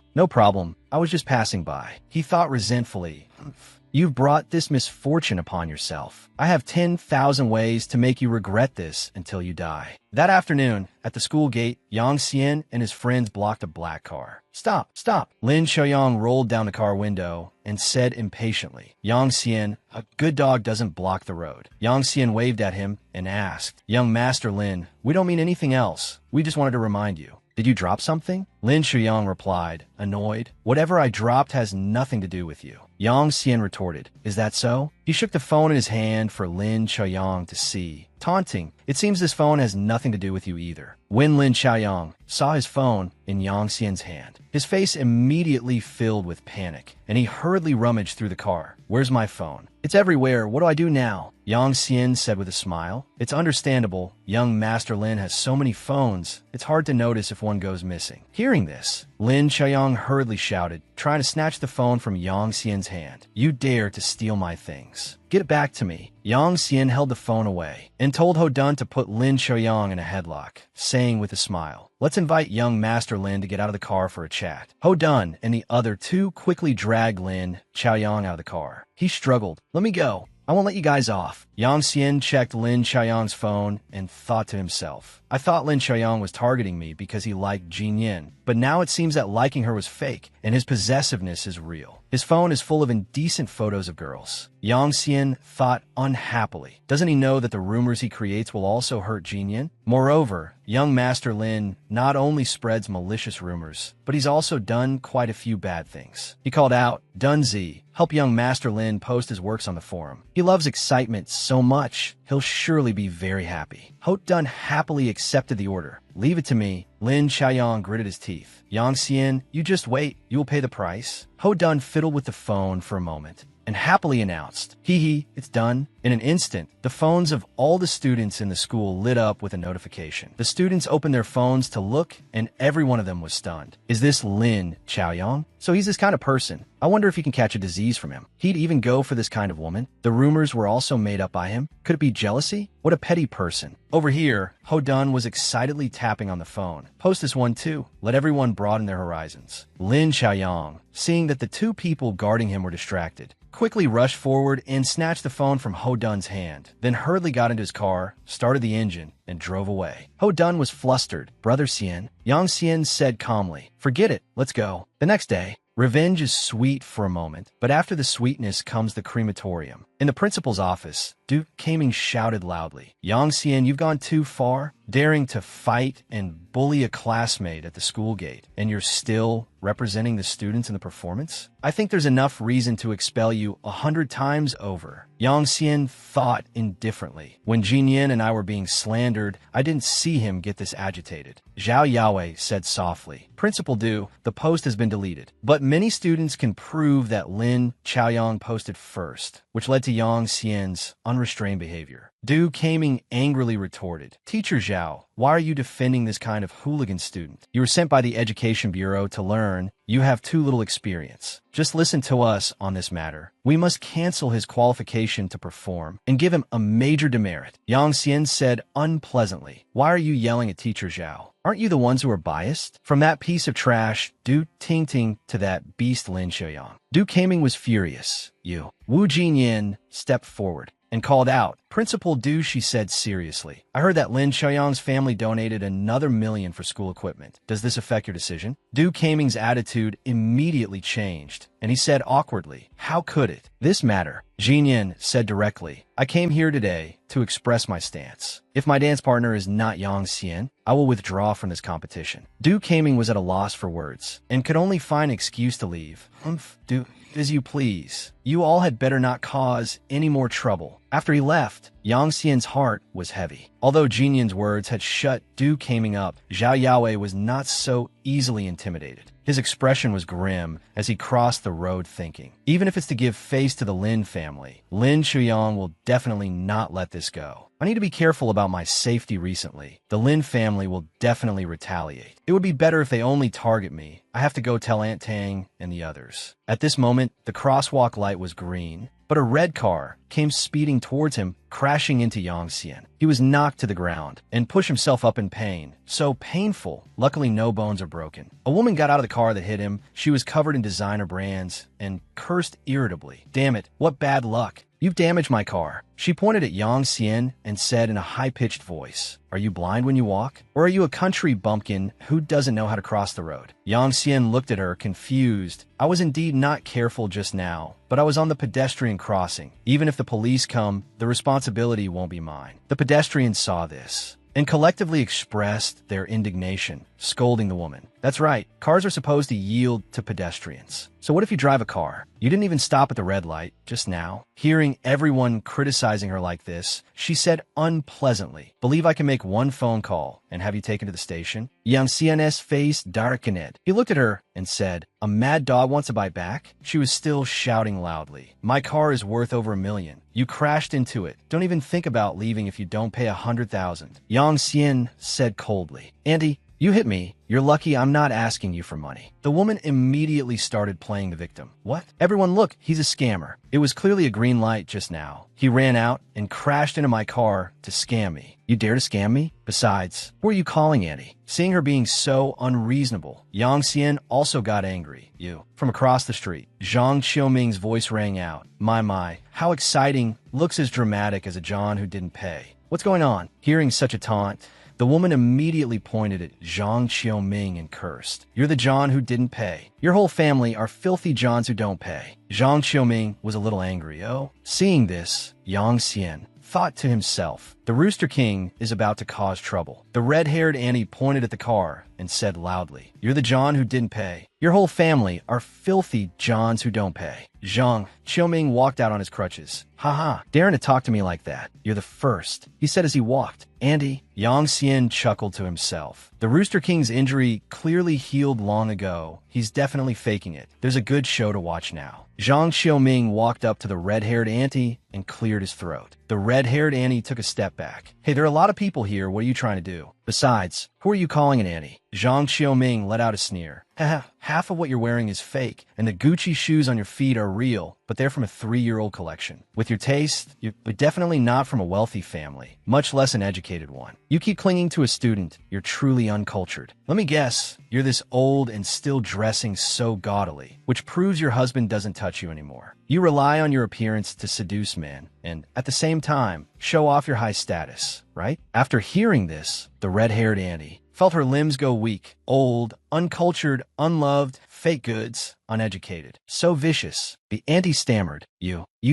You're talking nonsense. You dare to insult me. I'll sue you." Zhang Qiuming laughed contemptuously. "Oh, I wasn't sure at first, but now I'm more certain. Because that's not how you sue for defamation. You're suing me? Go on. I'm looking forward to it." The red-haired auntie made a phone call. "You just wait. One phone call, and I'll have you killed." Zhang Qiuming laughed provocatively. "Have you thought this through? With your taste, you can still drive a luxury car. It proves your family has a man who earns money but doesn't touch you. So, why doesn't he touch you? I guess there are two possibilities. First, he's a rich man with a mistress on the side. Second, he's a government official with assets of unknown origin, and he also has a mistress on the side. That's why you turn a blind eye." He leaned close to the auntie's face and whispered, "To bother him with such a trivial matter. Making this call will not only harm others, but also yourself. Use that walnut-sized brain of yours and think about it." The red-haired Annie trembled with anger. "You're talking nonsense. You're the one with a mistress." Zhang Qiuming provoked. "That's right, it's me, but so what? I'm not afraid. If you have guts, then call and sue me. Hurry up." The surrounding crowd also chimed in. "Haha, let's see if she still dares to be arrogant. This is what they call an evil person will be dealt with by another evil person." Yang Xian thought to himself. So, the power of a sharp tongue is this terrifying. The Rooster King hit the nail on the head about her identity. Let's see if she still dares to act up. The red-haired auntie pointed at them and cursed. "You're all in this together. I'll just consider it my bad luck." "Such bad luck." Zhang Qiuming turned to look at Yang Xian. "Humph, she knows would back down. Are you okay?" The crowd gradually dispersed. It's over. It's over. Justice has triumphed over evil. Is that also considered justice?" "Ha. Yang Xian said seriously. "I'm fine.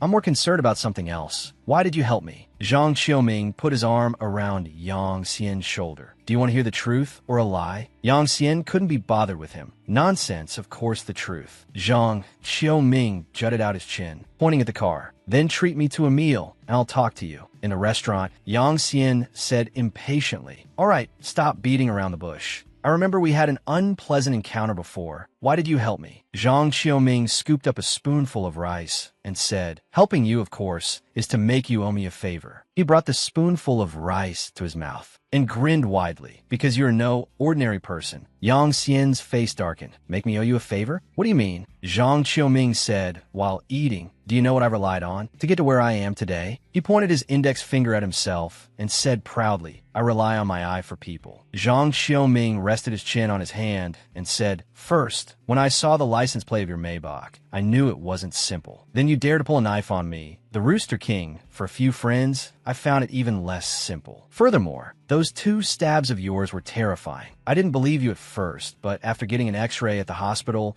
it turned out to be just a superficial wound. A plaster was all it needed." Yang Xian chuckled. "Huh, is that all? How ridiculous." Zhang Qiuming had a serious expression. "Ridiculous? I don't think it's ridiculous. In this Jiangcheng, there's nothing I can't find out. So, how could I not know that the owner of the car you're driving is Su Yulong's maternal grandson?" Yang Xian was puzzled. "Who is Su Yulong?" Zhang Qiuming was surprised. "You don't even know who Su Yulong is, yet you've already dared to offend so many people. You're truly a fool." He leaned close to Yang Xian and whispered, "Su Yulong is the number 2 figure in Jiangcheng, and there are rumors that he's about to become number 1. Yang Xian's expression didn't change. "Oh, so you want to build a connection with a big leader? In that case, you'll be disappointed. I have no relationship with him." Zhang Qiuming waved his spoon. No. This is just a type of investment." He placed the spoon back in the bowl. "I'm in a good mood today, so I'll give you a piece of good news. Actually, my intention to buy your shop that day was also a type of investment, but it was an investment in a major figure." Yang Xian thought to himself, "The location of my shop is indeed not bad, but not to the point of such fierce competition. This is a bit too coincidental." He said directly, "Stop being cryptic." Zhang Qiuming grinned widely. "Huh?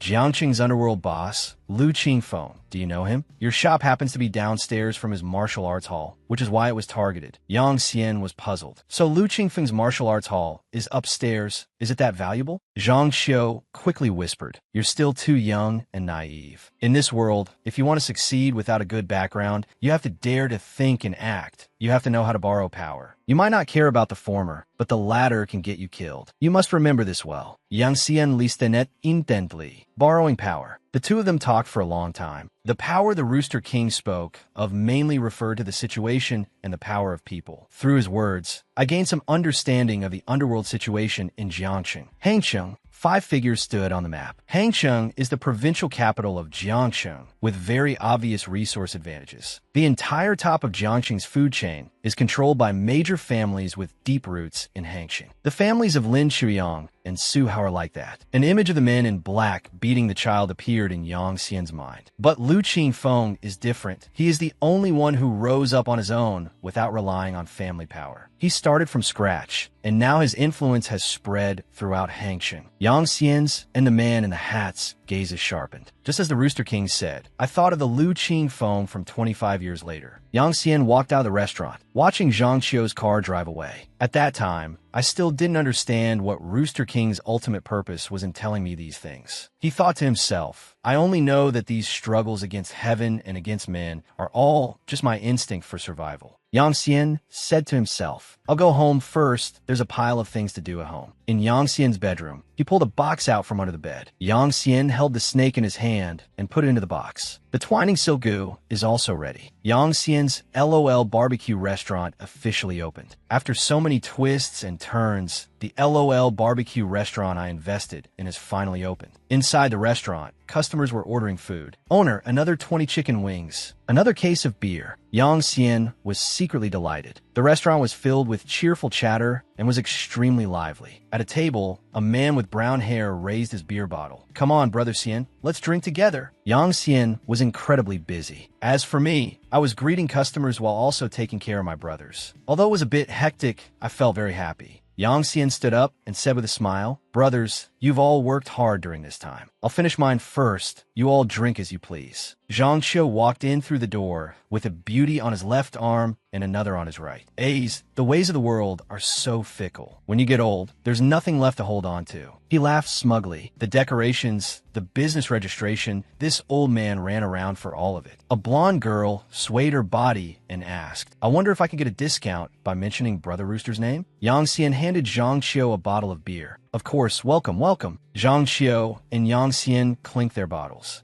laughing smugly. So, the restaurant's decoration isn't bad, right? Later, tell your guys to come off and with my girls, we'll help you pull in customers. You won't have to worry about business in the future. Yang Xian smiled faintly. Okay. When it comes to business, I trust the Rooster King 100%. Shuewen leaned into Yang Xian's ear and whispered, Brother Xian, Dun Zi is at the door. He has something to tell you. He thought to himself, what's with all the drama? We're all brothers. What's there to be secretive about?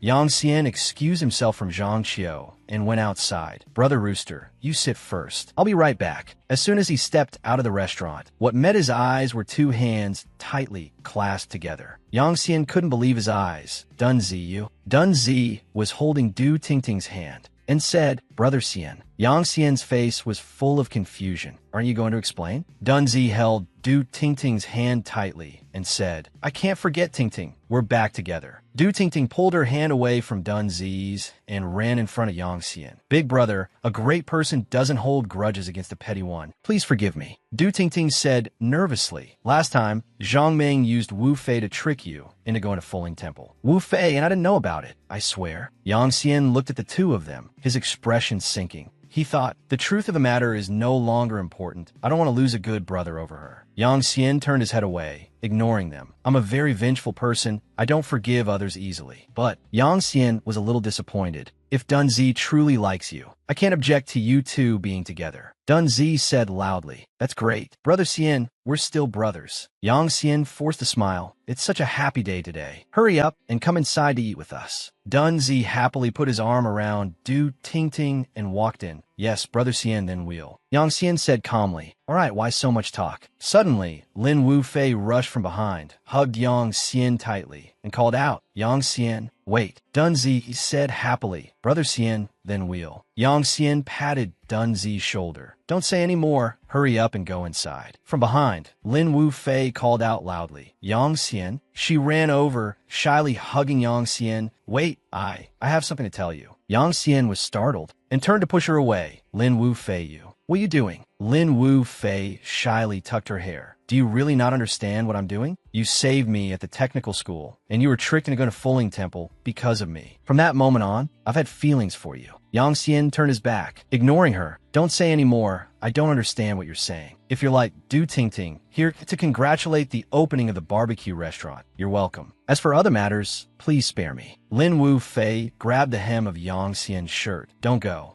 I beg you, she said resentfully. I know you've always hated me, and Tingting and I have done a lot of bad things. But I also have unspeakable suffering. A flash of insight sparked in Yang Xian's mind. I remember now, Mo Jin mentioned it. He recalled Mo Jin's words. Du Kaming, for some reason, stepped in to help her. Yang Xian's eyes widened. Could it be related to Du Kaming? Lin Wu Fei burst into surprised, choked sobs. So you already knew. Lin Wu Fei threw herself into Yang Xian's arms. That bastard surnamed Du. He tricked me into his office back then, and then raped me. She recalled the scene of being pinned to the ground by Du Kaming. At that time, I fought back with all my might. But, sobi. Yang Xian gritted his teeth. Du Kaming, that thing is worse than a beast. He thought to himself, actually, from her past behavior, Lin Wu Fei isn't a completely bad person. Her forcing me and Du Tingting was just to curry favor with Du Kaming, hoping he wouldn't bully her anymore. Yang Xian looked at Lin Wu Fei, her eyes welling with tears. Lin Wu Fei no kote stop crying. Sobi. Yang Xian patted her shoulder comfortingly. It's okay now. You're not at the school anymore. You don't have to be afraid of him in the future. Your current job is very dangerous. If you want to change, you can come work at the barbecue restaurant. Lin Wu Fei said pitifully, Yang Xian, you're the only one who's good to me. She stood on her tiptoes, and suddenly kissed Yang Xian. He was stunned. Yang Xian hurriedly pushed her away. What are you doing? There are so many of our brothers in there. What if they misunderstand? Lin Wu Fei said resentfully. As I thought, you look down on me. You think I'm not good enough, that I'm not clean. Lin Wu Fei turned and ran away. Yang Xian quickly explained. That's not what I meant. Zhang Qiu crossed his arms, smiling meaningfully. Clearly doesn't know how to treat a lady gently, yet he keeps sowing his wild oats everywhere. To women, you can't be considered a good man, yet so many of them flock to you like moths to a flame. He continued. Yang Xian had a troubled expression. This is truly creating bad karma. Yang Xian thought to himself, I don't have time to think about these things right now. His mind was filled only with Lin Wu Fei's plight. She was certainly at fault, but she couldn't escape the shadow of her own inferiority complex. He looked at Lin Wu Fei's receding figure, thinking, what can I do for her? Yang Xian's expression was serious. I've decided I'll give her the entangling silk goo. Yang Xian looked at everyone, thinking to himself, the cheerful laughter in the restaurant made me feel the existence of friends for the first time, and my life has a little more hope. I was so happy I drank too much. I'm really drunk, but it's a happy drunk. It wasn't until late at night that my brothers took me home in a daze. Two friends brought him home. Annie Tang opened the door. Hurry in. Annie Tang gave Yang Xian some water, chiding, this child, you usually put too much pressure on yourself. Annie Tang smiled lightly. How did you end up like this after just a little bit of drinking? Here, drink some hangover-sobering tea. Yang Xian called out deliriously. How are you so good? Annie Tang blushed. What did you call me? Yang Xian reached out and pulled Annie Tang closer, saying, you're finally back. Do you know how much I missed you? With a tug from Yang Xian, the cup in Annie Tang's hand fell to the ground with a crash. Yang Xian hugged Annie Tang and sniffed. You smell so good, so soft, and so warm too. He licked Annie Tang's earlobe. Don't leave me again, okay? Auntie Tang shyly pushed him away. Xiao Xian, you're drunk. She sobbed, don't. Auntie Tang said loudly. Xiao Shui is upstairs. The next morning, Yang Xian woke up from his drunken stupor. My head hurt so much. If I'd known, I would have used a silver needle to force the alcohol out. He suddenly panicked. Wait a minute. Yang Xian looked down at himself. Damn it, even my underwear has been changed. He rushed outside and shouted, Auntie Tang. Just then, Tang Yashua walked by. What are you shouting for?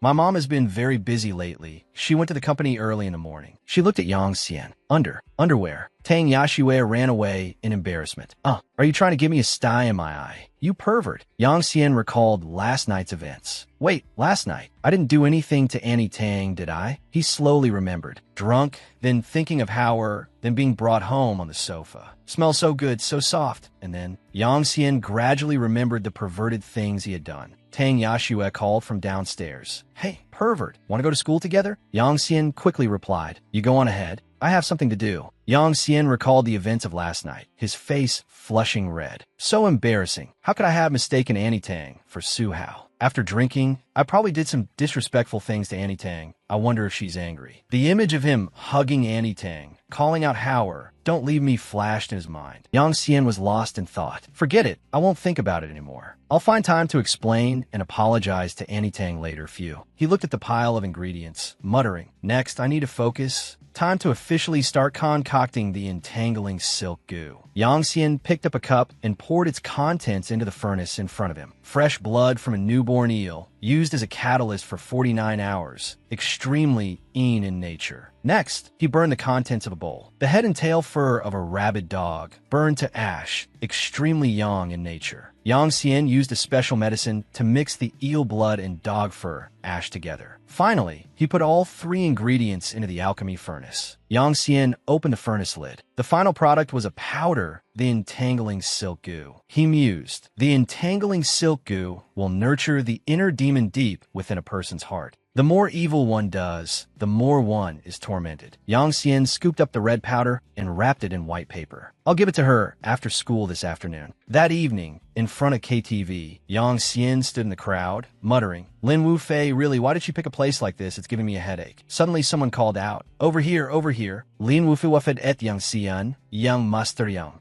I've been waiting for you for a long time. He quickly grabbed Lin Wu Fei's hand. I don't like it here. Come outside with me. Lin Wu Fei threw her arms around Yang Xian's neck and said softly, "What's wrong with you? Since you're here, you might as well have some fun." Yang Xian thought to himself, although she has suffered a lot, the way she's living her life now, you can't completely blame others. He pushed her away. "Stop messing around. If you keep this up, I'm leaving." Lin Wu Fei moved her face close to Yang Xian's. "You're not allowed to leave." The two kissed amidst the crowd. Lin Wu Fei's hand slipped inside Yang Xian's shirt. "You!" he shouted. "What are you doing?" Yang Xian slapped Lin Wu Fei hard across the face. She held her face, asking resentfully, "Why? Why? Other men all want to have me, but you, even when I use alcohol as an excuse to get close, you push me away for dear life. Do you hate me that much?" Yang Xian replied fiercely, "Yes, I hate that you don't respect yourself. If you continue to be so stubborn and refuse to see the light, then don't blame me for not being your friend anymore." He said loudly, "Today I'm giving you one last chance." Lin Wu Fei screamed, "Yang Xian, what are you doing?" Yang Xian hoisted Lin Wu Fei onto his shoulder.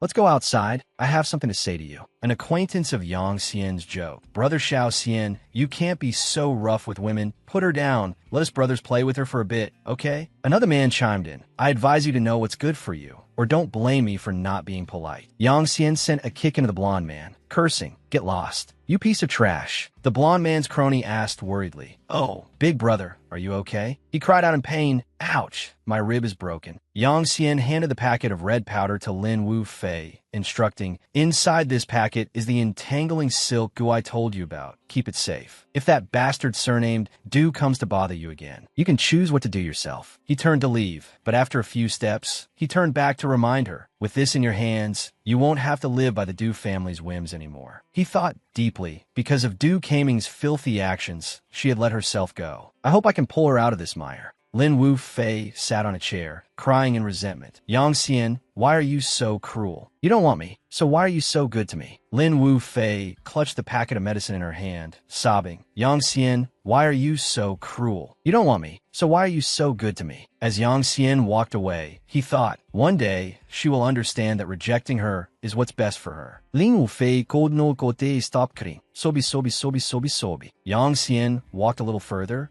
and sighed again. "What's wrong with me? My way of thinking is like that of a miserable old uncle." A few days later, Yang Xian muttered to himself, "Since I was young, Grandpa taught me not to abuse the mystical arts of Miaojiang. Even when punishing evil people, it will damage my karmic virtue and bring disaster upon myself." Lying in the room, he tossed and turned, groaning, "Ugh." Yang Xian comforted himself, "But I didn't expect the backlash from the entangling silk goo to come so quickly and so strongly. I don't want to worry Annie Tang. I have to hide in Su Hao's empty room." His whole body trembled. Yang Xian thought, based on the severity of the backlash, it's highly likely that Lin Wu Fei has used the goo on Du Kaming. Whether it was because that old bastard did something heinous again, or it was her own choice, I can't know. If I can help Lin Wu Fei escape Du Kaming's clutches, perhaps it can be considered accumulating some good karma for myself. He coughed. He saw Howard. Yang Xian's eyes gradually closed, his mouth muttering incessantly. "Howard, where are you? Grandpa, where are you?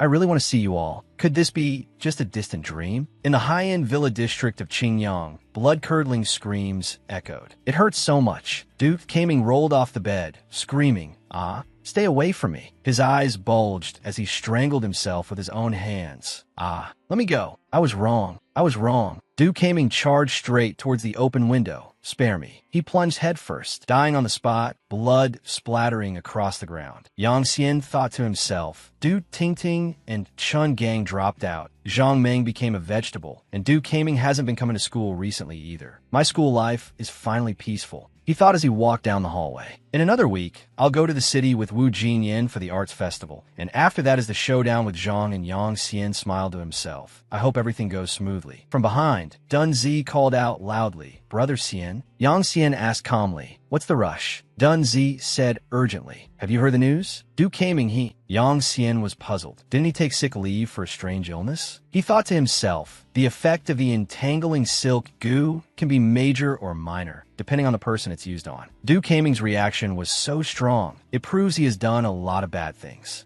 Dunzi leaned close to Yang Xian's ear and whispered, "He jumped off a building and killed himself last night." Dunzi said worriedly. Tingting cried for a long time, saying someone poisoned her grandfather. "You're an expert in this area, so I came to ask if you knew." Yang Xian turned and walked away. "Humph. Tell Du Tingting whether it's a nervous breakdown, a mental disorder, or jumping off a building to commit suicide. He reaped what he sowed." At this moment, I feel not the slightest ripple of emotion over Du Kaming's death. If Grandpa and Su Hao knew, they would surely blame me for being cold-blooded and heartless. Yang Xian was surprised. Huh? That Xiao Yaowei. He thought to himself, in such a hurry. Could it be because of Du Kaming's matter? A scream echoed from the room. Don't even try to deny it. Do you want me to have this school shut down?" Yang Xian looked into the room, puzzled. "I wonder who's speaking so loudly?" Teacher Zhao said with difficulty. "Lin, Qiaoyang's mother. Please calm down a bit." Xiao Chulin pointed at Teacher Zhao's face and roared. "For Qiaoyang's matter, Du Kaming swallowed 300,000 from me, and now that he's dead, I won't pursue it. But the 1 million on the school's books, don't you dare think you can swallow it. Taking money without doing the job. Our Lin family will not let this go." Yang Xian looked at the mother and son, thinking to himself, she is Lin Qiaoyang's mother, Xiao Chulin. The last time at the precinct protest, she was also the one who wouldn't let me be released. He turned his puzzled gaze to the long-haired girl beside her. Lin Wanqing had already seen Yang Xian eavesdropping outside the door. Teacher Zhao explained, "But according to the principle of fairness and justice, it's very difficult for me to agree to your request." An image of Yang Xian saving Lin Wanqing flashed through both their minds. The two of them locked eyes, each with their own thoughts. So it's her slash him. Lin Wanqing blushed, thinking to herself, why did he show up here? Could he be Qiaoyang's friend? Xiao Chulin asked worriedly. "Wanqing, what's wrong? Did you see someone you know?" "Mom." Lin Wanqing shook her head.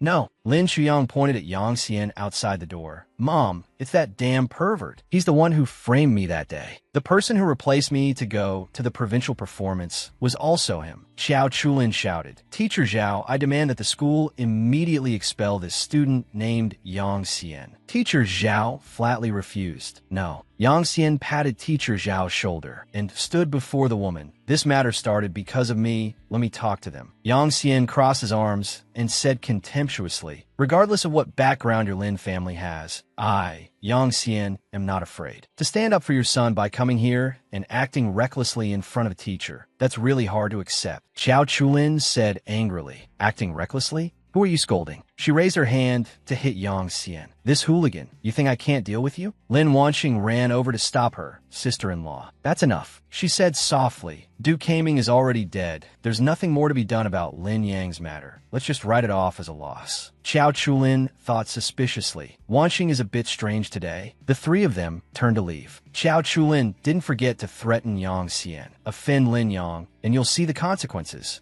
Oof. Yang Xian put his hands on his hips and cursed. The Lin family is truly a den of snakes and rats. Not a single good person among them. Teacher Zhao pinched his ear and scolded. You're such a troublemaker." The pain made Yang Xian beg for mercy. "Zhao." "Teacher Zhao. Sister Vivi, spare me." Teacher Zhao looked at him seriously. "You need to be careful during this time. The Lin family is powerful and influential. If they retaliate against you outside of school, I won't be able to protect you." Teacher Zhao thought to herself, does the Lin family really think they can do anything to Yang Xian? Teacher Zhao muttered, "I hope nothing happens." In the evening, at Fengyu Court, Yang Xian lay on his bed, recalling Xiao Chulin's words from the morning. That hooligan Yang Xian, sooner or later, I'll have to show him how formidable the Lin family is. And Lin Wanqing's words too. "Sister-in-law, don't say any more. Let's go home today." He tossed and turned, thinking, that girl named Lin Wanqing, why did she help me? No, there are no good people in the Lin family. That's right, I have to warn Annie Tang and Xiao Shui. Annie Tang knocked on the door and shouted, "Xiao Xian, is Xiao Shui in your room?" Yang Xian sat up. "Who? Oh, Ni Tang." He opened the door and said, "What's wrong with her? I haven't seen her all day." Annie Tang said sadly, "That girl recently met another girl through live streaming. She went out with that girl today. It's already 11 o'clock, and her phone is unreachable." Yang Xian panicked. Did she say where she was going? He thought to himself, the Lin family absolutely cannot have found her this quickly. Annie Tang said loudly, "Recently she said she wanted to go to Shanshang for barbecue." Yang Xian ran outside. "I'll go find her right now." Auntie Tang chased after him. "Wait, I'll go with you." Yang Xian showed dead. "No, you wait at home." Annie Tang stopped in her tracks. "Okay, be safe." Yang Xian ran like the wind. dialing Dun Z as he ran. Hello, Dun Z. Hurry to the snack street and help me find someone. Tang Yushui has been kidnapped. As Yang Xian ran, he thought, Tang Yushui isn't stupid. She definitely wouldn't go too far with a stranger. The place they agreed to eat must be the same one as last time. If she's been taken away, this is trouble. He thought to himself, this is the place. But it's very likely she's not here. Yang Xian took out Tang Yushui's photo and asked, take a good look. Did you see her come here tonight? The man replied, a girl as beautiful as that. How could I mistake her? But half an hour ago, she left with a group of men. A sense of fear rose in Yang Xian's heart. This is bad. Yushui is in danger. However, he looked inside and thought, where is she taken? The Lin family values its reputation. They definitely wouldn't do it themselves. They must have hired a bunch of hooligans and thugs. This place is crowded with people, and cars can't get in. The kidnappers probably couldn't have gone far. Yang Xian suddenly had an idea. That's right, it's that place. It doesn't look like it's open. The curtains are drawn, and both sides are empty. He turned and ran back. How suspicious. I'll go check it out. Tang Yushui, you better be smart. He thought to himself. There's not a speck of dust on the door. It was definitely opened recently. I had to find a way to get inside. Yang Xian knocked on the door and shouted, Shopkeeper, open up. I want to buy a pack of cigarettes. He pressed his ear to the door. There was movement inside. Someone was there. Yang Xian said loudly, Not opening, are you? He banged on the door frantically, making a scene. Open up. I want to buy a pack of cigarettes. Ha ha. A smoke after a drink. It's heavenly. Wah wah wah. Open the door if you dare. Open the door, if you dare. A growl came from behind the door. Drunkard, get lost. We don't sell cigarettes here. Yang Xian kept knocking stubbornly. No way, I don't believe it. You must have cigarettes here. Please sell me a pack. I'm dying for one. I have money. I just got paid over 9,000. It's all yours. The door slowly creaked open. Yang Xian smirked to himself. Humph. As expected, they took the bait. Through the crack in the door, the person inside said loudly, Give the money to me. Give it here first. A brown-haired man pulled the door open wider and asked, Who are you? Yang Xian smiled slyly. If you want money, let me in talk. As the door was about to open completely, he launched a kick that made the brown-haired man double over in pain. He thought to himself, I really did find the right place. Someone from inside poked his head out and asked, Old Shui, what's going on outside? Did you get rid of the drunkard yet? Don't mess up the boss's business. Yang Xian stepped inside and saw two figures talking behind a glass panel. I just realized this chick is pretty good looking. We hit the jackpot this time. Ha ha ha. He stepped forward. On the other side, a brown-haired man was groaning in pain. Yang Xian showed Dang Yasue. The brown-haired man attacked Yang Xian from behind with a club. Damn it, you dare trick me. I'll beat you to death. Yang Xian sent him flying with a kick. Get lost. He ran to the glass panel. Tang Yushui, are you in there? The door opened, and numerous thugs with clubs and knives surrounded Yang Xian. A red-haired man said, Old Shui is really useless. Can't even handle one kid. They closed in on Yang Xian. Little brother, you're not trying to be a hero saving the damsel, are you? The brown-haired man looked at Tang Yushui in the corner. Looks like you have a good brother. He came at just the right time. Later, we'll let him watch us play. It'll be even more exciting. Tang Yushui was gagged and could only make muffled cries. The brown-haired man just cackled. Yang Xian charged at the kidnappers with a club. You bastards die. The brown-haired man screamed in fear. You guys hurry and stop him. Yang Xian's moves were too fast, scaring them out of their wits. So fast, he roared as he fought. Get out of my way. Those who were hit cried out in pain. Yang Xian rushed forward. Shouting, Xiao Sue. The brown-haired man said his last words. Damn it, impossible. Yang Xian asked worriedly, Are you okay? You weren't bullied, were you? As soon as the tape was removed, Tang Yushui shouted, Watch out behind you. A club hit Yang Xian on the head, and he cried out in pain. He thought to himself, defeating these small fries isn't hard. Protecting Yushui is what's most important. The brown-haired man shouted, Brothers, beat him to death for me. Tang Yushui said in fear, Get away. Stop hitting him. The other men also rushed forward to attack him. Playing the hero? You'll regret it. Tang Yushui said worriedly. Yang Xian, run. Don't worry about me. You can escape. Yang Xian's head was bleeding. Don't worry. I won't die. A blue-haired man advised the brown-haired man. Hey, stop if we cause a death. It'll be troublesome. The brown-haired man didn't stop. Even if we beat him to death, the Lin family has our back. What's there to be afraid of? Yang Xian spat out a mouthful of blood. The Lin family, it really is you. Suddenly, a car sped straight towards them. Inside the car were Yang Xian's brothers. Everyone ran over. Brother Xian. Brother Xian. Yang Xian's men were indeed efficient. They quickly helped Tang Yushui into the car. Get in the car. Brother Xian told us to take you home. Tang Yushui still looked back worriedly. Brother Xian, he's injured. Although worried, she obediently got into the car. The remaining men stayed behind to give the kidnappers a sound beating. After ensuring Tang Yushui had left safely, what followed was a chaotic brawl. Yang Xian's side was naturally more spirited, fighting with increasing ferocity. The injuries they had sustained earlier were all returned to these bastards. Unable to take it anymore, they all bowed their heads and begged for mercy. Stop hitting us. Stop hitting us. We surrender. Yang Xian, covered in blood, now sat calmly on a chair. He looked very composed. A moment ago, were you trying to beat me to death? Hearing this, one of the men in the group hurriedly denied it. We wouldn't dare again. We wouldn't dare. We're scared of you. That man kept begging for mercy. You've already taken the person away. Please let me go. Yang Xian just stood up from the chair. I'm afraid it's still not enough. He coldly picked up the iron rod and smashed it down on the hand of the man who had just spoken. Clearly, he was not going to let them off easily. I want you all to despair. That kidnapper screamed in pain. After that, he followed up with another kick, making the man's pain even worse. He also sent a message to the Lin family. If you have the guts, come find me for revenge. Yang Xian warned, if they dare to touch my loved ones, then don't blame this Yang Xian for stopping at nothing. Yang Xian had returned. At this moment, Tang Yushui was applying medicine to his wound. As she applied the medicine, she gently asked, does it hurt? I'll be a little gentler. Yang Xian replied perfunctorily, I'm fine, just don't be so foolish next time. But it was also quite lucky. The training of the martial arts hall really paid off. Both my physical strength and combat experience have reached a new level. Tang Yushui felt extremely guilty. I'm sorry.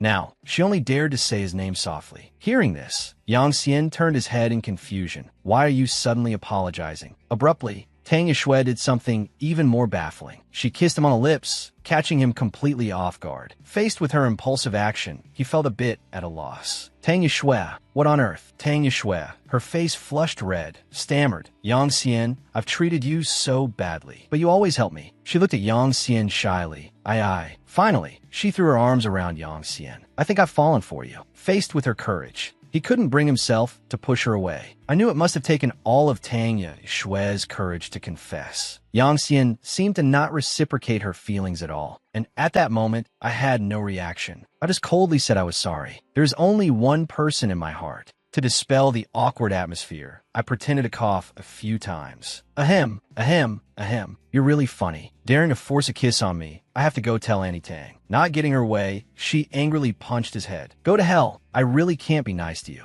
Yang Xian did not retort. Even if I can't return her feelings, I will definitely protect her smile. As for Tang Yushui, she had already run outside. How unfamiliar. You pervert. Bleh bleh bleh. His expression turned grim. To dare touch my people, you will definitely pay the price. Using the heart-devouring goo, an image of the technique appeared, showing all sorts of venomous creatures biting and devouring each other. Among the strange arts of Miaojiang, the heart-devouring goo is one of the most mysterious goo arts. Its mystery lies in the fact that even most of the Miao people do not know how the goo worms exist. From what Yang Xian knew, among the various goo arts, refining the heart-devouring goo was quite complex and special. The creation process was truly hair-raising. First, leeches are stuffed into the body of an eel, and after the eel grows, the leeches are taken out from its body to refine the goo. The eel must have become a culture medium, making the leech accustomed to the nature of eels. Its function is to implant the leech carrying the eel's nature into a person's body,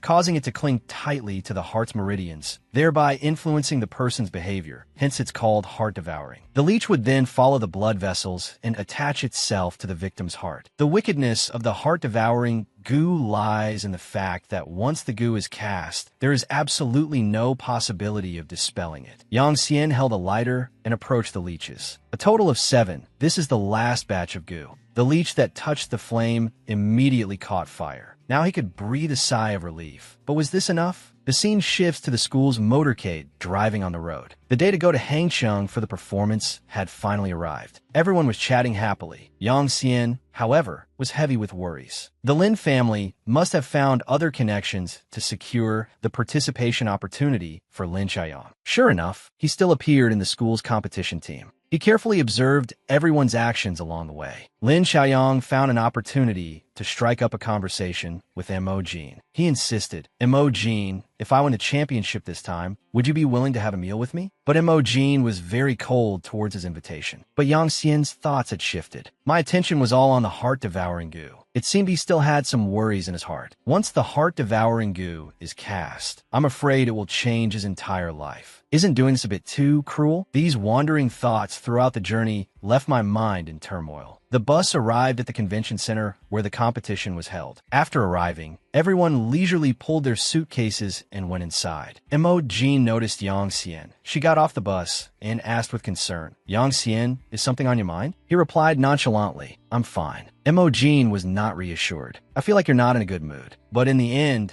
she only advised him, some things are better not to be too stubborn about. Only then can you live more peacefully. Hearing this, he immediately fell silent. I'm just not willing to be bullied by others. That's right, he couldn't accept it. Since I was young, I've been an orphan without a father or mother. If it weren't for the will to avenge those who harmed me, I would have died long ago. Finally, he walked away. Of course, you will never understand these things. Xiao Jin, don't follow me anymore. A man saw Mo Jin standing there in a daze and advised, you and he are not from the same world. He also felt that Mo Jin shouldn't have to worry about Yang Xian. Take Uncle Tan's advice. Don't get in too deep. That man was Tan Ciyuan, the Mo family's bodyguard. This only made Mo Jin a little curious. Yang Xian, what kind of world do you live in exactly? Yang Xian quickly found his room. This must be the room. The convention center staff were still busy. In the main hall of the center, a cart accidentally bumped into him. The staff member hurriedly apologized. I am sorry. This was just a small matter, so Yang Xian naturally didn't fuss over it. It's nothing. Lin Shuyang appeared out of nowhere, speaking arrogantly. With this kind of person, there's no need to apologize. You should reward him. He didn't hesitate to pull out money and throw it at the staff member. Take it, a reward for you. Yang Xian was too lazy to argue with him. Lin Xiaoyang, this is the last time I'm warning you. Get lost. Yang Xian was about to open the door to his room. Lin Xiaoyang immediately blocked him. Loser, you're not worthy of talking to this young master. He boasted smugly in front of Yang Xian. Let me kindly remind you, the organizers have already arranged for me to be this time's champion. A person like you is destined to fail. Moreover, you're dragging Mo Jin down with you. Yang Xian immediately jabbed his elbow hard into Lin Xiaoyang's chin, causing him to lose his balance and fall flat on the ground. Get lost. Despite being hit, Lin Xiaoyang was still stubborn. This world has never been fair. A country bumpkin like you should stop wasting your effort. This sentence seemed to ignite the fire of anger in Yang Xian's heart. It seems I don't need to be merciful with him anymore. This vast lecture hall was the performance hall. Every single seat here was filled. This place would be judging many different competitions. Even though I knew Lin Xiaoyang had used tricks to manipulate the competition results, Mo Jin and I still had to complete our performance. The two coordinated seamlessly, their dance steps graceful. The stage lights shone on Mo Jin's beautiful face. It was clear that even without winning a prize, the dance itself brought her joy and happiness. As for the others, Lin Xiaoyang recited poetry in 7 languages, naturally earning high praise from the judges. The judges said that he had been upright his whole life. Of course, the real reason the judges had to submit was the Lin family's money. After the competition ended, the sun was also gradually setting. Yang Xian came out holding the performance costume and happened to meet Tan Ciyuan standing outside. Uncle Tan, I'm going to return the costume. Where is Mo Jin? I'll return it for her too. Tan Ciyuan also replied. The young miss seems to have some business in the garden. She told me to wait here. Yang Xian didn't linger and immediately went to find her. Oh, then I'll be on my way. Seeing Tan Ciyuan's rather indifferent expression, Yang Xian also felt a bit of distance. This uncle named Tan Ciyuan, I don't know if he's Mo Jin's bodyguard or relative, always gives me a cold feeling. He stepped in the garden and suddenly heard a terrified scream. Don't. As soon as he heard it, he recognized it was Mo Jin's voice. It was Mo Jin being harassed by Lin Xiaoyang. She struggled to break free from his grasp. Yang Xian is much better than you. Please have some self-respect. Don't bother me anymore. Lin Xiaoyang angrily tore her shirt, intending to commit a beastly act right there. Don't be ungrateful. Now I'll show you how I'm better than him. But his actions scared Imogen to tears. Lin Xiaoyang, you're crazy. Hearing this, he burst out laughing. I'm crazy because of you. Ha ha ha. Imogen pleaded helplessly. Don't come over here. He paid no mind, not noticing Yang Xian swinging a fist from behind. Then, a powerful force suddenly struck his face. Bastard! Lin Xiaoyang was sent flying by a single punch. Yang Xian immediately asked Imogen with concern, who was still terrified. Imogen, are you okay? Although scared, her face also seemed to show a touch of emotion. I'm fine. It's a good thing you came in time. His good time ruined, Lin Xiaoyang roared. Yang Xian, it's you again. Without thinking, he pulled a knife from his pocket. Why do you always have to go against me? Yang Xian immediately sensed the danger. Then, as if a switch had been flipped, he rushed forward recklessly. Anyone who dares to take my things must die. Yang Xian grabbed his arm, then turned his back, using his arm as a pivot, and threw his entire body forward. Naive. Lin Xiaoyang had done something he shouldn't have. But Imogen didn't want to make a big deal out of it. Lin Xiaoyang, for old time's sake, I won't make a big deal out of this. I advise you to be sensible. But his temper wouldn't compromise. He sat up angrily. On what grounds should I be sensible? Just because I can't do anything to you now doesn't mean I don't have ways to deal with you. He looked at Yang Xian, his eyes filled with hatred. If the Lin family can bribe the judges, then what about the police? Lin Xiaoyang raised a knife, intending to stab his own leg. Imogen reacted quickly. This is bad. He wants to injure himself to frame you. He really wanted to drag Yang Xian down to the bottom of society, framing him for some crime of assault with a knife. A kick as fast as lightning promptly stomped on his hand. Stop. It was Tan Siyuan. He had arrived just in time. Your despicable act has been fully recorded by the camera. What else do you want to do? She really is a forgiving person. Montauk Jean ultimately softened. She asked Tan Siyuan to agree not to call the police on Lin Xiaoyang. But his despicable behavior had to be reported to the competition's judging panel and the Ministry of Education. This matter really couldn't just be let go. Yang Xian, however, was not so easy to talk to. He pulled out a needle. I certainly don't have the heart of a bodhisattva like Imogen. Yang Xian wanted to eliminate future trouble for good. Things having come to this, not dealing with Lin Xiaoyang would be too merciful to him. As the thought crossed his mind, he acted. The needle flew along the trajectory. He threw it. By his calculation, Yang Xian was just making his retribution come sooner. You reap what you sow. Lin Xiaoyang felt a force hit his back, and he cried out in surprise. It was Yang Xian's needle, which had embedded itself in the skin of his back. Tan Siyuan impatiently urged Lin Xiaoyang to leave quickly. The leech in the needle will follow the blood vessels throughout the body, and the heart-devouring goo will slowly parasitize his mind, causing him to become chaotic and eventually lose self-control. For someone with a firm will, this isn't a formidable goo technique, but for a person like Lin Xiaoyang, who specializes in evil deeds, I'm afraid his entire world will collapse. Then, at the award ceremony the next day, due to his malicious behavior during the competition being exposed, Lin Xiaoyang lost the award that had been prearranged for him. He also seemed to have lost the face to attend. He lost the award, while Imogen and I were recognized by everyone as the top prize winners. It seems his face is thicker than the pavement.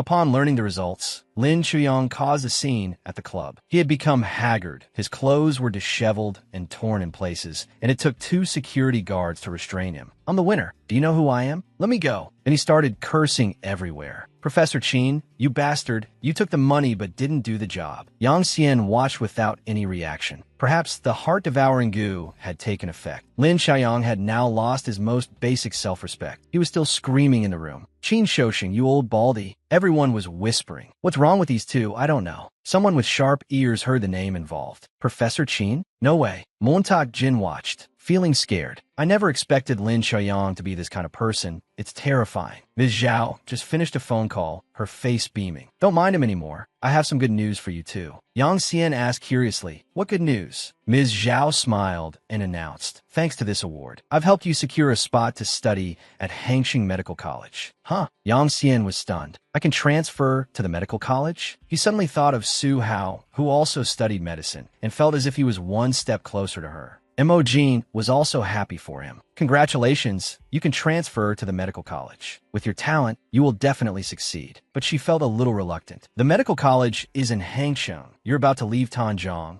right? 2 different stories, but both fell silent. Neither of them looked happy. Seeing the atmosphere, Ms. Zhao was a bit confused. Why did it suddenly get so quiet? Did I say something wrong? Ms. Zhao thought to herself, isn't this supposed to be good news? After the award ceremony, the bus was waiting outside, and everyone was preparing to return to school. Ms. Zhao got on the bus first. Get on the bus. We'll talk about the transfer when we get back to school. Before leaving, Yang Xian glanced back at the center one last time. It's all over. I hope the Lin family won't cause any more trouble. I have to tell Annie Tang about the transfer. Suddenly, Mo Jean grabbed his hand. Yang Xian, she said boldly, can you go somewhere with me? Just the two of us. They took a private car to a forest, with stairs leading up. At the foot of Lin Tian Mountain, Tan Siyuan didn't disturb them. I'll wait at the foot of the mountain. Yang Xian protected Mo Jin. Yang Xian would certainly not disappoint Tan Siyuan's expectations. Uncle Tan, no need to worry. Mo Jin looked very tired. I'm sorry. I was the one who asked you to come, yet I'm making you protect me. Even though the wind was whistling, she was still sweating profusely. Yang Xian didn't blame her. It's okay. I heard Lin Tian Temple is very sacred. I wanted to come see it too. Then he asked caringly, you must be tired. Let's rest for a bit. Hearing him say that, she was a bit shy, but still leaned against a rock to rest for a moment. I made a fool of myself. Actually, Lin Tian Temple is where my parents fell in love, so I wanted to come see it no matter what. Mo Jean shyly wanted to invite him to see it with her. Yang Xian suddenly noticed her feet. Mo Jin's heels were chafed red. It's probably because I'm not used to these shoes. It's just a scrape. It's nothing. It's just that I knew I was coming with you, so I didn't want to change into sneakers. Seeing this, Yang Xian proactively squatted down. Come on, I'll carry you up. Although Mo Jean was shy, she didn't refuse. Her cheeks flushed red. Thank you, Yang Xian.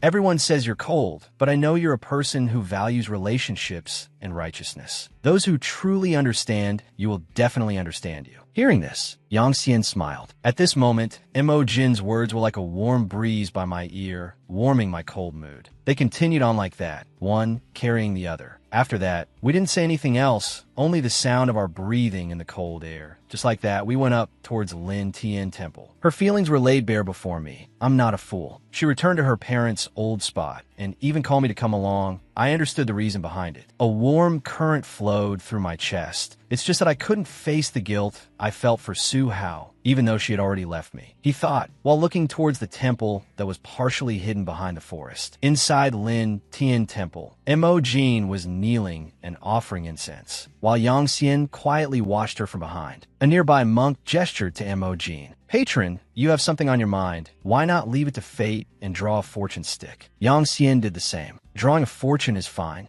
There's nothing else to do anyway. As Yang Xian shook it, a clattering sound came from the fortune stick tube. A fortune stick fell onto the table in front of them. The monk looked at the characters on the fortune stick. Patron. This is the 36th lot. Then he handed him a piece of paper. He read it, a little stunned. It seems to be the worst possible fortune. This is inescapable net, a sign of a deadly crisis. Am I about to face another perilous situation? A monk also explained, esteemed patrons, this is the 36th lot. The worst fortune, a great taboo for a man's fate. I'm afraid this patron's life will be extremely arduous. As for the line, startling snow, a deadly crisis appears. A moment later, on the way down the mountain, the monk's interpretation of the fortune echoed endlessly in my head. The monk's words rang in my ears. Please allow this old monk to speak frankly. Patron, it is best for you to calm your mind recently and think carefully before acting on anything. He was carrying Mo Jean, but his mind was in turmoil. Since I was young, every fortune I've drawn has said I have a cruel fate, but I never expected it to be this perilous. Mo Jean also took the opportunity to talk to Yang Xian. Actually, there's something I want to tell you. But he wasn't paying attention. I had mentally prepared for the backlash of the heart-devouring goo, but I didn't expect to invite a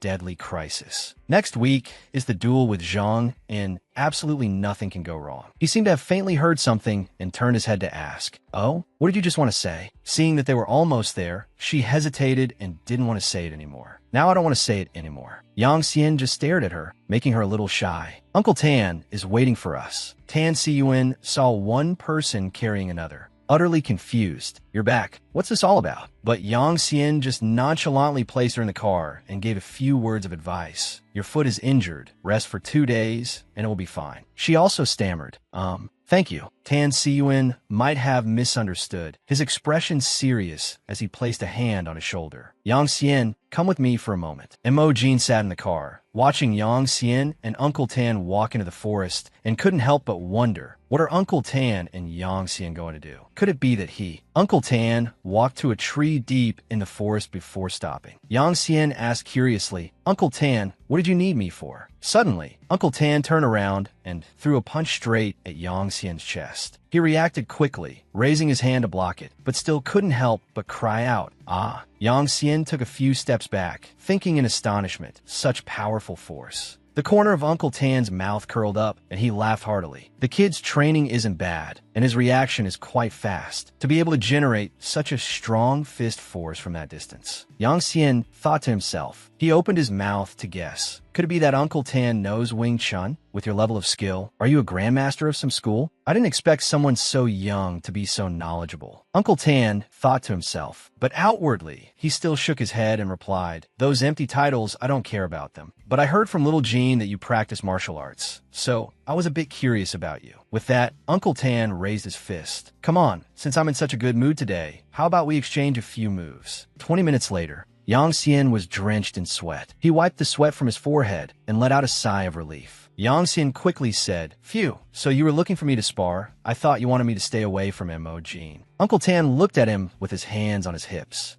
I did look for you today to tell you to stay away from her, but that doesn't affect my appreciation for your martial arts skills. Uncle Tan looked at Yang Xian coldly and asked, didn't she tell you that she's going to study abroad in America next semester? He paused for a moment and continued, she wants to stay by your side, so she hasn't found the right time to tell you. Yang Xian lowered his head, his expression darkening. So that's what she was hesitating to say. He raised his head, looked at Uncle Tan coldly, and replied, don't worry, Uncle Tan, I don't want to go to America, and I understand what you mean. With that, he turned and left. Please tell Mo Jean that I'm heading back to Jiangxing first. He thought to himself, with such a perilous fortune, even without Uncle Tan's words, I wouldn't want to involve Mo Jean. At a certain hotel in Tanjiang, Du Tingting said coquettishly on the bed, Brother Longxiang, you're amazing. Chao Longxiang asked flirtatiously, Little minx, didn't you say you had something to tell me? Du Tingting pressed herself against Chao Longxiang and took out her phone to show him. Brother Longxiang, you're so powerful. Helping me deal with that bastard would be as easy as flipping your hand, right? It's him. Chao Longxiang glanced at it and asked again. Her hand slid across Chao Longxiang's abs, her voice as sweet as honey. That's him. If you help me beat him to death, I'll do anything for you. Du Tingting leaned on his shoulder and continued, I'll even help you track his movements and create an opportunity for you. His name is Yang Xian. Chao Longxiang naturally knew this name. First the Fierce Tiger Society, now the Lin family. This name has recently been making waves in the Tanjiang underworld. Gao Longxiang's my. Haha. Yang Xian. Chao Longxiang flipped over and pinned Du Tingting underneath him. Are you that eager for me to deal with him? Du Tingting naturally went along with him. She thought smugly to herself, Yang Xian, you're dead for sure this time. Gao Longxiang lauget a dogang di. Lu Changfeng has gone to Hangcheng. Tanjiang will sooner or later be Chao Longxiang's territory. His face was filled with ferocity. How hard can it be to crush an ant? Du Tingting's miserable moans echoed again in the dark night. Brother Longxiang, be gentle. I trained frantically at the martial arts hall for several days and nights. Yang Xian punched the sandbag frantically, seemingly without rest all day. He frowned, more and more sweat appearing on his forehead. Such a perilous fortune, and Mo Jin's incomprehensible hesitation, coupled with the emerging backlash of the heart-devouring goo, it prevented me from having any depressing thoughts. Large beads of sweat dripped onto the floor. An astonished cry rang out in the Dragon Shadow Martial Arts Hall. Wu Qingqing's eyes widened as she shouted, Yang Xian, let me go. At this moment, Yang Xian had one of Wu Qingqing's arms in a lock, his other arm wrapped around her legs, easily lifting her up. Yang Xian scratched his head and laughed sheepishly. Senior sister, sorry, I couldn't pull back in time. Wu Qingqing took his hand to stand up and asked worriedly, although your skills have improved a lot, it feels like you're going crazy. Has something happened recently? Yang Xian recalled what his grandfather once said. Little Xian, you must remember, after the heart-devouring goo takes effect, the result will be like a backlash. Even if the person who cast the goo loses control, You must not abuse it. He worriedly thought to himself, if my grandfather's words really come true, I don't know how many more disasters I'll cause due to the backlash. Thinking of this, he held his head and made up a random excuse. I'm fine, just a little headache. At this moment, Hellion Chung also walked in. Not bad practice, that's enough for today. He smiled and reminded them, the competition is tomorrow. Get a good rest tonight and conserve your energy. Wu Qingqing leaned close to him and suddenly said, you must perform well tomorrow. There's a reward for beating my senior sister. As soon as he heard about a reward, Yang Xian immediately got excited. What reward? Can you reveal a little? Wu Qingqing looked away and said mysteriously, it's a secret. Seeing the two so cheerful, Hellion Chung just stroked his beard and laughed endlessly. In a flash, it was the day of the competition. The crowd below was screaming wildly. Wah, go Boxing King. Go Boxing King. Someone asked doubtfully. After losing so badly last time, can Tai Chi win? Zhang smirked. I really don't understand why you have to take the fall for that coward Hellion Chung. Boxing King Zhang sat with his legs crossed on a chair, with people massaging his shoulders and back. He said arrogantly, I advise you to give up now while you still can. Fists and feet have no eyes. If you get injured, you'll regret it for the rest of your life. His fans also burst out laughing. That's right. So nobody dares to challenge the Boxing King. How foolish. But Yang Xian was not fazed at all. He did a few warm-up moves. Acting so cocky now, you'll lose even more face later. National martial arts are just for show. Zhang threw his towel behind him and said contemptuously. He stood up, rolling his shoulders. Today, I'll make you accept your defeat completely. At this moment, the electronic screen happened to sound the signal. Ding, ding, ding. The match begins. As soon as the announcement was made, Zhang charged forward like a fierce tiger with overwhelming momentum. Yang Xian immediately raised his hands to defend. Such a heavy blow right at the start. Below, Wu Qingqing and Hellion Chung both shouted worriedly, Little Xian, don't face him head on. The audience below was still extremely dismissive of Yang Xian. He doesn't know his own limits. He's sure to lose. Yang Xian raised his palm, skillfully blocking Zhang Yan's punch. Zhang Yan's attack was fast and powerful, but I wasn't flustered at all because I already had a strategy in mind. This is the move Uncle Tan taught me, a technique completed in 0.1 seconds. Yang Xian charged forward coldly, using just one hand to land a palm strike on Zhang Yan's chest. This is Wing Chun's listening bridge. Zhang Yan was in so much pain that he coughed up blood. He still didn't understand what had happened. With just one punch, Yang Xian sent Zhang Yan flying out of the ring. Remember, Wing Chun has two power-generating techniques, namely searching bridge and listening bridge. He recalled Uncle Tan's previous instructions. Isn't listening bridge about using your hands to listen? Moreover, in the 0.1 second my fist makes contact with the opponent, I must release my force into them. Searching bridge is about finding the opponent's weak point, then using explosive power to attack quickly. This is using my strength to strike the enemy's weakness. Zhang Yan clutched his chest and got up, shouting in dissatisfaction. You cheated. That's not Tai Chi. The audience was now whispering and mocking him. It doesn't seem like they said he could only use Tai Chi. Don't make excuses if you can't win. It's so embarrassing.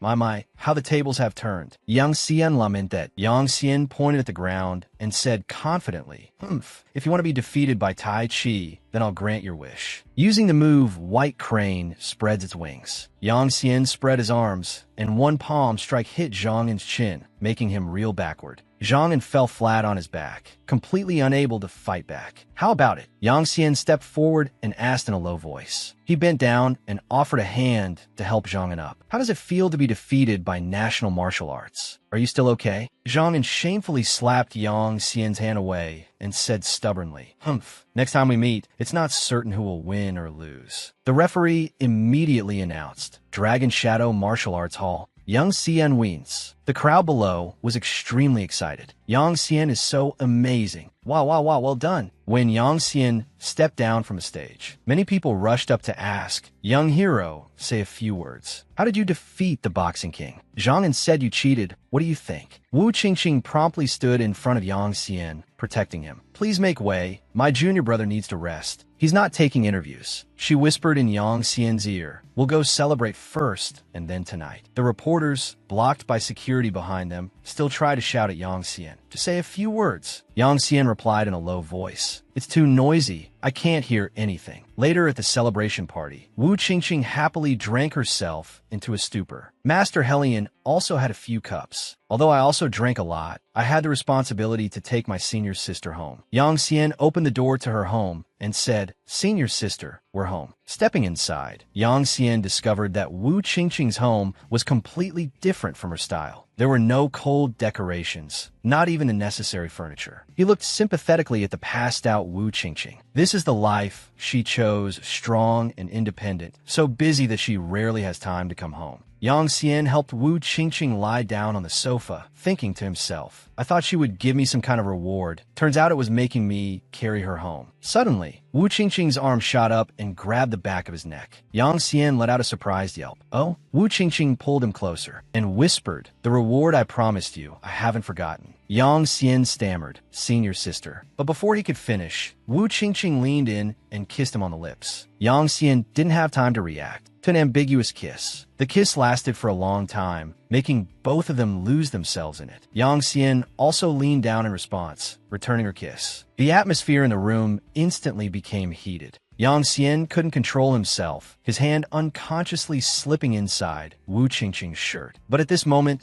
the last bit of reason made Yang Xian scream. Ah ah ah ah. Yang Xian rolled onto the floor, clutching his lower body tightly, trying not to reveal anything. Wu Qingqing sat up, looking at him with a mischievous smile. Ah! Wu Qingqing rubbed her eyes and yawned. Little Xianzi, you may withdraw. This senior sister is going to sleep. Seeing Wu Qingqing fall asleep, just like that, Yang Xian get. Really? But wait, what the hell kind of name is Little Xianzi? Yang Xian tucked her in with a blanket and walked out of the room. Oh well, just let her sleep. Seeing that the door was closed, Wu Qingqing finally let out a sly, secret smile. Hee hee. Yang Xian put his hands in his pockets, walking home while thinking to himself, alcohol plus the backlash of the heart-devouring goo is really too dangerous. I almost lost control of myself. Just then, his phone rang again. Yang Xian picked it up and couldn't help but be a little surprised. It was an unknown number. He answered, "Hello. Who is this?" A female voice came from the phone. Yang Xian, I'm Lin Wanting, Lin Chuyang's aunt. It's her. Yang Xian remembered the woman. He replied coldly, I don't know you. He was about to hang up, but before he could, Lin Wanting hurriedly said, I'm sending you an address. If you don't want a Jianghu kill order on your head, come here immediately. Looking at the address that was sent, Yang Xian thought to himself, a Jianghu kill order? What does she mean? A line of text appeared on the phone. Yinhe District, Jinyu Huafu number 11. Yang Xian suddenly remembered. Wait, is this related to that fortune slip? The words on the fortune slip read, a terrifying thunderclap. The killing intent has appeared. Dense fog obscures the path. The naked eye can hardly see through. Thinking of this, Yang Xian decisively started walking. The killing intent has appeared. There's no escaping it. At Lin Wanting's villa, Jinyu Huafu,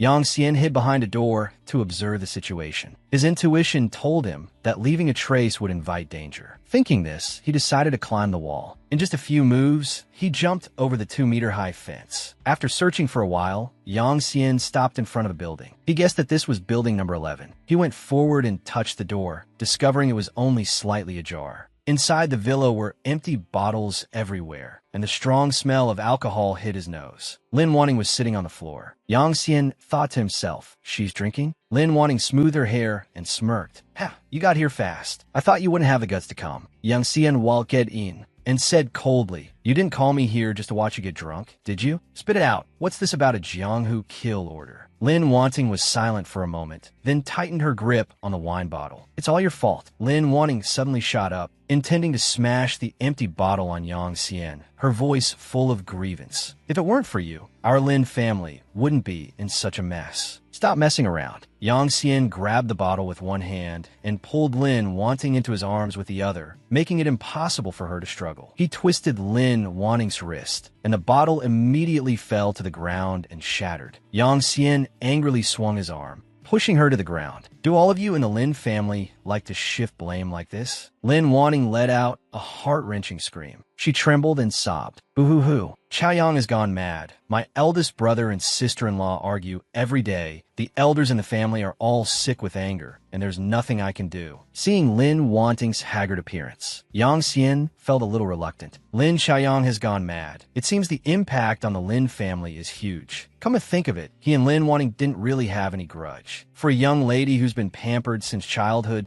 to face these upheavals. It's normal for her to have a mental breakdown. After crying her fill, Lin Wanting turned her head and said, Yang Xian, you should leave Jiangxing quickly. Xiao Chu Lin has put out a $3 million bounty, issuing a Jianghu kill order for you. Soon, the powers in Jiangsheng won't let you go. Yang Xian was so angry he laughed. A Jianghu kill order? Anyone can kill me? Ha ha ha. So that's how it is. He laughed coldly and said, You're quite interesting. Your family wants to kill me, yet you dare to ask me to meet? Yang Xian grabbed Lin Wanting's hand and roared, We are enemies, do you understand? Lin Wanting's expression immediately turned serious. Although I am a member of the Lin family, the dirty things they do have nothing to do with me. I understand the principle of repaying kindness. She lowered her head, her eyes welling up with tears again. No one is born with the right to choose their relatives. Seeing this, Yang Xian couldn't bring himself to be angry anymore. Lin Wanting said in anguish, On one side is my family, on the other is my benefactor. What on earth am I supposed to do? Lin Wanting paused for a moment, as if she had thought of something. That's right. It would be better if I didn't owe you anything. She turned around, her hand reaching to undo her dress. A life debt repaid with my body. That should be enough, right? You. Yang Xian blushed and cried out. Yang Xian silently admitted, My heart was in utter turmoil at this moment, a mix of anger and shame. In contrast, the sight of Lin Wanting's fair skin before me made me completely lose my reason. His eyes looked like they were about to spit fire. I had underestimated the backlash of the heart-devouring goo, but now I was consumed by desire, and nothing else mattered anymore. Yang Xian lunged forward, pinning Lin Wanting down on the sofa, his knee forcing its way between her legs. Lin Wanting was probably acting on impulse, or maybe it was because she was drunk. Yang Xian dog. At this moment, Lin Wanting proactively wrapped her slender, fair legs around his waist. This action of hers made it impossible for me to maintain my sanity. With that thought, Yang Xian lowered his head and kissed Lin Wanting's lips. Piece by piece, clothes were thrown to the floor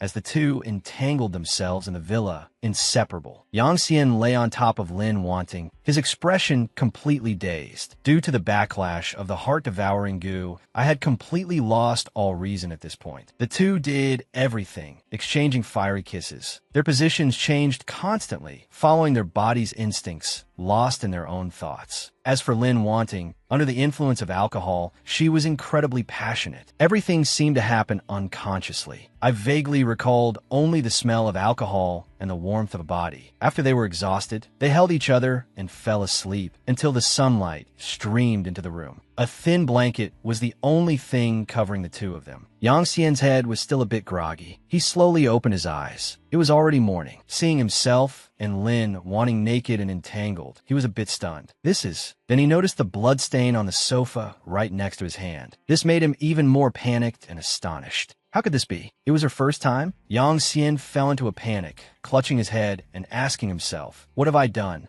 A moment later, Lin Wanting groggily woke up. Seeing her state, she shot up in horror, screaming, and frantically grabbed the blanket to wrap around herself. She looked at Yang Xian angrily.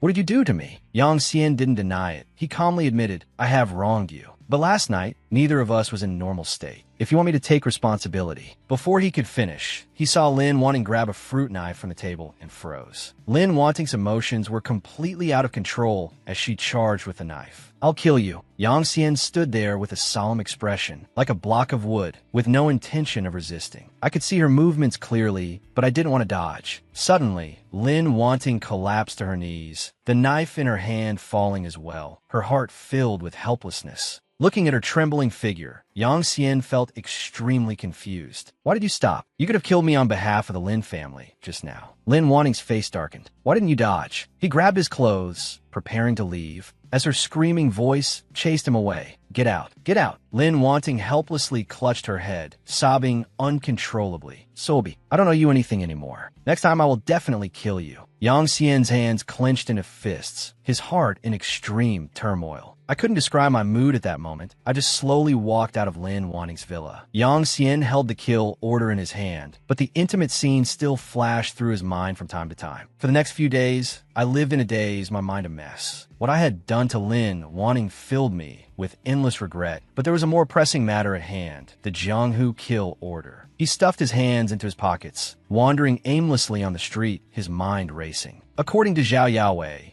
If things went smoothly, I could transfer to the medical university in Hangsheng next month. Suddenly, Ho Dun rushed up from behind, calling out loudly, but couldn't interrupt his train of thought. Brother Xian, but before that, I have to deal with the Jianghu kill order, otherwise my brothers, friends, and Tang. Everyone connected to me will be in danger. Ho Dun ran up with a wide grin, slapping him hard on the back to get his attention. Brother Xian, we brothers have to get together. That brat Lin Xiaoyang is done for. Let's go celebrate. However, he was met only with Yang Xian's dejection and coldness. Forget it. I want to be alone. Brother Xian, what's wrong with you? Du Tingting appeared out of nowhere, rushing to hug Ho Dun's arm and asking coquettishly, Honey, what's wrong with Yang Xian? Ho Dun's mood sank as well. Brother Xian has been all alone these past few days, not saying a word. Du Tingting smiled like a flower, cupping Ho Dun's cheeks to comfort him. Don't worry, tell the brothers. Your sister-in-law is treating today. No one is allowed to be absent. All right. After that, she gave a sinister smile. Wants to be alone? That's perfect. In front of him was the Fongjing Yuan area. His back still carried a trace of melancholy. I don't want to go home. I'll make Aunt Tang worry if she sees me like this. Suddenly, he felt something was off and spotted a man furtively hiding behind a bush. Oh, someone's following me? They followed me all the way here. He quickly spotted a second person hiding behind a large tree trunk. But this didn't affect Yang Xian at all. He continued to walk calmly. 3 people? Looks like they've underestimated me, sending 3 small fries to deal with me. Yang Xian bent down and carefully tied his shoelaces tight. Then he abruptly turned and dashed off like a gust of wind. What's the use of an ambush? Might as well face them head on. The 3 men tailing him poked their heads out in a panic. He's trying to run. After him, the 3 of them searched one alley after another without a clue. What's the situation? Can't find him. Keep searching. Each of them held a dagger, causing chaos wherever they went. But they didn't know that Yang Xian was right above them. Get your ass out here. Yang Xian, if you have any guts, stop hiding. Seeing the time was right, he immediately used the momentum to jump down. Yang Xian unleashed a few basic punches and kicks, catching the 3 men off guard. Who said I was hiding? He didn't stop, continuing to throw punches and cornering them against the wall. Speak. Who sent you? He was so focused on interrogating one of them that he didn't notice someone approaching from behind. Is this related to the kill order? He continued to press for answers, while the man behind him had already raised a dagger, preparing to strike. Speak up. How many of you are there? Yang Xian was startled, turning his head just as the blade was about to reach him. The man behind him suddenly spoke foolishly, startling him. I didn't think money could be this easy to make. As he swung the knife, he even looked smug. Yang Xian. In the blink of an eye, that idiot was countered by Yang Xian and beaten to a pulp, screaming in pain. What are you doing? The ambusher's arm was pierced through with a dagger by him, while the other 2 were knocked unconscious.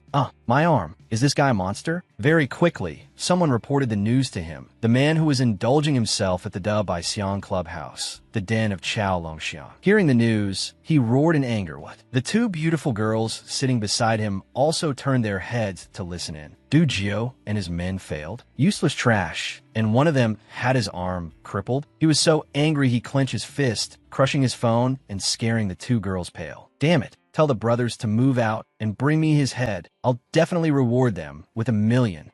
Chao Longxiang, want him dead, so he must die? Seeing his demeanor, his underlings all responded in unison. The boss is so domineering. We'll go take his dog life right now. Yang Xian was running at top speed, trying to escape the encirclement of his pursuers. Even though I had easily dealt with the trackers just now, I still didn't dare to let my guard down. His mind was stirred by something. A sense of unease made me run frantically. At this moment, 2 paths appeared before him. He suddenly stopped, hesitating on which way to go. On one side was a noisy street of bars. On the other was a deserted construction site. After a moment of thought, he made a decision. Just then his phone rang. Although my intuition told me to choose the complicated bar street, I was afraid it would be very dangerous. It's Wu Qingqing calling. As soon as he answered, her urgent voice came from the other end. Yang Xian, where are you? Chao Longxiang spies told me you're being hunted all over the city. But he was very calm. I know. Wu Qingqing was helpless against his attitude. She kept reminding him, why are you acting like nothing's wrong? I'm about to die of anxiety. Where are you? Quickly find a safe place to hide. I'll come pick you up. Yang Xian thought for a moment, then replied to Wu Qingqing with a smile. Half a year ago, I never expected that in this city there would be someone who worried about me and also someone for me to worry about. Senior sister, I'm fine. Suddenly, a commotion on the other side caught his attention. Turning his head, he discovered Lin Wanting surrounded by a few thugs. Don't touch me. Do you know who I am? Get lost. The three men gripped her wrist tightly, spewing filth. Isn't it because we know you the young lady of the Lin family that we want to have a taste? Ha ha ha. I heard the Lin family is having a hard time lately. They even have to defer to our boss Long Xiang to kill some brat. This completely captured his attention. So much so that what Wu Qingqing was saying on the phone no longer mattered. Lin Wanting, why aren't you talking anymore? Don't tell me you're planning to handle this alone. As soon as he hung up, Yang Xian gritted his teeth and charged forward. Don't worry, senior sister, I won't die. He landed a kick on the pervert's face, causing blood to spray from his nose and mouth. Seeing one of them sent flying, the remaining three stared wide-eyed, stunned. Who the hell is that? Yang Xian didn't hesitate, pulling Lin Wanting's hand. Follow me. It's you? She glared, seemingly unwilling to accept it. Why should I follow you? You can't even take care of yourself right now. Yang Xian. It wasn't just four, but a whole crowd of people rushing over. It's Yang Xian. It's Yang Xian. Kill him. We'll be rich. Brothers, get him. Ignoring Lin Wanting's pushing, he still held her hand and ran, while the crowd wanted to catch them both. Don't let them get away. Get the girl first. These mad dogs definitely won't let you go. Right now, there's no other way but to run. The harassers shouted as they chased them. We'll be rich if we catch him. Everyone, charge. Yang Xian held Lin Wanting's hand tightly as he ran. Now that your connection to me is exposed, they won't let you go. Follow me. After running for a while, Yang Xian pulled her into a small alley. Can you still run? Let's hide here for now. Lin Wanting pushed Yang Xian away as the alley was too narrow. Stay away from me. Yang Xian paid no mind. He covered her mouth. If you want to live, listen to me. Lin Wanting mumbled in panic. The harassers had found their way here, but they didn't notice where the two were hiding. One of them suggested, let's go check the construction site over there. They agreed and ran off. Yang Xian breathed a sigh of relief. Phew, I can finally breathe. Lin Wanting remained defiant. MMPH, stop pretending. Do you think I'll forgive you for this? He replied, I don't expect your forgiveness, but now you're being hunted too. What else do you want to do to me? Lin Wanting's eyes welled up with tears and sneered, Humph, you still don't know what I want to do to you? I want you to suffer for the rest of your life. Yang Xian pushed Lin Wanting against the wall. Perhaps I really am a bit twisted, but at this moment, Lin Wanting's fiery presence ignited the desire in my body. Thinking this, he suddenly forced a kiss on Lin Wanting. Not one to back down, Lin Wanting bit Yang Xian's lip, tearing it.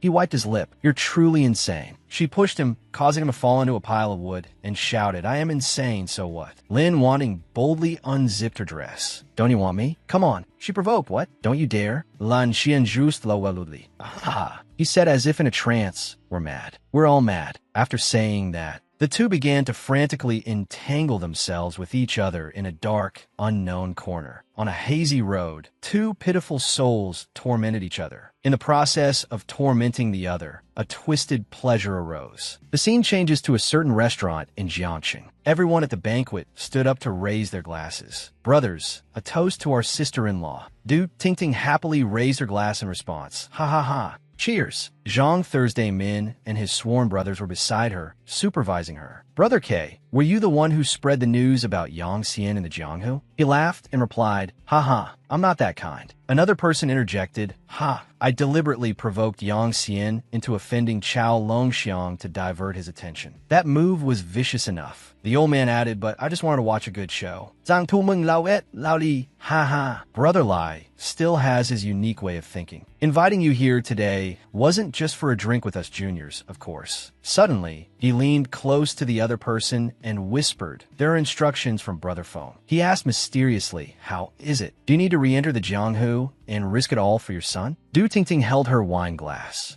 Lost in thought, Yang Xian must be dead by now, right? Why is there still no news? She didn't notice that the two men were watching her from upstairs. These two were discussing a very vicious matter. Brother Feng, this move is truly ruthless. Was your collaboration with Yang Xian to open the barbecue stall also part of the plan? Even the captain's son, Ho Dun, and Du Tingting were all part of your plan? The old man nodded in admiration. Truly a brilliant move. Even I was clearly calculated into it. Zhang Thursday Min said smugly, I was just going with the flow. As for that kid Yang Xian, his current situation is both a crisis and an opportunity. He gave a cunning smirk. Whether he turns to dust or rises from the ashes like a phoenix, ascending to the heavens in a single step all depends on his own destiny. On Yang Xian's side, after their entanglement, the two got into a taxi and stopped randomly on the road. Yang Xian got out of the car. I have to keep hiding. I can only take you this far. You should go home quickly. Don't go out during this time. Lin Wanting started bluntly at Yang Xian. She weakly tugged at his sleeve. Come with me. Let's leave Jiangshang together. Yang Xian laughed. Just a moment ago you wanted me dead, and now you're convinced? With tears in her eyes, she cursed, You really are a bastard, and you're still making sarcastic remarks. Yang Xian lifted Lin Wanting's chin, coaxing her, I admit I'm a bastard, and you're this bastard's woman. He brought his face close to hers and whispered, Even if you hate me, I must possess you. After speaking, Yang Xian quickly ran off, a resolve forming in his heart. Wait for me to return alive, and I will come back to you to settle this ill-fated bond. He didn't notice a tracker in the distance, speaking into a walkie-talkie, spotted on Taiyuan Road. He's very intimate with a woman. The person on the other end heard the news and ordered, Don't touch Yang Xian. Follow that woman. The big boss has changed his mind. We can't let him die so easily. Afterwards, Yang Xian walked into a fast food restaurant, lost in thought. The series of events tonight has left me both exhausted and excited. I can hide for a while, but not forever. Now I have to think carefully about my next move. He calculated while eating his dinner. Wu Qingqing mentioned on the phone that the one who ordered the hit was Chao Longxiang.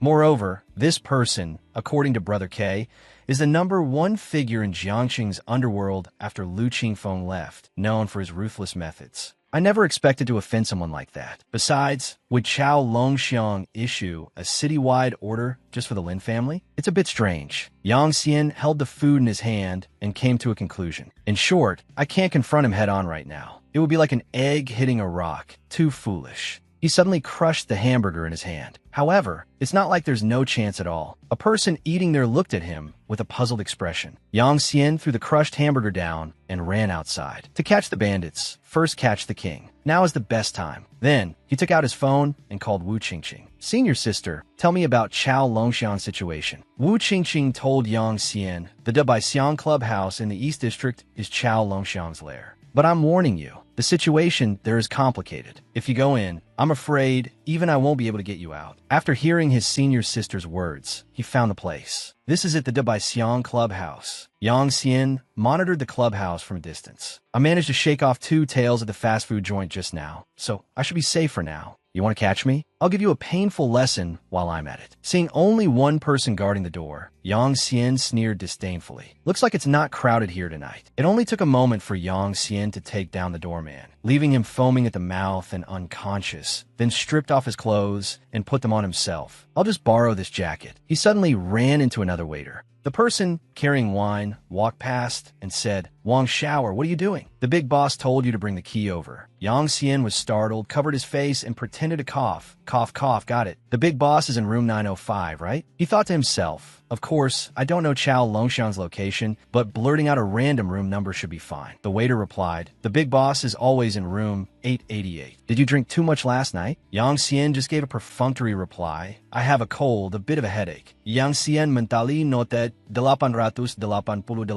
Thanks, brother. A moment later, on the 8th floor of the clubhouse, Yang Xian found the place. He peeked at the room number on the door. This must be it. Suddenly, a dull thud rang out, followed by the sound of something shattering. Yang Xian realized there was a fight going on. The situation was not good. The door to the room was ajar, and a voice echoed from inside. If you want to kill Yang Xian, go find him. Why capture me? I have nothing to do with him. Don't forget, the kill order was issued by the Lin family. Yang Xian rushed over, recognizing the voice. They dared to capture Lin Wanting. After seeing Lin Wanting surrounded inside with his own eyes, he felt helpless. How did it come to this? I can't believe I got her involved. Lin Wanting also spotted Yang Xian outside the door and used her eyes to signal him not to act rashly. Yang Xian also saw the situation clearly. They have guns. She's telling me not to act recklessly. Could it be that she has a plan? Lin Wanting turned the tables and continued her act. Brother Longxiang, we're partners. How could I dare to deceive you? Or, why don't you tell me what I should do? Erin dies, they all burst out laughing.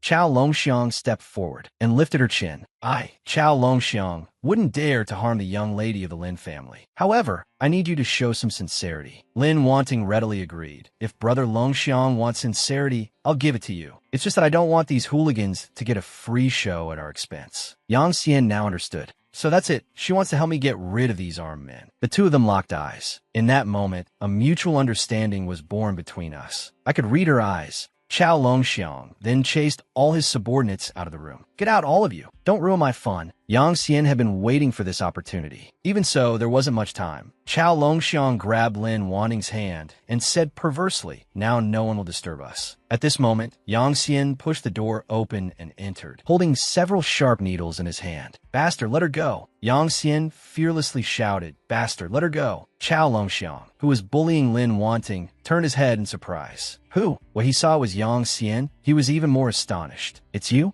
Yang Xian. He quickly drew a gun from his waist. Yang Xian thought to himself, as expected, he has a gun. He will definitely shoot, but now is not the best time to strike. Thinking this, Yang Xian immediately jumped to the left. The muzzle of Chao Longxiang's gun couldn't keep up with his speed. As agile as a squirrel, Yang Xian leaped in front of Chao Longxiang and knocked the gun from his hand. Yet Chao Longxiang wasn't flustered at all. Instead, he let out a cold snort.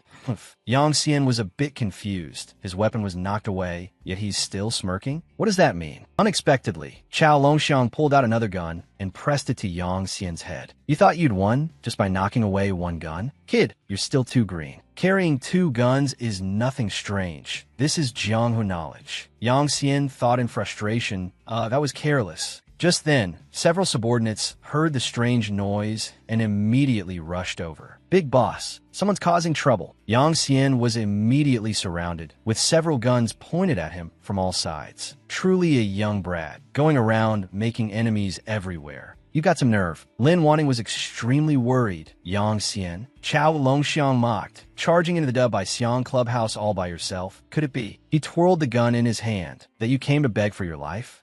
Faced with this situation, Yang Xian felt utterly helpless. Under normal circumstances, I could have launched a fatal blow without hesitation the moment I rushed in. But today, seeing Lin Wanting being bullied, I lost my reason, became extremely enraged, and thus fell into this dangerous situation. Yan Xianes bros furoet digfli. But regret is not in my nature. Even if I die, I will not admit defeat. Why should I care how many opponents there are? Right now, I have only one target, Chao Longxiang. Without a moment's hesitation, Yang Xian kicked the table, sending it flying towards the subordinates at the door. Chao Longxiang ordered, shoot. Nearly 10 bullets flew towards Yang Xian, but he dodged them all with just a light leap. Chao Longxiang stared at this scene, dumbfounded. What? Yang Xian took advantage of his distraction to throw the poisoned needles in his hand. The situation is not optimistic now. I must kill Chao Longxiang to have a chance to escape. Chao Longxiang was hit by several needles and immediately became disoriented. Seizing this opportunity, Yang Xian used the remaining needle and stabbed it straight into the back of his neck. The Feng Fu acupoint is a ghost point and also a convergence point for major and minor nerves. Being struck there, a light case would result in a coma, a severe one. Chao Longxiang, struck in a vital point by the needle, immediately spat out a mouthful of fresh blood, his eyes turning bloodshot. What is this? What did you do? How did this happen? Yang Xian smugly grabbed his collar. Everything before your eyes is pitch black. You can't see anything anymore, right? Don't be afraid. I just slapped your Baihui acupoint. You won't die just yet. After that, he gave him another slap. After finishing, Yang Xian turned to Lin Wanting and said, let's go. Yang Xian was very smart. He didn't kill Chao Longxiang immediately, but used him as a shield to leave. I controlled Chao Longxiang and successfully escorted Lin Wanting out of the dub by Xiang Clubhouse. Lin Wanting stood by the elevator, urging, hurry up, the elevator is here. Yang Xian had dealt with Chao Longxiang, but he knew I wasn't naive enough to think the kill order had been lifted. Chao Longxiang is under control, but his mouth won't stay shut for long. This entire Jiangsheng is my territory.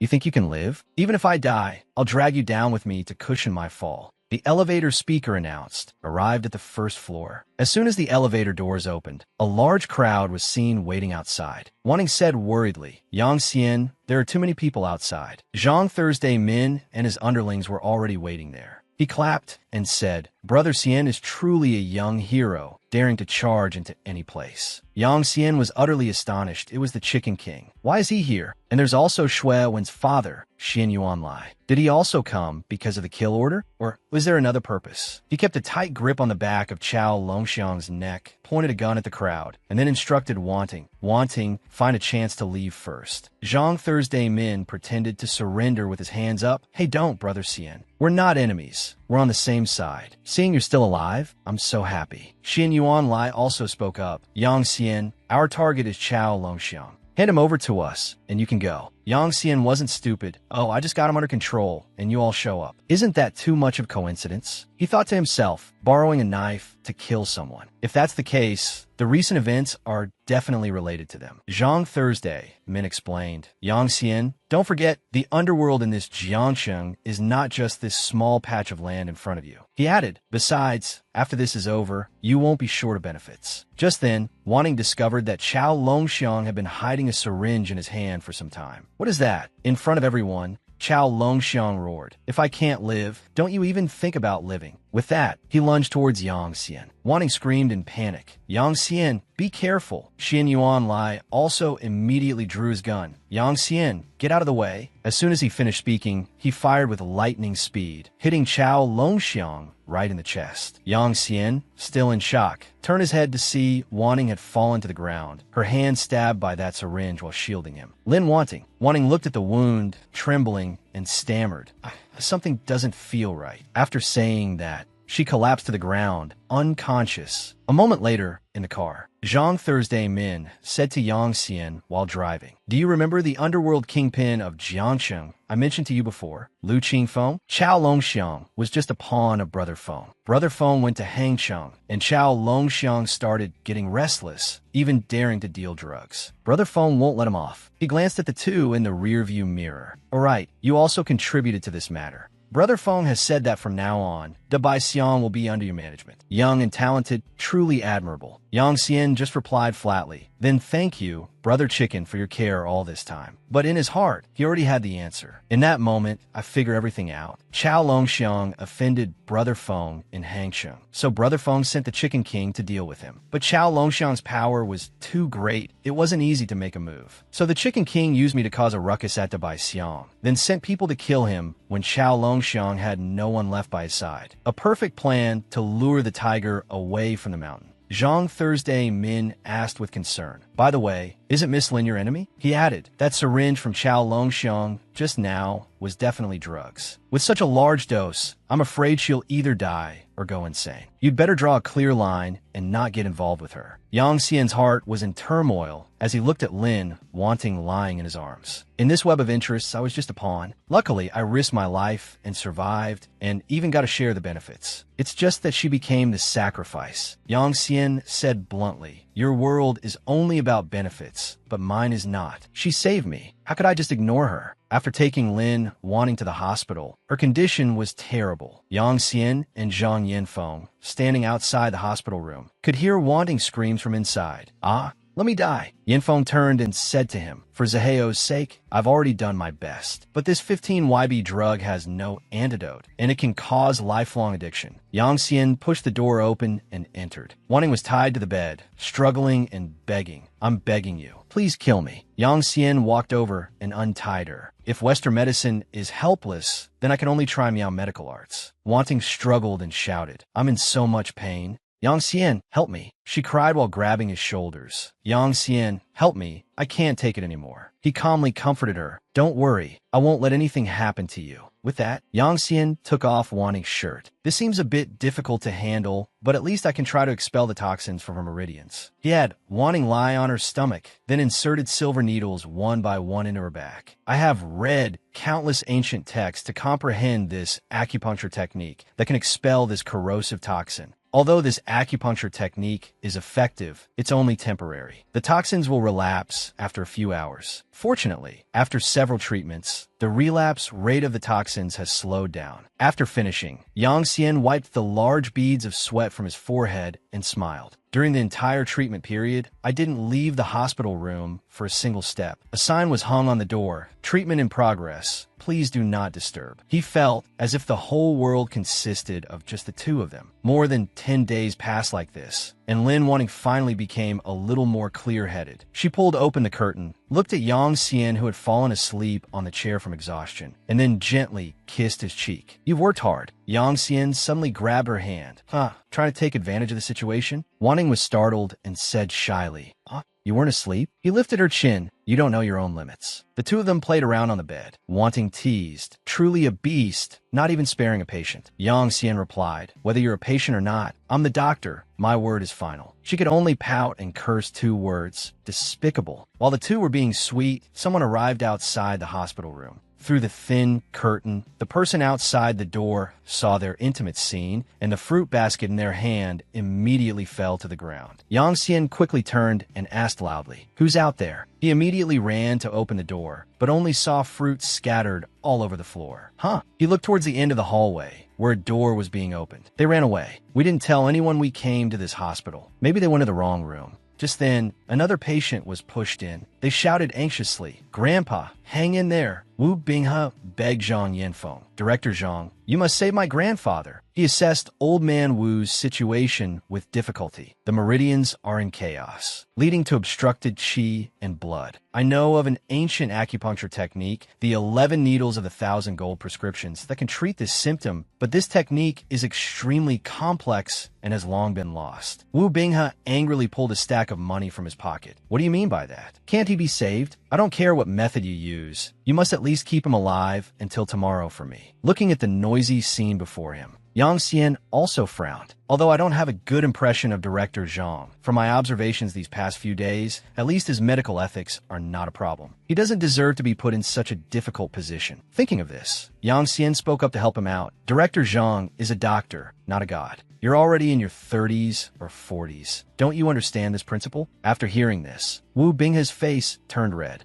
30s or 40s? He loudly corrected, "Damn it, you're the one in your 30s or 40s. I'm only 18. The nurses in Yang Xian were instantly petrified. It turns out he's just a brat. He said he's only 18. Wu Binghe was no longer bristling, just looking sadly at the old man on the stretcher. "Forget it, that's not important. I just hope my grandfather can hold on until tomorrow. Divine Dr. Zhong is coming soon. Maybe he can be saved." Only then did Yang Xian understand. I originally thought he wanted to stall for time for some conspiracy. Turns out I had wronged him. He walked over and placed a hand on Wu Binghe's shoulder. Although I'm not a divine doctor, I know a little about the 11 needles of the 1,000 gold prescriptions technique that Director Zhang mentioned. He asked, "I am Yang Xian. Can I perform acupuncture on your grandfather?" Zhang Yanfeng also interjected, "Don't look at me like that. His acupuncture skills are indeed very good. He recently solved an extremely difficult case, and I'm preparing to document his methods to report to my superiors." The short-haired girl beside him also advised him, "Young master, the old master's condition is so critical. Why not let him give a try?" Wu Binghe thought for a moment before saying hesitantly, "All right, I'll have to trouble you then." After hearing this, Yang Xian immediately began to prepare. "In that case, we should start as soon as possible." The treatment method of this 11 needles of the 1,000 gold prescriptions is not simple at all. Wu Binghe's grandfather was pushed into another hospital room. Lin Wanting peeked her head out to look at the situation outside. She felt that this person really liked to meddle in other people's business. She gave a wry smile and wondered to herself, "He treats me so badly. He's both stingy and a meddler, but why can't I bring myself to hate him?" Time passed until the early morning of the next day. Wu Binghe was on pins and needles, anxiously wiping his sweat while standing outside the hospital room. "It's been all night. Why isn't it done yet? Why did I trust a kid who isn't even a doctor? What if?" The female secretary with him comforted him. "Young master, don't worry. I think that Mr. Yang Xian is quite capable. Besides, Mr. Zhong is arriving soon." Wu Binghe observed the process inside through the transparent glass. Yang Xian had meticulously inserted many needles into the old man's body. Shaoong, Shaofu, belonging to the heart, Shenmin, Lingdao, Xiaohai,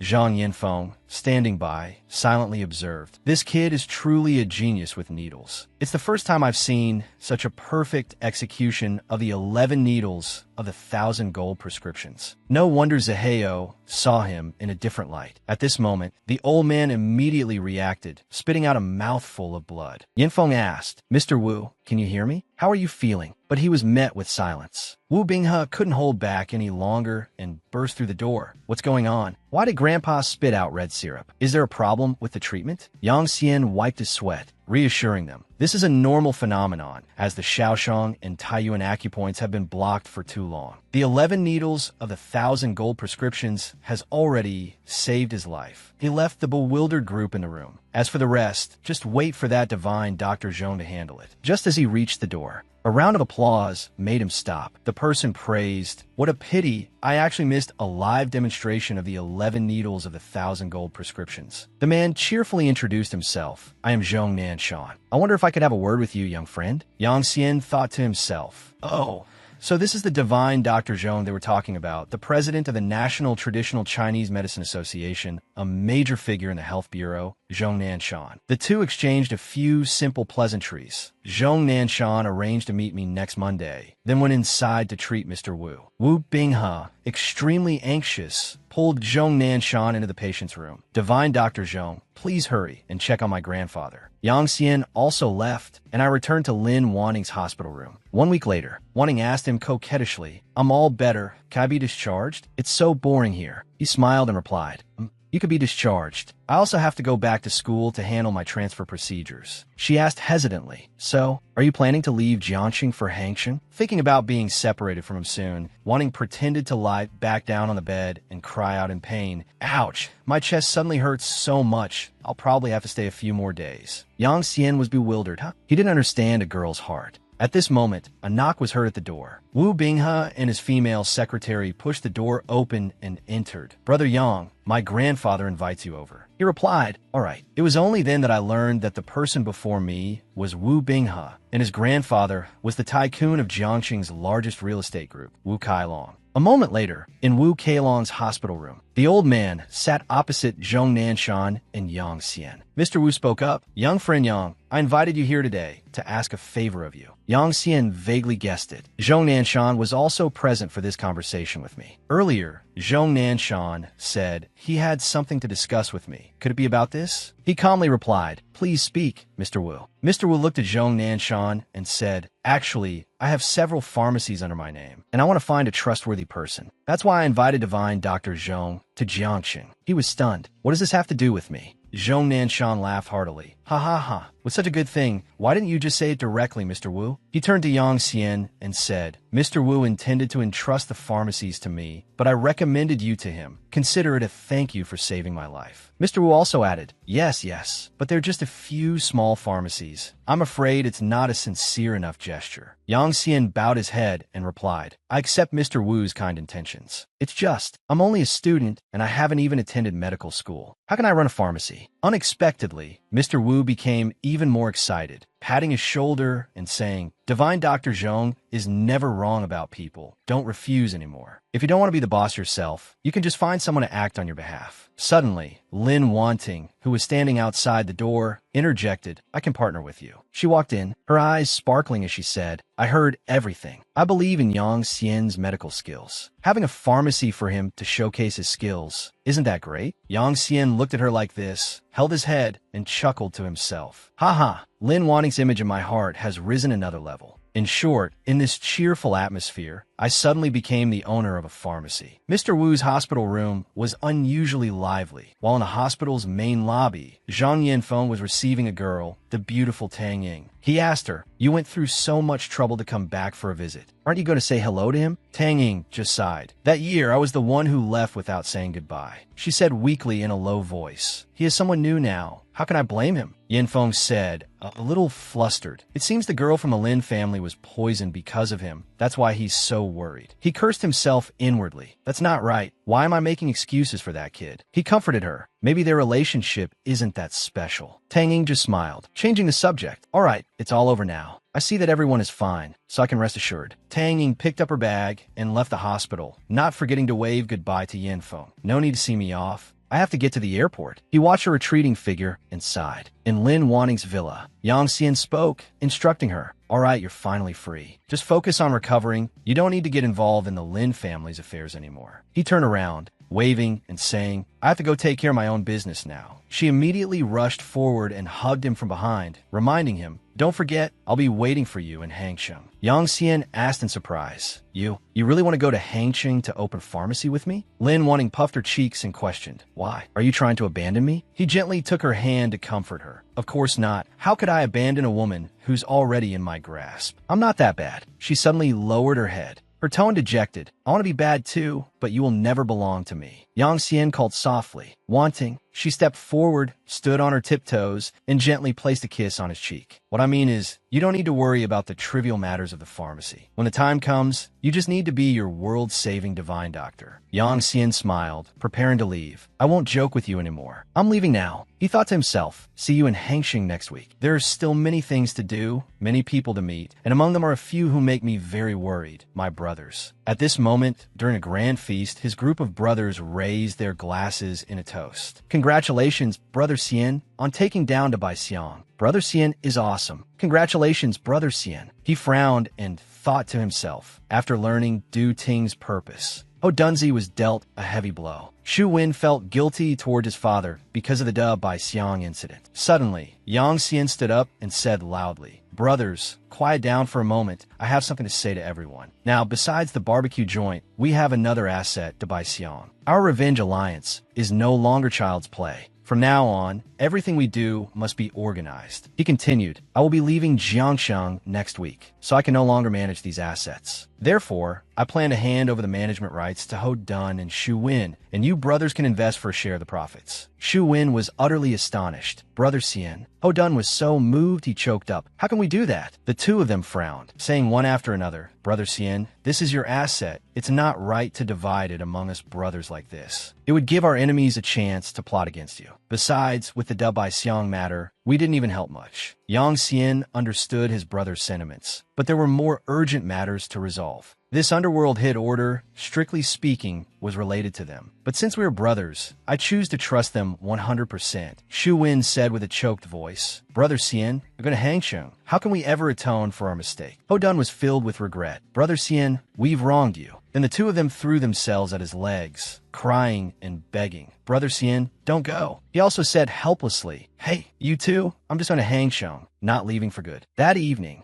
in a familiar, cozy little house, a voice called out, Little Xian, you're back. Aunt Tang had prepared a table of fragrant food, pushing Yang Xian in while urging him, sit down and eat. Once you're in Hangsheng, I'm afraid you won't get to eat these dishes anymore. He asked curiously, Oh, little Shui isn't back yet? She replied, I don't know what's up with that girl. I called her, but she won't come down. Never mind her, let's eat first. So the two of them ate together in a very quiet atmosphere. The food was delicious. Aunt Tang didn't say much, just kept putting food into my bowl until it couldn't hold any more. Yang Xian entered the room, his hand about to turn on the light, as he still had to check on Tang Ruoxua later. Suddenly, a voice stopped him. Don't turn on the light. Tang Ruoxua was lying quietly on the bed and told him to come lie next to her. After hearing her, he thought to himself, her voice is so hoarse. Could she have been crying? Her cheeks were flushed as she asked softly, You're leaving tomorrow? Yang Xian replied from the bed, Actually, Hangsheng isn't far from Jiangsheng. I'll come back often, and you can visit too. Tang Ruoxua immediately moved closer, lying on his chest and saying, Don't talk anymore, let's sleep. Tang Ruoxua immediately moved closer, lying in Yang Xian's arms and saying, Don't talk anymore, let's sleep. He smiled and stroked her head.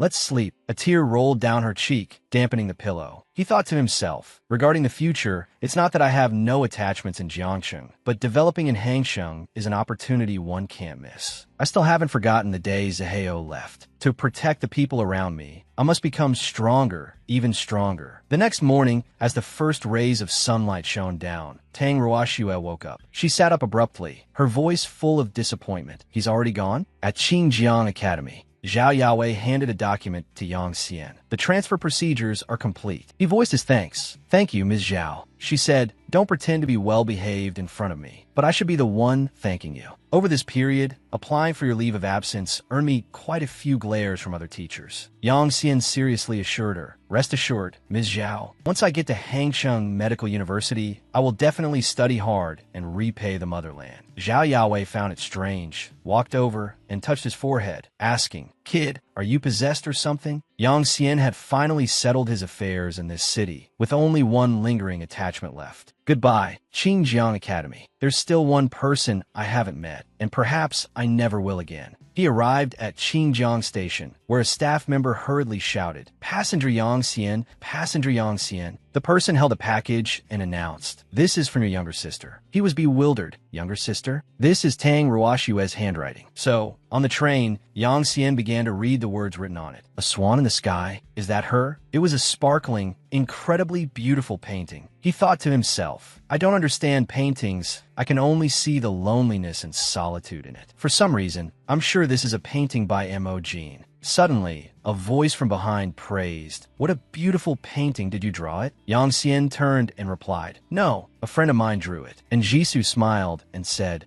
As expected, your friend must be a beautiful girl, perhaps a talented and sentimental young lady. Moreover, this painting has great depth. The feelings must be very deep. He put the painting into his bag and said casually, Oh, can you tell fortunes? She saw the red paper and exclaimed in surprise, You're also studying at Hangzhou Medical University? What a coincidence. Then she happily introduced herself. Let me introduce myself. My name is Jisoo, and I'm your senior. I can't tell fortunes. I just have slightly sharper observation skills. Yang Xian didn't pay much attention, just asking, Oh, but how do you know you're the senior? And Jisoo asked curiously, Is that very important? She leaned close to his ear and whispered, Junior, looking at you, you must be heading to school to register, right? I have some news to tell you. And Jisoo leaned close to Yang Xian's ear, whispering, Junior, looking at you, you must be heading to school to register, right? I have some news to tell you. He frowned and asked, What news? He thought to himself, although it seems suspicious, I'm suddenly very curious about this person. Seeing his doubtful expression, she took out her student ID. Don't be afraid. I'm not a bad person. This is my Hangzhou Medical University student ID. After confirming her identity, and Jisoo immediately warned, Then I'll tell you. Junior, you don't know this, but the male dormitories are managed very strictly. Once you're in, don't even think about getting out. This startled him,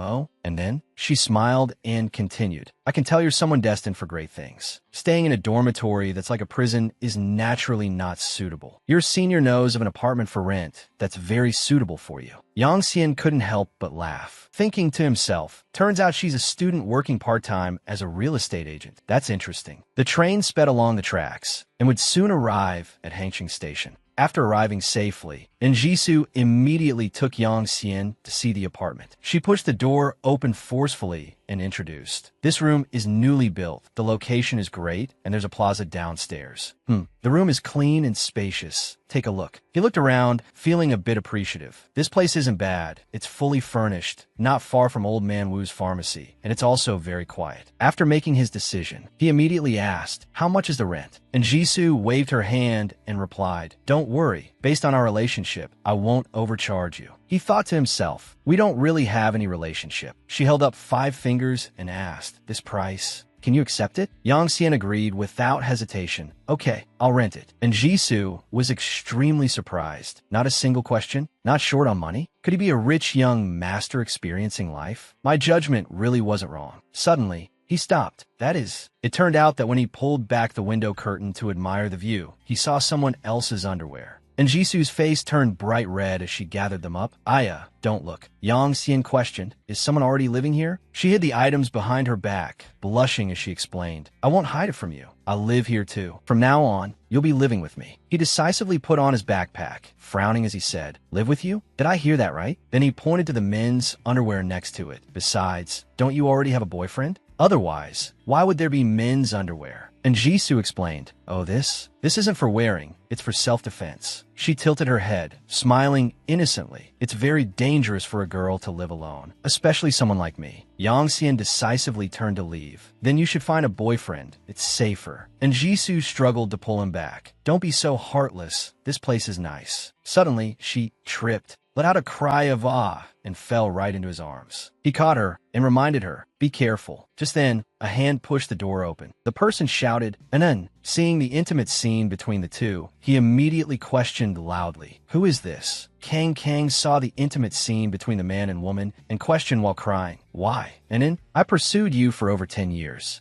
How could you be so cruel? Yang Xian immediately waved his hands in denial. My friend, don't misunderstand. And Jisoo walked over and said to Kang, you've come at just the right time. Let me introduce you. From today on, Yang Xian will be living here with me. He also studies at the medical school. The two young men were simultaneously stunned, shouting, living together? Kang spoke up. Tell me this isn't true. She said, that's not important. Kang, let me ask you, you didn't just prepare roses today, did you? He replied, sweating profusely. That's right. There's more than just that. Yang Xian thought to himself, oh right, it's Valentine's Day again today. I wonder what Tricken is planning to pull. Suddenly, Jisoo laughed out loud. I've thought of a great idea. Today, I'm requisitioning the two of you. Half an hour later, she raised her hands to frame a shot. You two handsome guys, please take the stage. Looking at the two in their fresh, domineering CEO-style outfits, and Jisoo was extremely satisfied. It would be a waste of talent if I didn't become a stylist, turning beggars into extraordinary people. Yang Xian heard something was off.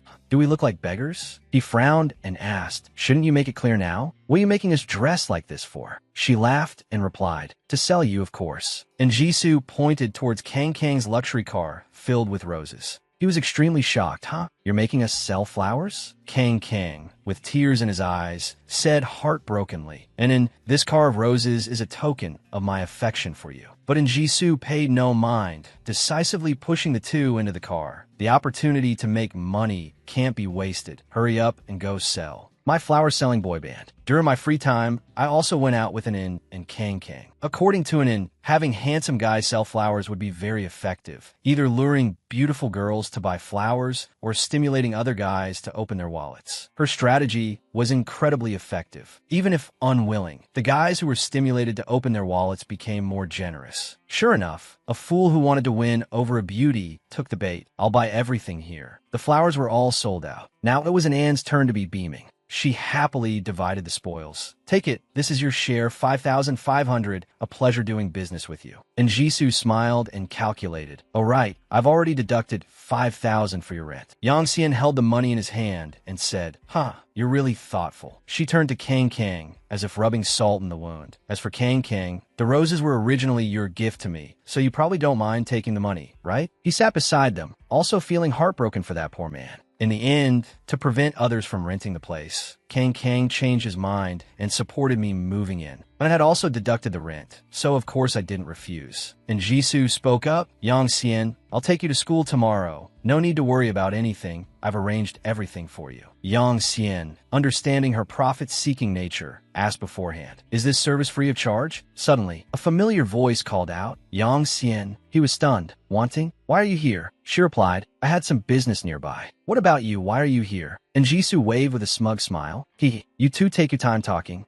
I'll head up first. Lin Wanting said as she pulled him away. Come with me. You shouldn't be here. He asked blankly, The two arrived at a place. Yang Xian looked up at the sign and read, Han Immo Medical Hall. Lin Wanting explained, don't you remember? This is the small medical hall that Old Man Wu entrusted to you. And you, as soon as you arrived in Hangzhou, you went off chasing girls, forgetting about the main business, didn't you? She pulled him inside. This place has been vacant for a long time, but I've already cleaned it up once. The name I chose isn't bad, is it? He was also extremely surprised. So fast? Entering the medical hall, he was even more astonished. Not only was it clean and tidy, but it also lacked nothing even if it were to open for business right now. It seemed that the few days Lin Wanting had been in Hangzhou beforehand were all spent busy with this matter. Yang Xian walked over, hugged Lin Wanting from behind, and said, "You've worked hard." She shyly pushed him away, saying, "Not so fast. The main business isn't finished yet." After that, she walked to the desk and introduced things to Yang Xian one by one. "I've already thought about the business philosophy for the medical hall. Right now, we only have one location, so we can't pursue quantity. We must target the high-end market." He looked at her serious working demeanor and couldn't help but sigh inwardly. From a spoiled young lady to the capable businesswoman she is now, I really have to see her in a new light. Lin Wanting picked up a stack of documents and said, "There are two things left to do. First, free consultations to build our reputation. Second, researching our own special medicines." But Yang Xian's mind didn't seem to be on this, but rather on Lin Wanting. He walked over, placed a passionate kiss on her lips, and then swept her up into his arms. Her face flushed red as she said, "Hey, I haven't finished talking yet." He laughed and replied, "Haha, you did a great job. I have to reward you." Then the two of them hid in a corner, and after that, "You know, this is a workplace. Yang Xian, you're so naughty." The scene changes to the next day. At Hangcheng Medical University, a clear voice called out, "Yang Xian." It turned out to be in Jisoo. "This is the medical handbook for new students." "I'm not a bad landlady, am I?" The surrounding students saw this and began to gossip. "Who's that next to Seniorin? Why is he so close to the great missin? I'm so jealous." "Young master, Xiao has another love rival." She waved and said, "I've seen the schedule. The second years have a class today in the lecture hall next to the stairs." Yang Xian was very grateful. "Thank you, Seniorin." She replied, "You're being too formal. Just call me in it from now on." In the lecture hall, the lecturer on the podium saw him and spoke up. "The new student has arrived." The lecturer smiled and said, "Today we also have two other transfer students. We'll introduce everyone at the same time once they've all arrived." Hearing this, Yang Xian looked back curiously. A man and a woman walked in. They greeted everyone friendly. "I am an exchange student from the country of Silla.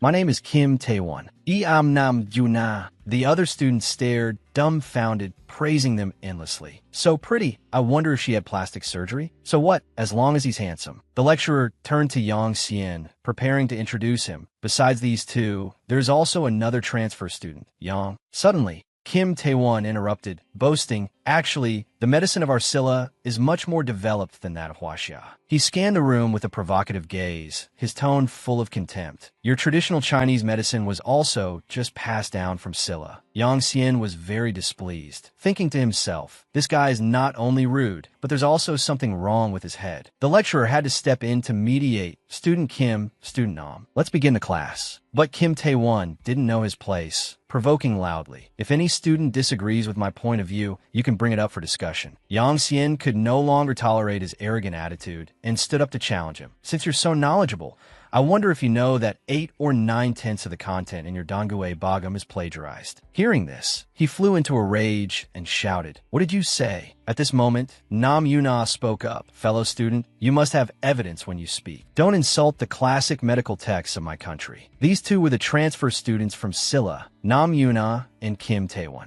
Yang Xian thought seriously to himself. Nam Yuna's tone and request are still reasonable, not as detestable as that guy surnamed Kim. He sneered and said, "Classmate Nam, may I ask if you know what the most important foundational theory of the Dongguei Bogum is?" Kim Taewon jumped in to answer again. "Of course, it's the four symbols theory." Yang Xian smiled coldly, mocking, "Oh, seeing how rude classmate Kim was just now, I thought you didn't know anything at all." He turned to the students and said, "Then may I ask, where did the four symbols theory originate?" I'm sure all the students here can answer this question. They began to discuss animatedly. "The four symbols theory was proposed by our ancestors." "That's right. The four symbols theory and the five elements both originate from the I Ching. Isn't this common knowledge? Chinese medicine was passed down from Silla. I spit on that." Yang Xian said loudly, "My classmates are not wrong. Are you going to say that the I Ching was also created by you Silla people?" The two of them were immediately rendered speechless, not knowing how to refute. Seeing this, he turned to the lecturer and said, "If the two of you have nothing more to say, then, sir, shall we continue with the lesson?" Suddenly, an angry voice shouted, "You wait." Kim Taewon pushed Nam Yuna forward, shamelessly challenging, "I see you're all talk. Do you dare to compete with us?" Yang Xian asked. Compete in what? Thinking helplessly to himself, pushing a girl to the front again. He looked around, saw the white mouse in the cage, and said, compete to diagnose this white mouse's illness, and see who can cure it with Chinese medicine. Yang Xian shrugged nonchalantly and replied, I'm fine with whatever. Haha, how did this turn into a veterinary competition? It seems the students are very interested in this competition. The teacher also tacitly agreed. This was the first time he had seen students so interested in Chinese medicine.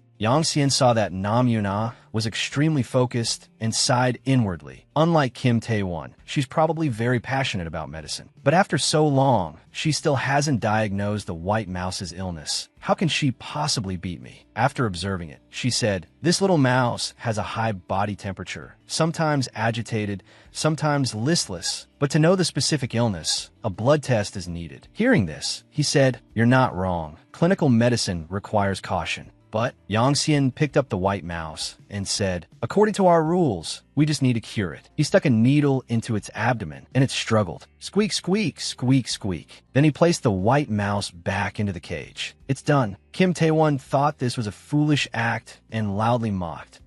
With this level of skill, you dare to use a needle? The white mouse has been stabbed to death. Look, it's still twitching. The fence-sitting students also joined in the ridicule. I heard he didn't study medicine before. Don't disgrace Chinese medicine in front of the Silla people, showing off without any real ability. Yang Xian wasn't angry. He just calmly explained, if everyone is doubtful, then I'll give a simple explanation. The white mouse actually has no serious symptoms. It's just restlessness during its estrus period. He pointed to the mouse hopping energetically in the cage and continued, I just used the sedation needle technique, which has a calming effect. Although it's my first time using it on an animal, it seems the effect is not bad. Its symptoms have disappeared, I win. And just like that, the students' attitudes did a 180-degree turn. Is this transfer student named Yang Xian? He's so good. How'd he do it? Do you understand? Kim Tae-won shouted in astonishment. I lost. Nam Yuna, on the other hand, bowed politely and said, I am the one who lost. Please forgive my humble skills. Yang Xian frowned and said, classmate Kim, aren't you the one who should be apologizing? Yang Xian turned to Kim Tae-won and questioned, classmate Kim, aren't you the one who should be apologizing? He glanced at Nam Yuna and cursed, humph, truly useless. Then he turned and left decisively, saying with great arrogance, Yang Xian, is it? You just wait. The bell rang, and in the class. The lecturer smiled with satisfaction, placing a hand on Yang Xian's shoulder to praise him. Yang Xian, you did very well. Your passion for medicine has deeply moved me. The other students also praised him with admiration. Yang Xian, which school did you transfer from? How do you know so much as a sophomore? The look on that Silla student's face at the end was so ugly. Well done, that was so satisfying. He said politely, I only know a little about Chinese medicine. When it comes to Western medicine,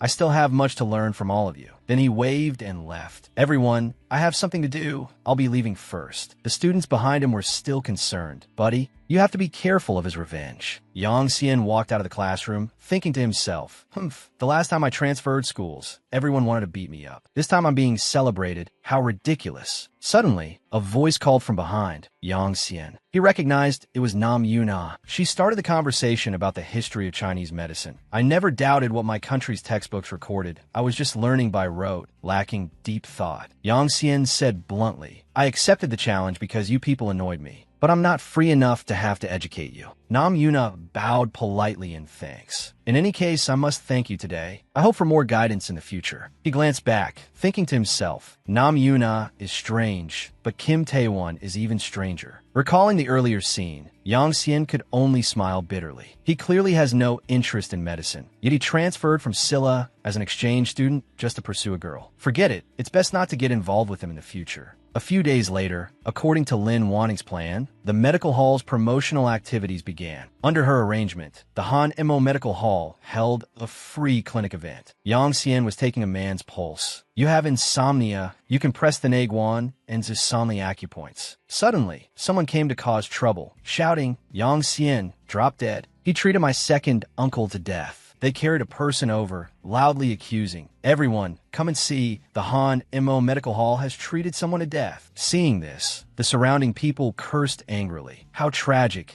You can't risk your life for something cheap. There are too many butcher doctors these days. Let's go. Yang Xian was shocked by their despicable methods, not hesitating to poison their own accomplice to frame him. What on earth is their goal? Lin Wanting tried to calm the situation. Is there some misunderstanding? Our medical hall only started the free clinic today. We have no medical records for this patient at all. One of the men tried to get physical with her. What misunderstanding? Don't you tell me. Yang Xian immediately rushed forward, grabbing the man's hand, and said, "You say I harmed someone. Show me the evidence." The man immediately fell to the ground and started wailing. "Oh my God, he's hitting people, murder." Everyone, did you see that? The crowd clamored in response. Make way, make way. A voice rang out. Who called the police? The man immediately pretended to be a victim, tattling to the police officer. It's him. He killed my second uncle, and he even hit my cousin. Yang Xian thought to himself, it seems this is a prearranged play. The police officer immediately used a reproachful tone. Yang Xian, someone has reported you for practicing medicine illegally. Please come with us to the station. Seeing this, the surrounding people whispered among themselves, practicing illegally and still putting on a free clinic. Many chimed in, that's right. You shouldn't be tempted by cheap things. At this moment, Lin Wanting stepped forward to clear the air for Yang Xian. Officer, hello. Our medical hall is a branch of the Wu Group. All our procedures are legal and compliant and can be inspected at any time. At this point, she thought with some helplessness. The situation is urgent. I can only use Mr. Wu as a shield. As soon as she finished speaking, the police officer was startled, remembering, a branch of the Wu Group? How is this different from what I heard? The police officer stammered. Oh, then take out the documents and procedures for me to see. Seeing that the police seemed to be backing down, the hooligan rushed forward to demand justice. Officer Lee, this matter can't just be dropped like this. The officer cut him off. Don't talk nonsense. This matter is still. Just then, the officer spoke on the phone with a colleague. Hello, help me check something. On this side, Yang Xian was secretly worried. Although the Wu Group is very powerful in Jiangsheng, I don't know if it will have any effect in Hangsheng. 10 minutes later, the police officer's expression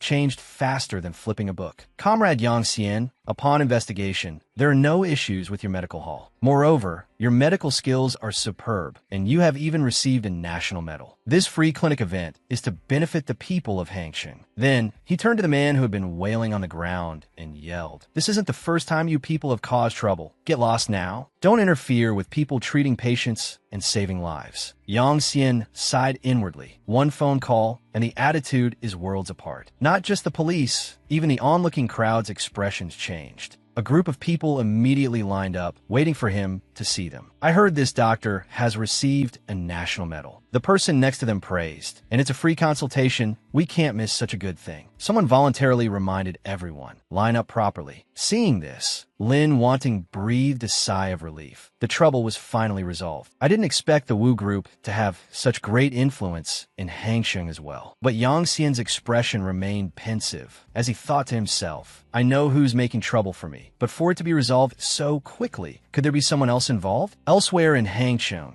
a curse rang out from within a car. Can't even do a single thing, right? A bunch of useless trash. In the car, Kim Tae-won asked curiously, Hall Master, the Wen family can't even handle such a small matter. Do you really want to support them to become a major force in Hangsheng? The Hall Master calmly replied, I've had someone investigate Yang Xian. He is a very noteworthy person. Then, she laughed perversely. Did you think I would let you use the power of Yinchi Hall to bully an ordinary student? That single sentence made Kim Tae-won bow his head and say fearfully, Hall Master, Tae-won knows his mistake. The Hall Master said dismissively, Forget it, let's just consider this a greeting to him for now. If he wants to take a piece of the pie in the Jianghu, he must be taught the rules of the Jianghu. In Jisu's apartment, the free clinic event finally came to an end. Yang Xian returned to the apartment, a little tired, his head aching over the recent incident. Today's incident was definitely the work of that silly guy. I don't know if he'll cause more trouble in the future. How annoying. Then, he received a phone call. The other end said, Yang Xian, this is Su Yulong. Hearing this name, Yang Xian immediately guessed. Su Hao's uncle, the political magnate Su Yulong. Su Yulong on the other end of the line said in a warning tone, It's fine for you to open a medical hall, but I'm warning you, if you stir up Yinchi Hall again, you'll only harm others and yourself. Hearing these words, he was a little surprised. Su Yulong helped me with today's matter? To clear his doubts, Yang Xian asked directly, What does Yinchi Hall mean? Today's matter, did you help me? The other end replied coldly,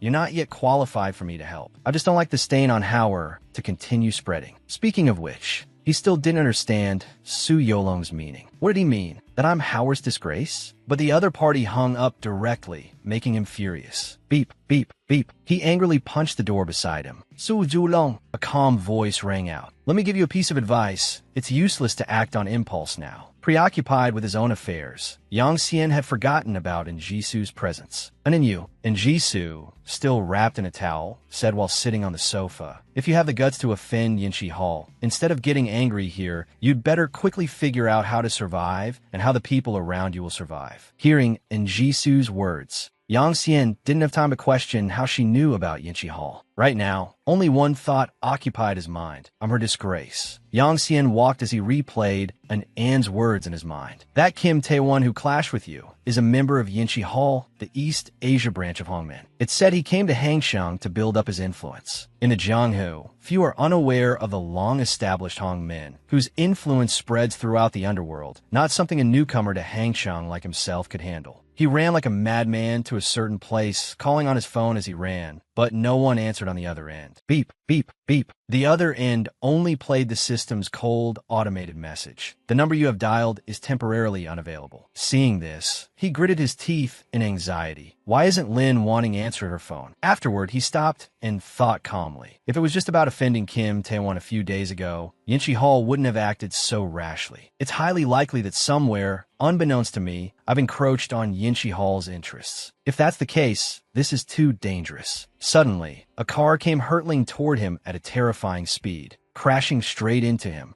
Yang Xian was sent flying several meters, landing hard on the ground. At this moment, he still had the strength to raise his head. Good thing I used the Tai Chi immovable stance. Otherwise, I'm afraid she would have succeeded. The person from the car stepped out and said menacingly, still not dead. Sensing the danger, Yang Xian quickly drew a needle hidden behind his back. Huiyu stepped forward, stomped on his head, and said coldly, I thought it was someone formidable to require a red card assassin from 14K to make a move. This is truly using a sledgehammer to crack a nut, making a big deal out of nothing. Seeing her, Yang Xian understood in his heart. An assassin from Yinchi Hall, they strike so fast. The female assassin added smugly, don't worry, you'll die very quickly. Yang Xian thought grimly. The impact just now was too strong. I'm afraid it'll take another hour for my strength to recover. In this moment of crisis, he quickly thought, I have to stall for time and find an opportunity. An assassin from Yinchi Hall. At this thought, he suddenly had a moment of clarity and abruptly spoke out. The secret of the 15 powder. Do you want to know it? Hearing these words, Huiyu was startled and froze. But she struck Yang Xian hard on the back of his neck. Afterward, Yang Xian immediately passed out and collapsed to the ground. A while later, in an abandoned building on the outskirts of the city, Yang Xian woke up, tied up in a corner. He silently calculated, Yinchi Hall wants to kill me, so I must have interfered with their interests. Thinking back and forth, the only recent event was the matter concerning Chao Longxiang. He frowned. If I'm not mistaken, Chao Longxiang is the force that Yinchi Hall has been cultivating in Jiangcheng, and the 15 powder he used on Lin Wanting was very likely obtained from Yinchi Hall. Suddenly, Huiyu appeared. You really have a tenacious life, waking up so quickly after being injured. After that, she grabbed him by the hair and interrogated him. Speak. What do you know about the 15 powder? Yang Xian didn't answer directly, but asked in return. The 15 powder,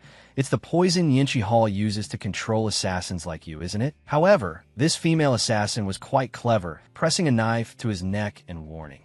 Do you think I'll spare your life based on a mere guess? I'm not that kind. Her voice was as cold as ice when it comes to killing. I am very professional. With that, she brandished her weapon, leaving a bloody gash on his body. Yang Xian was also very shrewd, enticing her. Do you want to know how to cure the 15 powder? Come closer, and I'll tell you. But in reality, he was using the needle he had hidden earlier to cut through the tape. At this point, Huiyu still hadn't noticed, and asked, What did you say? How do you know? Yang Xian said haltingly. I said, Miss Assassin. Before he could finish his sentence, he suddenly lunged, tackling her to the ground. You're too naive. Huiyu immediately struggled in anger. Damn it, you dare pull a fast one. However, Yang Xian had already seized her vital point, simultaneously aiming 3 needles at her neck. Move again, and it won't be to your advantage. When it comes to using needles, I'm a professional. As for her weapon, he kicked it far away, leaving the female assassin completely powerless. Now, the tables had turned. Huiyu was tied up securely, while Yang Xian stood beside her, looking smug. How's my bone and muscle displacement technique? Feeling good? Every joint is dislocated, leaving your body at my mercy. Seeing her struggle, he taunted her further. If it hurts, go ahead and scream. Why hold it in? Huayu ignored him, tried to reset the bones in her arm to escape, but it was incredibly difficult. Yang Xian was somewhat impressed. Humph, worthy of a 14K assassin from Hongman. You haven't made a single sound despite the bone and muscle displacement. You've really surprised me. After speaking, he stared at her, thinking, this female assassin brought me to this desolate place, likely planning to kill me for silence after getting what she wanted. Even if I were to kill her here, no one would ever know. Then, Yang Xian pressed the knife to her neck and threatened, rest assured I won't kill you right now. You're gonna make a deal with me, and you have no right to refuse. A while later, Yang Xian walked out of the abandoned house, silently calculating. Her code name is Huayu, which is obviously not her real name, but I don't care. I've searched her and taken all her gear. Under the effects of the bone and muscle displacement, she has lost all ability to act. He sat down and started a fire. In front of him was a pile of snakes. It was unclear what he intended to do. Of course, torturing her isn't my ultimate goal. Yanqi Hall wants my life, so I must turn Huayu into a weapon of my own. A few hours later, Yang Xian returned. Huayu asked in fear, what in the world are you trying to do? Yang Xian gave a cold smile and took out a bag. Since it's a deal, I'll let you have something good first. Then, he pried her mouth open, causing her to panic. What is this? Let go of me. He poured a strange substance directly into her mouth. The living puppet. Have you ever heard of it? No matter how much Huayu struggled, it was futile. No, don't. MMPH. She choked violently, while Yang Xian cheerfully explained, the thing you just drank is a forbidden control goo, the living puppet, the two-heart pool. Once it takes effect, you will recognize me as your master and obey my commands. If I die, you will die too, and vice versa. Hearing this, Huayu seemed to understand.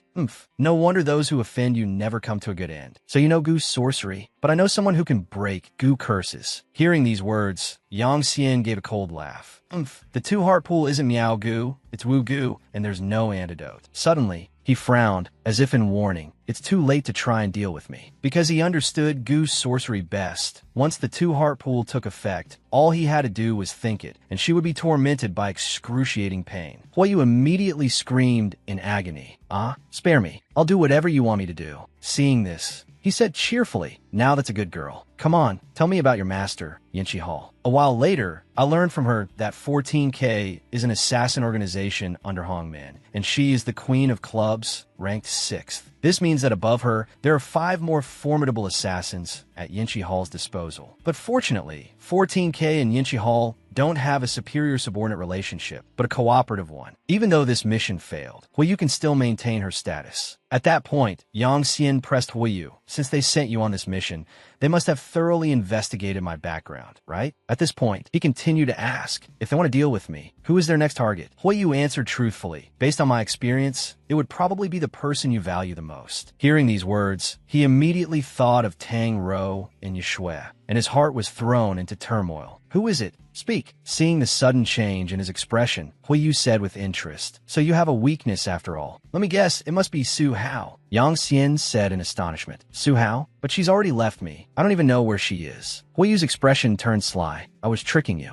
Yanqi Hall's foundation in Hangsheng isn't solid yet. They wouldn't dare touch someone from the Su family. Yang Xian immediately lost control and grabbed Huayu by the throat, causing her to cough up blood. Cough, cough. He warned, I don't want anyone using her name as a joke. However, Huayu chuckled lightly and said, my master, I'm not joking. Su Hao, she really is in trouble. Yang Xian returned to the Han Mo Medical Hall. Although he had temporarily left Huayu to monitor Yanqi Hall's activities, opening the medical hall could not be delayed any longer. On one hand, he was worried about Lin Wanting. On the other, knowing that Su Hao was in danger, he had to make a trip to Liangcheng. Inside, Lin Wanting was bandaging Yang Xian's wounds and said worriedly, I understand. Actually, the Lin family wants me to take Lin Xiaoyang abroad for medical treatment. But then, she hugged him from behind and said softly, I'm not at ease about you. You're going to that dangerous place again, aren't you? But Yang Xian said resolutely, I don't know if it's dangerous, but I have to go. He had to go to Liangcheng, which is where Su Hao was. If what Huayu said was true, after Su Hao left Jiangcheng, her family had arranged for her to work in Liangcheng. Originally, everything had been going very smoothly. The next day, in Qingyang town, Liangcheng, It was just that recently, she had run into trouble after taking over the poverty alleviation work in Qingyang town, on a bustling street in the county. The first step to resolving the trouble was to find out where the problem lay. Next, he went to a pharmacy to buy some materials. The pharmacy owner smiled warmly and said, "Thank you for your business." Yang Xian politely replied, "May we both prosper." On the bustling streets of Qingyang town, over the past few days, I've finally gotten a clear picture of this place, and my thoughts have gradually become clearer. Yang Xian dragged his things over to a car. The car door opened, and Shuiwen said with a cheerful smile, "Brother Xian." Yang Xian was equally delighted. "Brother, long time no see." Then, he got in the car and praised him slightly. "Bought a new car again? It seems everyone in Jiangsheng is doing quite well." Shuiwen didn't hide anything. "I didn't expect Chao Longxiang's business to be so good, with millions flowing in and out every day. By now, Brother Xian's commission should be several million." Noticing his boxes, Shuiwen asked curiously, "Brother Xian, what's this?" Yang Xian said nonchalantly, "No need to help, they're just some props." At this moment, the two brothers in the front seat eagerly awaited their orders. "Brother Xian, now that you're in Liangsheng, what mission do you have for us?" Yang Xian smiled faintly. "What's the rush? Just listen to my arrangements." Everyone immediately focused their attention. Yes, half an hour later, Yang Xian had also finished giving instructions. "The matter is roughly like this. Do you all understand? Tell me, whose men are you?" The group of men in the car shouted excitedly, "We are all Brother Xian's men." But Shuiwen immediately rapped the heads of the few who were yelling, scolding, "Why are you so stupid? From now on, don't reveal your relationship with Brother Xian. Whatever we do is our own decision." The group of men rubbed their sore heads and hissed, "Got it, got it." At this point, Yang Xian fell into deep thought. "I'll be fine, but I can't affect Su Hao." A moment later, Yang Xian arrived at the center of Qingyang town. Standing outside, he couldn't help but sigh in admiration. This place was truly grand, unlike that poor little town rife with disputes. At the entrance, a man in the car stuck his head out and said angrily, "The county head is here on official business. Why won't you let us in?" However, the guard was extremely resolute. Qingyang town does not welcome those who come to rob money and land. Even if you get in, town head Chen won't see you. Suddenly, a woman stepped out from the back door of the car. "Oh, I'm here to rob money and land? Did town head Chen say that?" Su Hao frowned. "If that's the case, I'm even more curious to see." Before Su Hao could finish her sentence, her eyes fell on Yang Xian. He recognized her too, his whole body stiffening, his hands trembling slightly. "It's her." The moment he saw Su Hao, Yang Xian panicked and trembled like a headless fly. "I only came here to investigate some news, yet I ran into Su Hao here." He thought to himself, "She's still as beautiful and noble as the first time we met." Standing by the car, Su Hao suddenly spoke. "Xiao Xian, why are you here?" Yang Xian sensitively said something. Su Yolong's voice echoed in his head again. "You're Su Hao's stain." Yang Xian's heart was in turmoil. Though unwilling, I have to admit, in this situation, pretending not to know her is the best thing for her. Yang Xian thought to himself, just seeing her living so well is enough. Xiao Xian fled behind a wall, panting. "I came here to help her. I can't have any relationship with her, and I certainly can't implicate her." Suddenly, a voice rang out. "Xiao Xian." Su Hao appeared before him. Su Hao questioned, "Why did you run when you saw me? Are you still angry with me?" Yang Xian cried as he stammered her name. "Hao." Xiao Xian threw his arms around Su Hao, whispering, "I miss you." Yang Xian recalled the scene from that time. Su Hao and I kissed madly, recklessly, as if the world no longer existed. Su Hao was moved, saying affectionately, "Xiao Xian, I'm sorry." But Yang Xian cut her off. "You left back then because of me. I'm the one who should be saying sorry." Su Hao shyly suggested, "To avoid people from the town coming to make trouble, I've rented a small room. Shall we go there?" Hearing this, Yang Xian's lips curled into a meaningful smile. He leaned in and whispered in her ear, "So, Howard missed me too." Xiao Xian recalled, returning to Howard's place. Everything happened naturally, as it should. We had so much to say to each other, but in that moment, no words were needed to understand each other's hearts. He recounted calmly, "We just focused on savoring each other." The next morning, Xiao Xian held Su Hao in his arms. Su Hao asked softly, "Can you tell me now? What are you doing in Qingyang?" Yang Xian explained, "Nothing much. I just came to buy some medicinal herbs." He thought to himself, that probably doesn't count as lying to her, right? After hearing him, Suhao suddenly sat bolt upright, asking curiously, "You came to Qingyang? Is it related to what I'm doing? Tell me the truth. Do you think you can hide it from me?" Seeing her reaction, Yang Xian sighed. It seemed he couldn't hide it anymore. At this point, Yang Xian admitted, "Your poverty alleviation policy has many projects, and soliciting investment will touch upon the interests of some people. The poorer the place, the more ferocious the local tyrants." Su Hao sat beside him and said softly, "Go on." Yang Xian obediently presented his views seriously. "The new policy will inevitably cut into their pie. If they resist fiercely, your poverty alleviation policy will go up in smoke." His hand gently caressed her cheek, coaxing her with sweet words. "But you're so kind, you can't handle this bunch of ruthless people." Su Hao was moved, thinking, my Xiao Xian has really grown up. She sighed and said, "Interests are a timeless problem." Suddenly, Yang Xian gripped her shoulders tightly, saying confidently, "Don't worry, give me 2 days, and I'll help you take care of them." Su Hao Faowen, pushing his hand away and saying irritably, "No, it's too dangerous. You don't know their dirty world." Only then did Yang Xian understand. He finally understood why she always urged him to study hard and become stronger. Because this society is too cruel. Even someone as outstanding and well-connected as her would encounter difficulties and obstacles. He stepped forward to hug her again, trying to persuade her. "You won't let me do anything. Do you want to hide me at home as your private servant?" Su Hao retorted sulkily, "Who wants to hide you? Didn't you come to buy medicine?" At this moment, Yang Xian put on a pouting, puppy dog face again. "Are you trying to chase me away? I'm so heartbroken." He gently bit her ear. He thought to himself, "I'm sorry. Even if you don't agree, I'm still more suited than you to handle this matter. I want to help you, and I must help you."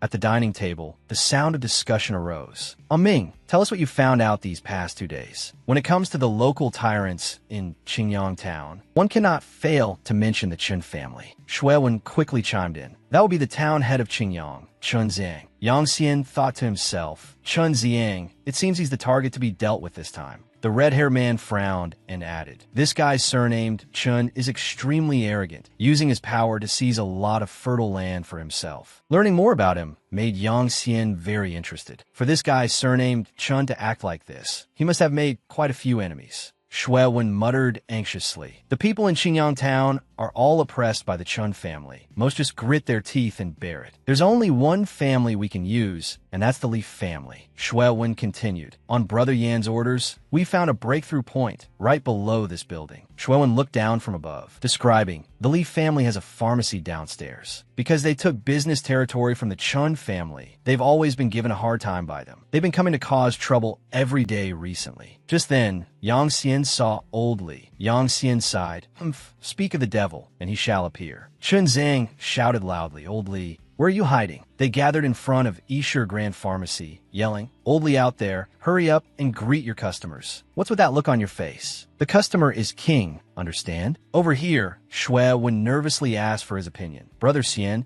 should we go down and chase those troublemakers away now?" Yang Xian thought, "It's not time yet." Then, Xiao Xian gave an order. Shui Wen, go investigate who the head of the Li family is and find a way to contact him. If you want to make friends, you have to find the right person. Immediately after, a conflict broke out. A pitiful plea rang out. "Spare me." Second Master Chun Ziang pressed his advantage. "This shop is full of expired medicine." "Old Li, are you trying to harm people?" Old Li retorted, "You're spouting nonsense. Is there no law anymore?" He didn't stop, standing before the frowning old man.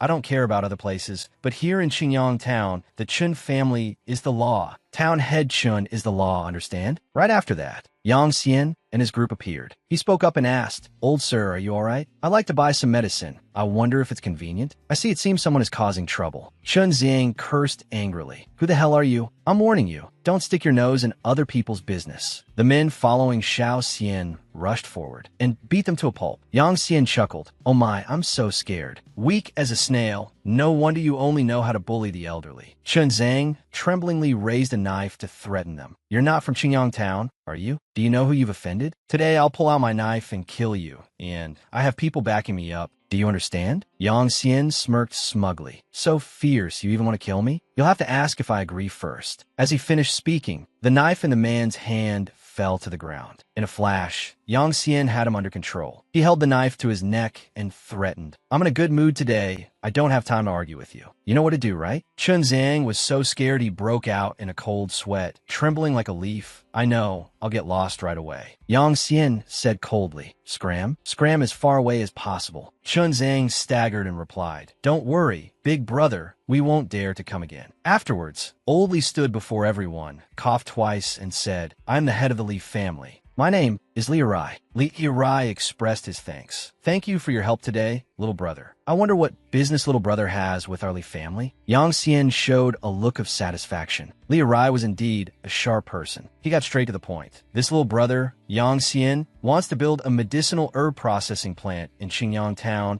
and I hope Brotherly can help me rent 100 mu of land in your name. From what Yang Xian knew, to deal with the local tyrants in Qingyang town, the best way was to let the dogs bite each other. Cooperating with them to establish a pharmaceutical company was merely a bait. In the Li family's pharmacy, Yang Xian and Old Li were chatting. Moreover, after it's built, it will become a part of my future enterprise. Li Yirai held his teacup and said, Brother Yang, I understand. It's just that getting Chun Ziang to lease land to the Li family is truly very difficult. He thought to himself, he says it's difficult, which means it's still possible. It just depends on whether I have enough money in my pocket. Yang Xian held up one finger and said, As long as we get the land, I'm willing to give Brotherly a share of the money. A 1-year lease paid for 1 year. A 15-year lease paid for 15 years. Hearing this offer, Old Li tightened his grip on the teacup. Li Yirai frowned. At that time, the business of the production facility. Yang Xian took out a stack of money, talking non-stop. Of course, it will be managed by the Li family. A smart person like Brotherly. I hope we can have a long-term cooperation. Looking at the stack of money before him, Old Li's face lit up, grinning from ear to ear. Men die for wealth, and birds die for food. It's time for our Li family to rise up. A few days later, in Qingyang town, people were marching on the streets with tools. Chun Ziang, come out. My Li family is not to be trifled with. The Li family wants to escape poverty. Chun Ziang is a bully. Li Yirai led the way, saying angrily, Chun Ziang, you let the officials start fires but forbid the people from lighting lamps. Don't even think about bullying others. My Li family will fight you to the death. We can't take it anymore. Shui Wen, sitting in the car observing the situation, said smugly, I didn't expect Li Yirai to act so quickly. I heard he came to lease land from Chun Zhang yesterday and was kicked out, and now he's brought people to cause trouble. Yang Xian smirked. Then let's wish them a good show. The more chaos the Li family causes, the smoother my plan will go. According to my script, the main villain is about to make his entrance. At this moment, the security guard hurriedly spoke up. Calm down, calm down. Right after, Town Head Chun appeared. Ahem, ahem. The security guard was secretly delighted. Town Head Chun is here. He wore a smile on his face as he tried to placate them. My dear fellow villagers, everything must be done according to the rules. No matter how much I care for everyone, I can't violate regulations to lease out the land. Seeing his expression, Li Yirai became even more furious and raised his middle finger. Care for my ass. You're occupying several thousand acres of land, but you won't even approve someone else's request to lease 100. Even a cornered rabbit will bite. Don't think everyone is afraid of you. Chun Ziang's face turned pale as he shouted, Li Yirai, don't you go too far? If you have the guts, go ask the higher-ups to approve it for you. Someone next to him reminded Old Li, don't listen to his nonsense. If he doesn't approve it, the higher-ups are useless. He's clearly just bullying people. The good show is starting. Yang Xian spoke up to inform his brothers. Go, it's time to add more fuel to the fire. Shui Wen replied, understood. After that, they started to shout accusations at Chun Ziang. Your son bullied my sister. I haven't even settled that score with you yet. You also smashed several of my Li family shops. Enough talk. A good beating will teach him a lesson. They lost control and rushed forward to beat him. Beat this bastard to death. Chun Ziang, at a disadvantage, started to play the victim. All of you get lost. They rushed forward, punching and kicking him relentlessly. Chun Ziang screamed in despair. Help. Murder. Shui Wen asked excitedly. Brother Xian, how was it? The brother's acting was pretty good, right? The person next to him added, blending into that crowd. We didn't look out of place at all. Yang Xian smirked and said, well done. Once this local tyrant Chun Ziang is dealt with, Su Hao's matter will be resolved soon. Xiao Xian ordered, let's go. Remember to take care of the surveillance cameras. After that, the car quickly left the scene.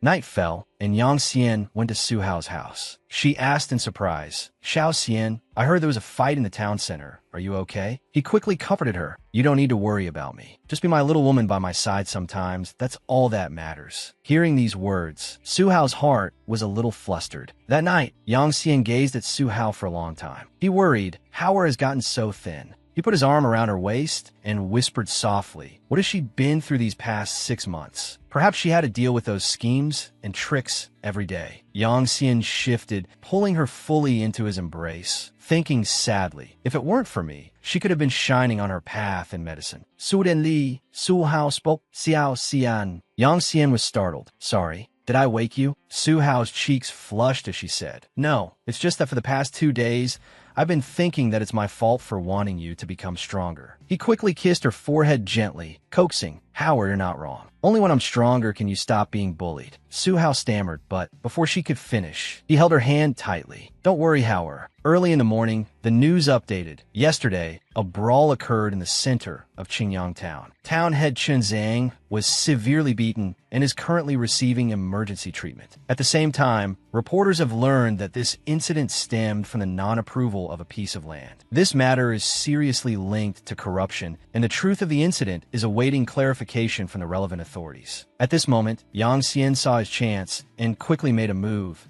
Helping my wife out. Yang Xian hugged her from behind, saying happily, now your problem has been solved. Once the corruption issue is exposed, Chen Zhang will have to resign and your poverty alleviation policy will surely succeed. On the contrary, Su Hao didn't seem very happy. She asked worriedly, Xiao Xian, tell me the truth. Is Chen Zhang's injury related to you? Her gaze became wary. Su Hao said frankly, you've now become so strong that it surprises me. I'm very grateful for what you've done for me, but I didn't expect that in the process of becoming stronger, you would forget your original purpose and walk down a crooked path. Seeing her attitude, Yang Xian frowned. Su Hao thanked him, but she wasn't happy. He quickly spoke up, don't worry, I haven't gone down the wrong path. Hearing this answer, she felt slightly relieved. Then I'll be going. Suddenly, Yang Xian grabbed her hand to stop her. Don't go. He used his strength to pull her back. Yang Xian proposed to Su Hao, marry me, okay? In the future, I will become more mature, a man worthy of you. Su Hao said shyly, Xiao Xian, I'm very happy about your feelings, but you just need to know. She turned her face away and said softly, for this entire life, it's enough for me to love only you. Life is so short, why must one ask for so much? Watching Su Hao leave resolutely, Yang Xian finally realized that only now did he understand why Su Hao chose to enter the treacherous world of politics. I'm afraid that while sacrificing herself, she has chosen power for her entire life. From now on, every step she takes will have to consider the interests of her clan. Yang Xian made a phone call. Hello, Brother Ming. Leave a few people to help Li Yirai build the factory and tell the rest of the brothers to return to Jiangqing. The voice on the other end replied, Brother Xian, you don't sound very energetic. What are you planning to do next? At this, Yang Xian's mood sank. He sighed, I'm tired. I'm going back to my hometown for a trip. In Miaoshan village, Yang Xian got out of the car. He stood outside the door and knocked. Grandpa, I'm back. Yang Xian pushed the door open forcefully, calling out loudly, Grandpa. He suddenly realized there seemed to be no one in the room. What's going on? Just then, Annie Wong was passing by and saw him. She quickly spoke up, Xian, you're back? Yang Xian clenched his fists and asked anxiously, Annie Wong, do you know where my grandpa is? Did something happen? Annie Wong quickly pulled her hand back and recounted worriedly, not long after you left, your grandpa left too. Everyone thought he went to the city to live with you. Sitting in the empty room,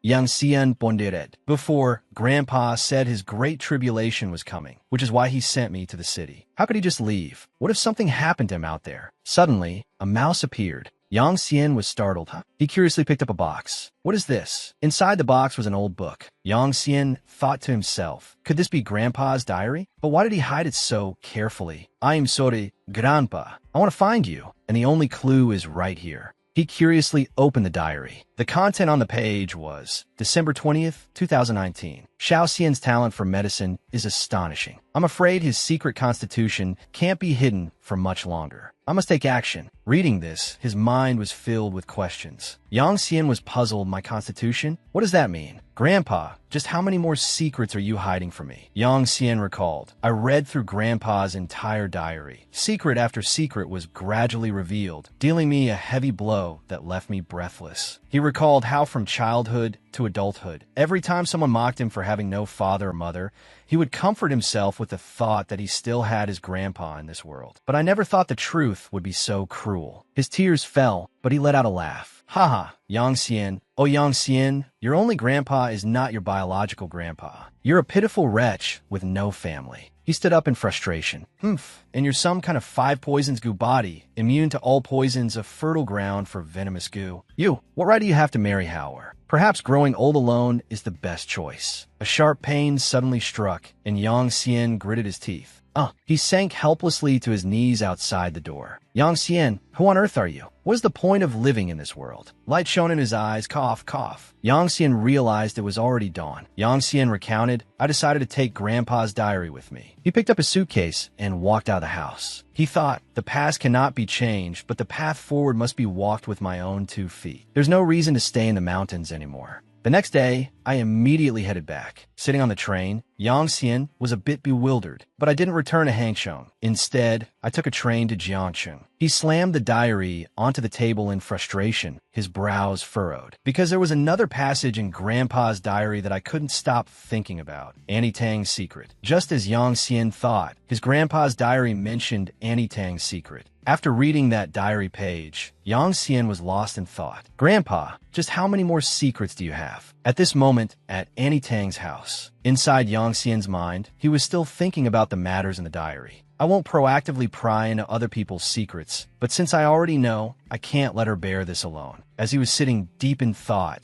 Tang Yu suddenly opened the door and poked her head in. Xiao Xian, is it you? Hearing this, Yang Xian also turned his head and replied, Auntie Tang, it's me. At this time, Yang Xian stood up. Tang Yu walked happily towards the stairs, saying, if Xiao Xuan knew you were back, she would definitely jump for joy. I'll go see if she's asleep. Hearing this, Yang Xian quickly stopped Tang Yu. Don't call her. Actually, I have something I want to ask you. Hearing Yang Xian say this, Tang Yu was also a little worried and curious, so she agreed. Okay, I understand. Come to my room. Entering Tang Yu's room, the two sat down by the bed, and Yang Xian began to ask Tang Yu in a hesitant voice. Annie Tang Xiao Shui isn't your biological daughter, is she? Upon hearing Yang Xian's question, Tang Yu's face was filled with panic, and she was also extremely surprised. Xiao Xian, how do you know? Could it be your grandpa? Seeing Tang Yu mention his grandpa, Yang Xian quickly refuted. No, I just guessed it myself. Suddenly, Yang Xian turned around, gripped Tang Yu's shoulders tightly, and said seriously, Annie Tang, I don't want to see you suffer like this anymore. The last time I gave you acupuncture, I discovered you have a sickness of the heart. If it's not resolved, it will be very dangerous. Seeing Yang Xian's demeanor, Tang Yu became a little scared and stammered. Xiao Xian. You. Seeing that Yang Xian seemed to know everything, Tang Yu covered her mouth with her hand, trying not to sob out loud, but tears streamed down her face uncontrollably. She said, I will never tell anyone, and I will forget. I will forget all the pain and only remember the joy that Xiao Shui has brought me. The two of them just sat like that, recalling the past. That year, Annie Tang graduated from high school and went on a trip with her boyfriend from outside of school. As a result, disaster struck and her boyfriend died on the spot. At that time, a local resident stood motionless, not understanding what had happened. The guardrail on the highway was completely smashed. That accident wasn't the only haunting memory. An even greater shock followed. At that time, besides the death of her boyfriend, another tribulation was waiting for Annie. After the accident, Annie discovered that her boyfriend had another woman who had even just given birth to his child. Back in the present, Tang Yu was still crying, but she continued to speak. That child is Xiao Shui. After hearing the whole story, Yang Xian felt extremely heartbroken. Annie Tang, who had always been so optimistic and kind, had unexpectedly endured such a cruel past. Unable to suppress her emotions any longer, Tang Yu threw herself into Yang Xian's arms, sobbing, and said, "That girl abandoned the newborn Xiao Shui, and I couldn't just ignore the baby, so I brought Xiao Shui home." At this moment, Tang Yu began to look up at Yang Xian, her eyes filled with misery. "At that time, I was stigmatized for being an unmarried mother and was cursed by others. But it's all in the past. As long as I keep this secret, Xiao Shui will have a happy life." Seeing Tang Yu like this, Yang Xian thought to himself, "Annie Tang in this state is truly heartbreaking." Thinking of this, Yang Xian said in a somewhat comforting tone, "Now you have me, you don't have to suffer alone anymore." A while later, Tang Yu fell asleep. As Yang Xian covered her with a blanket, he thought perhaps she's fallen asleep from the exhaustion of crying. After taking care of Tang Yu, Yang Xian went to his room and saw Yue sleeping on the bed. "This little girl, Xiao Shui, has taken over my room and is even sleep-talking." Yue was sound asleep, murmuring in her sleep, "Yang Xian, don't run." Hearing this, Yang Xian walked to the bedside, placed his hand on Yue's forehead as if showing his protectiveness. He thought to himself, "Auntie Tang, rest assured, I will protect your and Xiao Shui's happiness." Howard was right. Everyone's life is very short. Why bother caring so much? Not just his actions, but the look in Yang Xian's eyes as he gazed at Yue was also full of warmth and contemplation. "I have important people to protect, so I must persevere to the end." "Grandpa, where are you? No matter what the truth is, I hope I can hear it from you with my own ears." After settling matters at Tang Yu's house, Yang Xian began searching for his grandfather using clues from the diary. In his grandfather's diary, there was a mention of discovering black powder butterflies in the Dong village forest. "I thought, maybe I can find a trace of him here." After asking around for a while, Yang Xian began to feel tired, saying, "I can't believe I still haven't found anything. I'll have to check the places where there are no black powder butterflies." Suddenly, someone's voice drifted from a distance. On the second day of the second month, every household pounds rice to make sticky rice cakes. Hearing someone singing, Yang Xian said, "There's someone singing up ahead. I'll go there and ask about the black powder butterflies." Approaching the source of the singing, Yang Xian stood behind a tree and looked down. "I didn't expect there to be a hot spring here." A girl was soaking in the pool, her singing voice echoing. "Make sticky rice cakes and dry them. Have money and rice for a good new year." Then she continued singing. On the third day of the third month, the sun shines. After finishing her song, she stood up, flicking her long, silky black hair. Suddenly, she opened her eyes and saw Yang Xian standing right there, which scared her into screaming. "Ah?" Seeing this, Yang Xian quickly turned his face away, muttering an apology. "Sorry, I didn't do it on purpose." The girl was now extremely angry, mixed with embarrassment, and said, You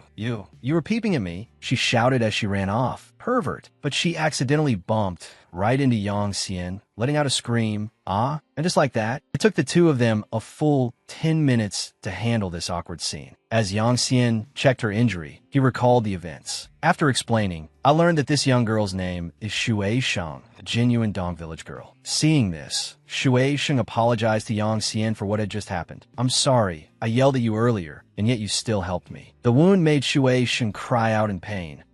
Because Shui Sheng had been poisoned, Yang Xian didn't hesitate to suck the poison from her leg and then spit out of his mouth. Speech. Afterwards, as Yang Xian wiped the remaining blood from his mouth with his hand, he said, "The poison has been drawn out. Try moving your leg and see if you can." After taking care of it, Shui Sheng stood up and said, "Thank you. Are you here in our Dong village to look for medicine?" Yang Xian was very surprised, as he didn't understand how she knew his intention, and asked, "How did you know? Could it be that other people have come here looking for medicine?" Seeing Yang Xian overthinking, Shui Sheng said, "I just thought you looked like a doctor. You must be very interested in medicinal herbs." Not only that, Shui Sheng also grabbed his hand with an excited expression, saying happily, "That's right. If you're interested, I'll take you to find a magical herb as a way to repay you." Yang Xian looked at her with a doubtful expression, blurting out, "A magical herb?" And just like that, the two of them set off, with Shui Sheng, being a local, leading the way. "Brother Yang Xian, over here." Seeing Shui Sheng standing at the entrance of a cave, Yang Xian said in surprise, "A cave?" Seeing this, Shui Sheng used her hand to push aside the vines obscuring the cave entrance, as if pulling back a curtain. She said, "Take a look." As soon as the cave entrance was opened, a swarm of blue butterflies flew out from within. Seeing this, Yang Xian blurted out, "Black powder butterflies." Suddenly, a loud shout came from behind. "Shui Sheng." The person continued in a somewhat angry tone, "Why did you bring an outsider into the forbidden area?" When Shui Yu saw Yang Xian's presence,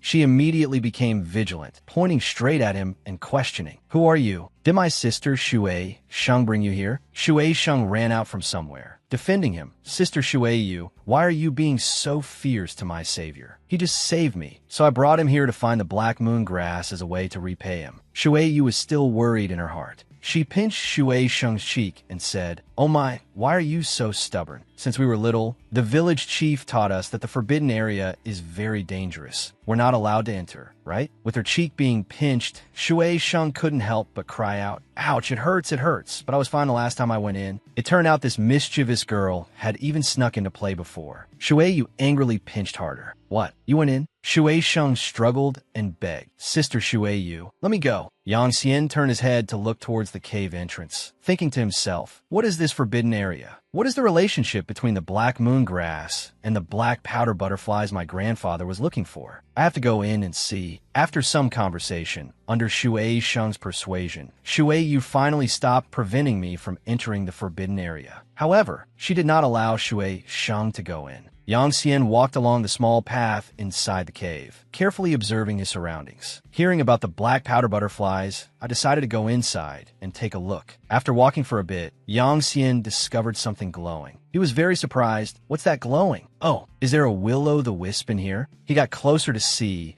and it turned out to be a patch of strange flowers, planted very neatly and emitting a glow. Yang Xian looked on curiously. These flowers were dazzlingly bright, seeming to have an indescribable allure. Yang Xian immediately recognized it. He reached his hand forward. This is the black moon grass they were talking about. But before he could touch the flower, a swarm of butterflies suddenly appeared from nowhere, rushing towards him. "What is this?" The butterflies relentlessly crashed into Yang Xian. "It's the black powder butterflies. Why are there so many?" But strangely, when the black powder butterflies touched him, his clothes seemed to be corroded, gradually tearing, and even his arm was injured. He cried out in pain. Yang Xian, in agony, tried to cover his face, thinking to himself, "The powder on these butterflies is poisonous." Fortunately, after a while, they all flew away. Yang Xian sat slumped on the ground, frowning. Are they gone? So the danger the village chief mentioned was these butterflies. But at this moment, the toxins seemed to have spread throughout his body. He clutched his head. "My head hurts so much my whole body feels numb. No, I have to save myself." He recalled Shui Sheng's words. Shui Sheng had said she was swarmed by the black butterflies, and she had advised him that washing his face with the juice from the black moon grass would make it feel better. He had a sudden realization, so that's how it is. Then he quickly plucked a plant. Shui Sheng was unharmed thanks to this black moon grass. He quickly crushed it and applied it to the wound. He applied the crushed black moon grass to the wound. A moment later, Yang Xian finally let out a sigh of relief. It really feels much better. He removed the petals from his body, smiling. How miraculous, the black moon grass. He smiled thoughtfully. I don't know if it's intuition, but I feel that my grandfather is guiding me in his own way. At this moment, I can see my future path more clearly. A short while later, Yang Xian walked out of the cave safely. Shui Sheng happily said to Shui Yu, "Sister Shui Yu, look, he's okay." The two girls ran over. Shui Sheng said with a smile, "This is great, brother Yang Xian." Shui Yu also felt relieved. It's a good thing you're okay. He looked at the two of them, thinking to himself, not only is Shui Sheng adorable, but even the fierce-looking Shui Yu is actually very simple and straightforward. Dong Village is truly an interesting place.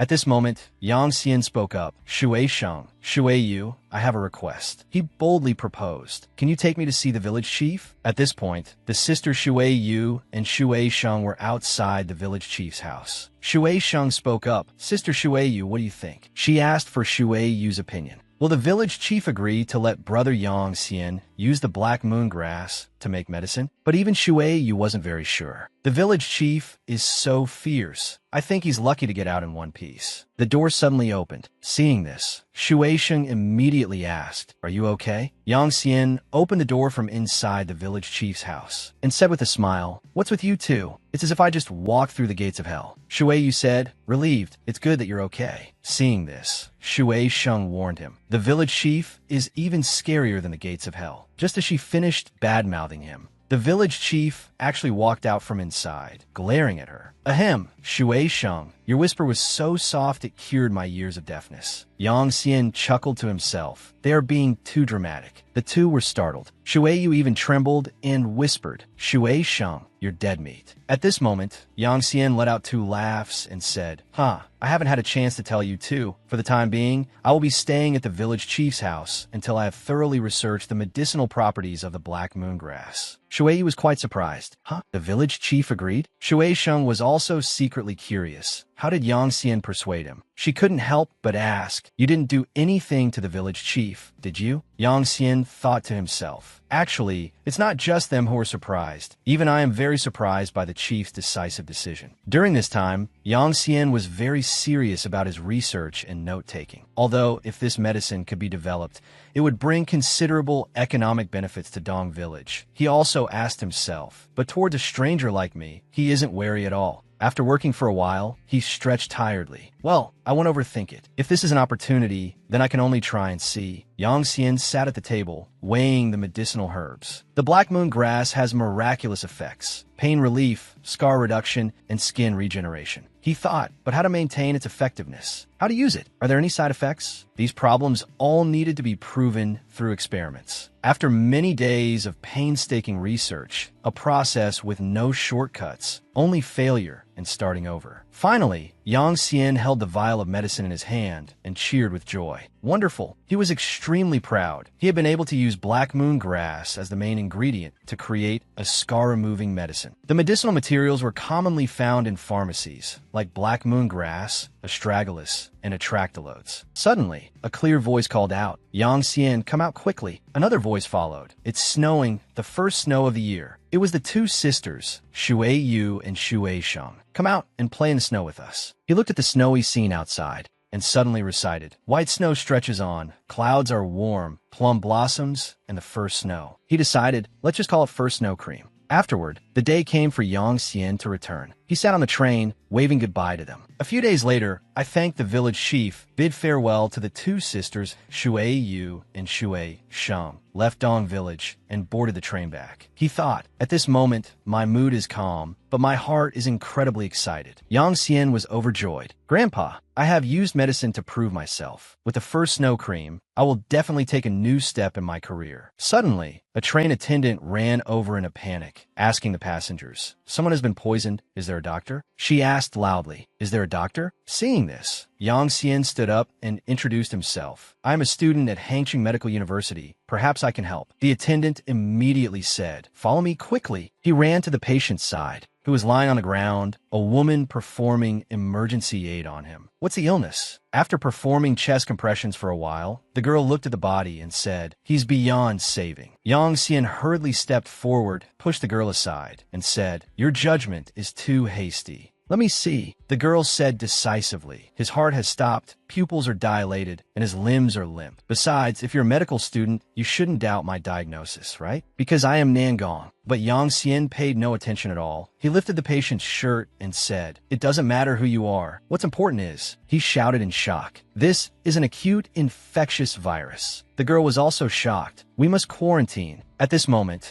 Yang Xian quickly snatched the attendant's walkie-talkie and reported loudly, "Emergency situation. There is a passenger in car number 08 infected with an infectious virus. Onset time was half an hour ago. The rate of spread is unknown. Seal the train car immediately." But the other end immediately retorted, "No, it hasn't been confirmed if there's a virus. Doing so will cause panic among the passengers." Yang Xian angrily questioned, "Is preventing panic more important than the lives of everyone on this train?" Nangong quickly interjected, saying loudly, "I guarantee it on the reputation of the National Research Institute Zero." He looked at this girl in astonishment, thinking to himself, Research Institute Zero? That's the top medical research institution in the country, even in the world. Sure enough, the other end said nothing more. The other party had hung up. At this moment, only 3 people were left in the train car. Yang Xian and Nangong quickly moved the body. The train car was dead silent. No one knew what the train conductor's decision would be. Suddenly, the female attendant screamed. She lifted her shirt and discovered she had also been infected with the virus. She screamed in panic. "Want to run away? How could this be? I'm infected too." Yang Xian reacted quickly, immediately grabbing her and shouting, "Close the door. Don't let her out." The people outside were bewildered. What's going on? They still didn't understand the situation. "Are you crazy?" The female attendant was still struggling relentlessly. "Let me go. I don't want to die here." Yang Xian tried to help her calm down. "It's very likely we're all infected now. Going out now will only infect others. It's useless." But the female attendant had lost all reason, cursing, "Who the hell are you? For all I know, you're just a fraud. I want to go out and find a real doctor." Nangong couldn't bear it and ran over, immediately slapping the hysterical woman and scolding, "Shut up. If you have time to go crazy, you might as well leave some last word for your family and friends." She was hurt by the slap and wouldn't stop crying. Sobi, sobi, sobi, sobi, sobi. But she still didn't forget to attack others. "It's not like you're the one who's infected. How would you understand?" But when Nangong lifted her own shirt, she too was indeed infected. This stunned the female attendant. "You too." Suddenly, the patient who was thought to be dead coughed violently. Nangong was shocked. "He's awake." He coughed nonstop, then shot up forcefully. Cough, cough. The person charged towards everyone like a madman. Yang Xian shouted, "This is bad. The virus is making him lose control." He was agile, dodging and taking down the opponent. "Knock him out first," Yang Xian observed, and sure enough, the next second the female attendant also went crazy, preparing to attack him. "Look-gili, Yang Xian dodget." Then he used a chop to the back of her neck. The 2 unconscious people had their hands tied. Yang Xian said to Nangong, "As a precaution, I've dislocated their elbow joints. Now we must quickly find a way to deal with the virus." He suddenly noticed Professor Nangong's face. He observed that symptoms of the virus were beginning to appear on Nangong's face and body, and asked if she could still hold on. Nangong then handed her phone to Yang Xian, replying, "I've already contacted people from the lab to come pick us up. I don't know what kind of antibody you have in your body that you're not infected, but if you don't want to be locked up, you'd better leave with the lab personnel." He took the phone, frowning as he thought to himself, to be able to think so calmly while being tormented by the toxin, she truly is a top national scientist. He sighed. With this virus situation, it was indeed safest to hand it over to Research Institute Zero. Suddenly, Nangong lunged forward and grabbed Yang Xian's collar, saying, "Whether I live or die, you must get me back to the Research Institute." Cough, cough, cough. Yang Xian was startled. "Hey." Before losing consciousness, Nangong said decisively, "I am the best research specimen." Yang Xian held the phone,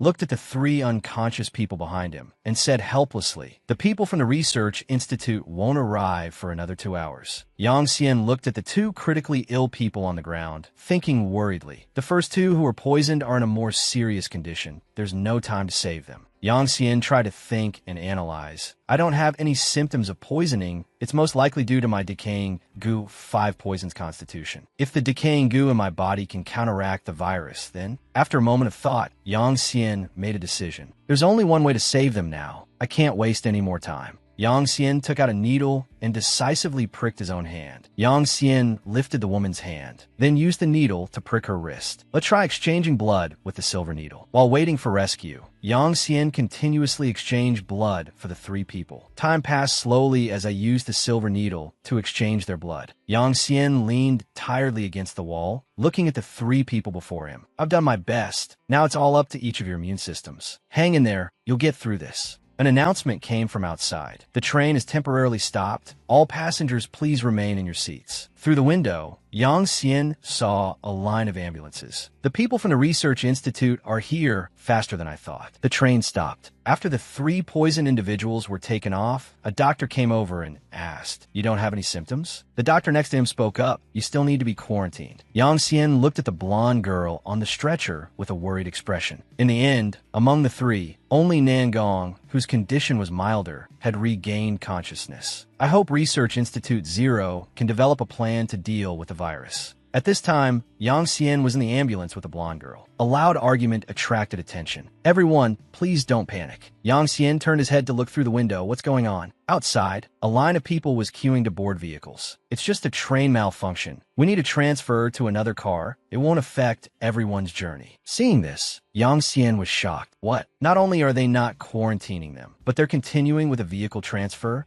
Yang Xian went to bang on the vehicle door, wanting to get out and stop them. "Stop the car. There might be infected people inside. At the very least, I demand they go to the hospital for a checkup." The ambulances left the highway one by one, but I couldn't stop their actions, and no one told me where they wanted to take me and Nangong. Yang Xian was full of suspicion. "I feel like this situation is a bit off." At this moment, Nangong on the stretcher showed signs of waking up. Cough, cough. Yang Xian, who was banging on the door, heard the sound and turned around. "Nangong, you're awake?" Nangong removed her oxygen mask and said with difficulty, "This is wrong. These are definitely not people from the Research Institute." Yang Xian immediately asked, "Then what should we do?" Nangong turned her head and continued to explain. "Based on the thinking of this group of people, they will definitely conceal the truth for the sake of the bigger picture. As for us, we will probably have our freedom restricted and become research subjects." Yang Xian muttered to himself, "Research subjects." Yang Xian imagined himself tied to an operating table. The large intestine has been removed. Next is the liver. Nangong cut off Yang Xian's imagination. It's not the scene you're imagining in your head." But Nangong's eyes were firm as she said, "This virus is too powerful. Besides myself, I don't trust anyone. We have to get back to Research Institute Zero." Yang Xian held the phone and said, "Even if we can use the phone to send them our location, there's no signal on this mountain road." Nangong smiled smugly. My phone doesn't use a regular signal." At this moment, on the mountain road, a convoy of military vehicles was advancing. A team of armed men moved forward to block the vehicle. "Don't move." An armed man stepped forward. "Under orders from our superiors, we are here to take over the passenger quarantine work." The driver panicked, turned his head, and said to the leader behind him, "Deputy Director, what do we do now?" The deputy director held his head in fear, a look of helplessness on his face. "It can't be hidden anymore." The deputy director thought worriedly. Who on earth leaked this information so quickly? At this time, in the ambulance, Nangong looked at the information on the screen and breathed a sigh of relief. "All right, for now, we don't need to worry about a large-scale outbreak." Yang Xian looked at Nangong, puzzled. "A single phone can mobilize the military? How'd you do that?" Nangong gave him a proud glance. "Simply because I am Nangong." A sound attracted the attention of the two. Yang Xian was puzzled. "What's that sound?" The two looked through the mesh grate on the vehicle's ceiling and saw an aircraft. Nangong immediately said, "It seems we could go back to the Research Institute now." The helicopter took the two back to the base, landing on the roof of a building amidst the mountains.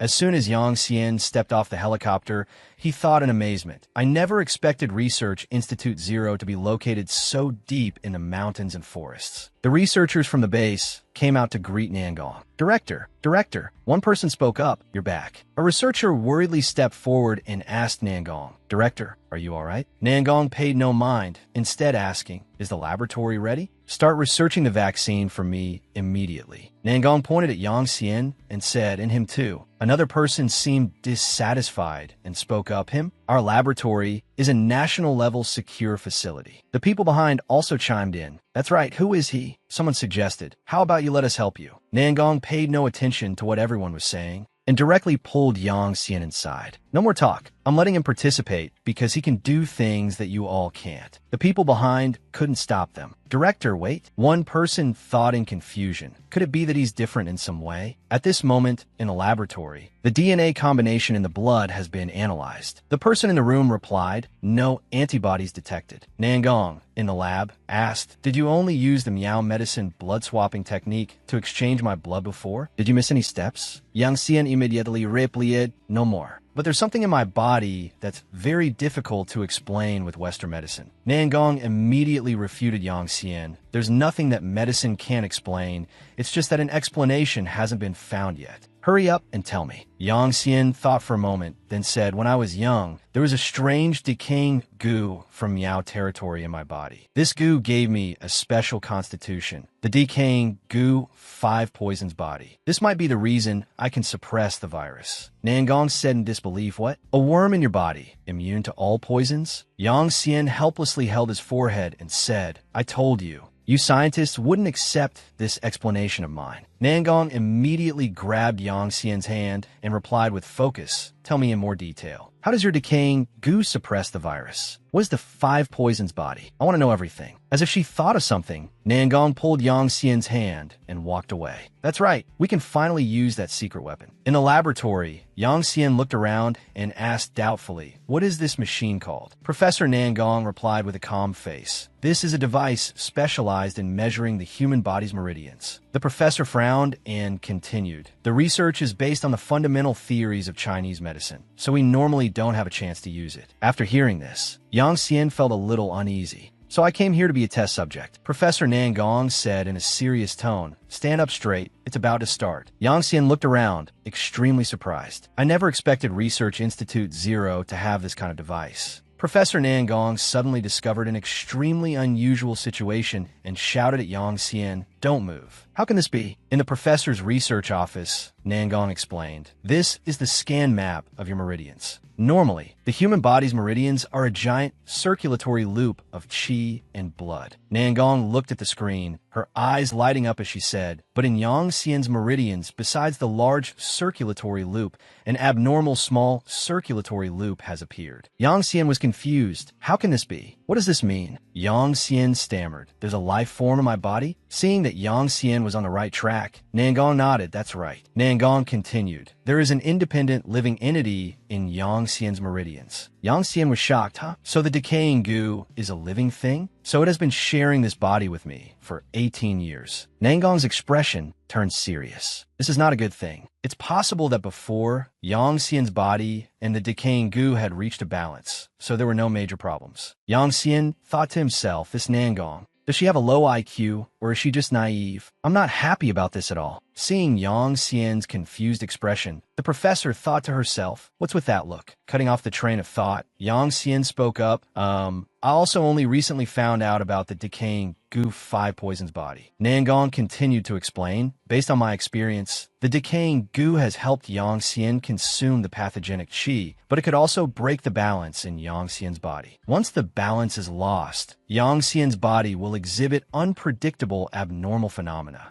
or even collapse. Yang Xian froenet collapse, a balanced system? Is this decaying goo starting to cause trouble in my body now? Nangong sighed. Even with my experience in researching goo poison, it's of no use. A few days later, Nangong and I spent all day in the laboratory researching the vaccine. The professor began to feel hopeless. This is so disappointing. Yang Xian also sighed. Indeed, life is so difficult. The professor sighed in extreme frustration. If it only concerned Yang Xian's life, it would be one thing, but this vaccine is very important. I'm afraid the Research Institute will have to fight a long battle. Yang Xian sneered inwardly. Haha, that's right. To Nangong, creating the vaccine is more important than my life. Yang Xian sat in a daze, his eyes filled with a bit of sorrow. And as for me, from now on, I carry a decaying goo that could erupt in my body at any time. Nangong turned her head and asked, by the way, Yang Xian, do you have any unfulfilled wishes? Yang Xian said slowly, you want me to leave my last words? Nangong gave Yang Xian a friendly look.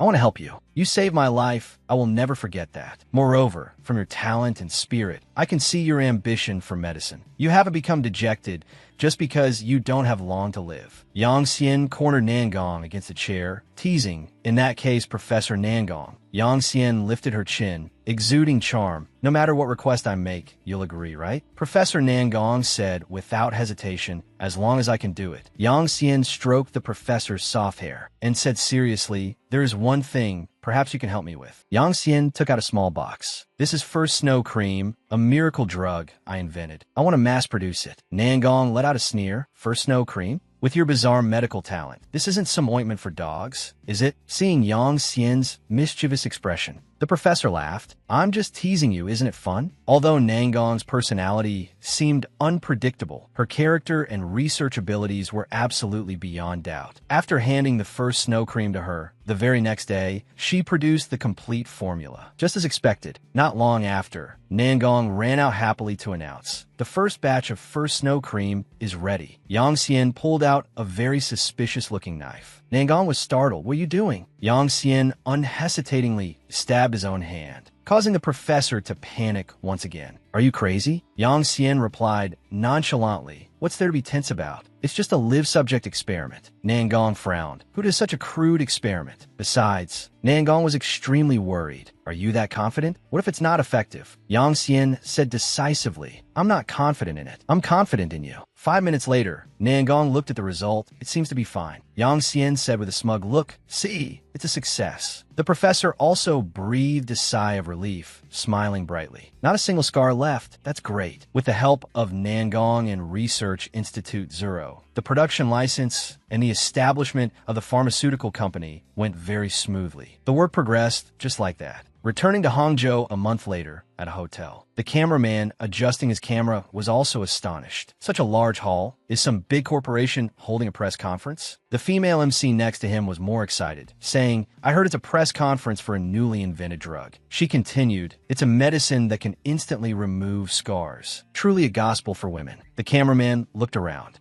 I bet it's just some fake old expert again, pulling a stunt to cheat women out of their money. Yang Xian appeared from nowhere and handed them a gift basket. Whether it's a scam or not, you'll know once you try. This is a limited trial version of First Snow Cream. The female MC beamed. A gift for me? I heard it's very expensive. Yang Xian nodded. Don't worry, I invented First Snow Cream. It's also effective for men. The female MC was probably already infatuated with Yang Xian by now. Amazing. I never thought such a perfect man existed in this world. And that cameraman was also gradually won over. I didn't expect him to be so young. Yang Xian stepped onto the stage and said loudly, hello everyone, I am Yang Xian, the founder of Hanmo Pharmaceuticals. Welcome to the founding ceremony of Hanmo Pharmaceuticals. Yang Xian continued, due to limited production, First Snow Cream can only be sold in limited quantities at the Hanmo Medical Hall. Suddenly, a hand reached out from the door, stopping the press conference. The scene became even more lively. So many bodyguards, I didn't invite any special guests.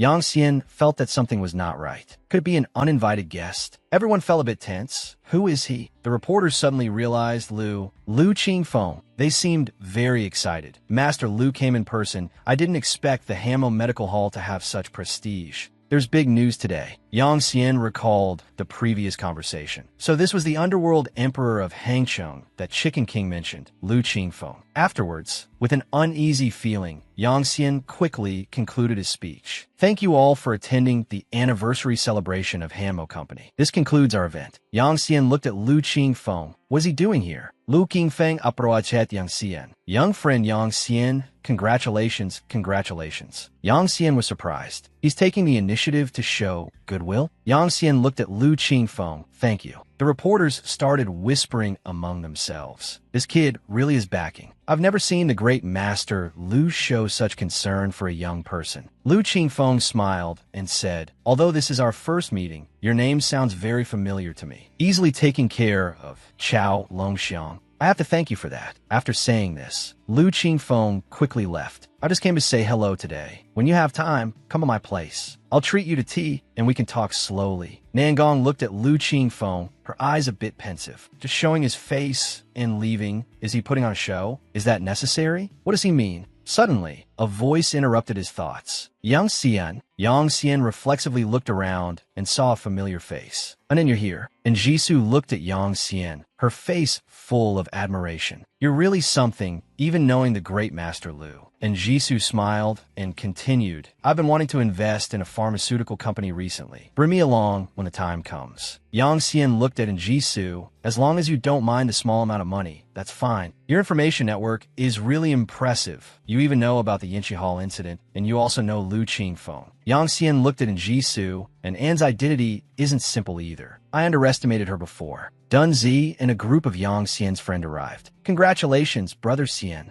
Dun Zi said excitedly. I can't believe Brother Xian, who used to fight with us every day, has now become an inventor. This was Dun Zi being proud on his behalf. Yang Xian greeted them happily. Dun Zi, everyone's here. Dun Zi put his arm around Yang Xian's shoulder and said with a laugh, with Master Lu showing up today, you can walk sideways in Hangqing from now on. Yang Xian's friends chimed in. Brother Xian is so amazing. Yang Xian was a little surprised. So that's how it is. So everyone thinks that Lu Qingfeng and I have a very good relationship. Yang Xian looked around. If there's a conflict, I'll have no choice but to stand on his side. Yang Xian Tog, who does he want to push me out to deal with? Could it be? But the surrounding noise interrupted his train of thought. It looks like First Snow Cream will definitely be a bestseller, Dun Zi said happily. Brother Yin will surely become a great national physician. Yang Xian was also very happy to hear this, but he didn't forget to remind Dun Zi. After we're done here, you and the brothers find a hotel to stay at for now. Yang Xian said with a smile. I'll come find you all tomorrow. Everyone was surprised by this sudden farewell. Brother Yin, where are you going in such a hurry? In the underground parking lot, Yang Xian looked into the darkness, a sense of unease rising in his heart. This move by Lu Qingfeng gives me a bad feeling. Yang Xian see get. It's a good thing the company just bought a car a few days ago. I'll drive out and see what's going on. Yang Xian sensed that someone was following him. Yang Xian drew the self-defense knife he always carried and shouted, Who's there? Why are you following me? Yang Xian turned around. Seeing Yin'er, he asked, Yin'er,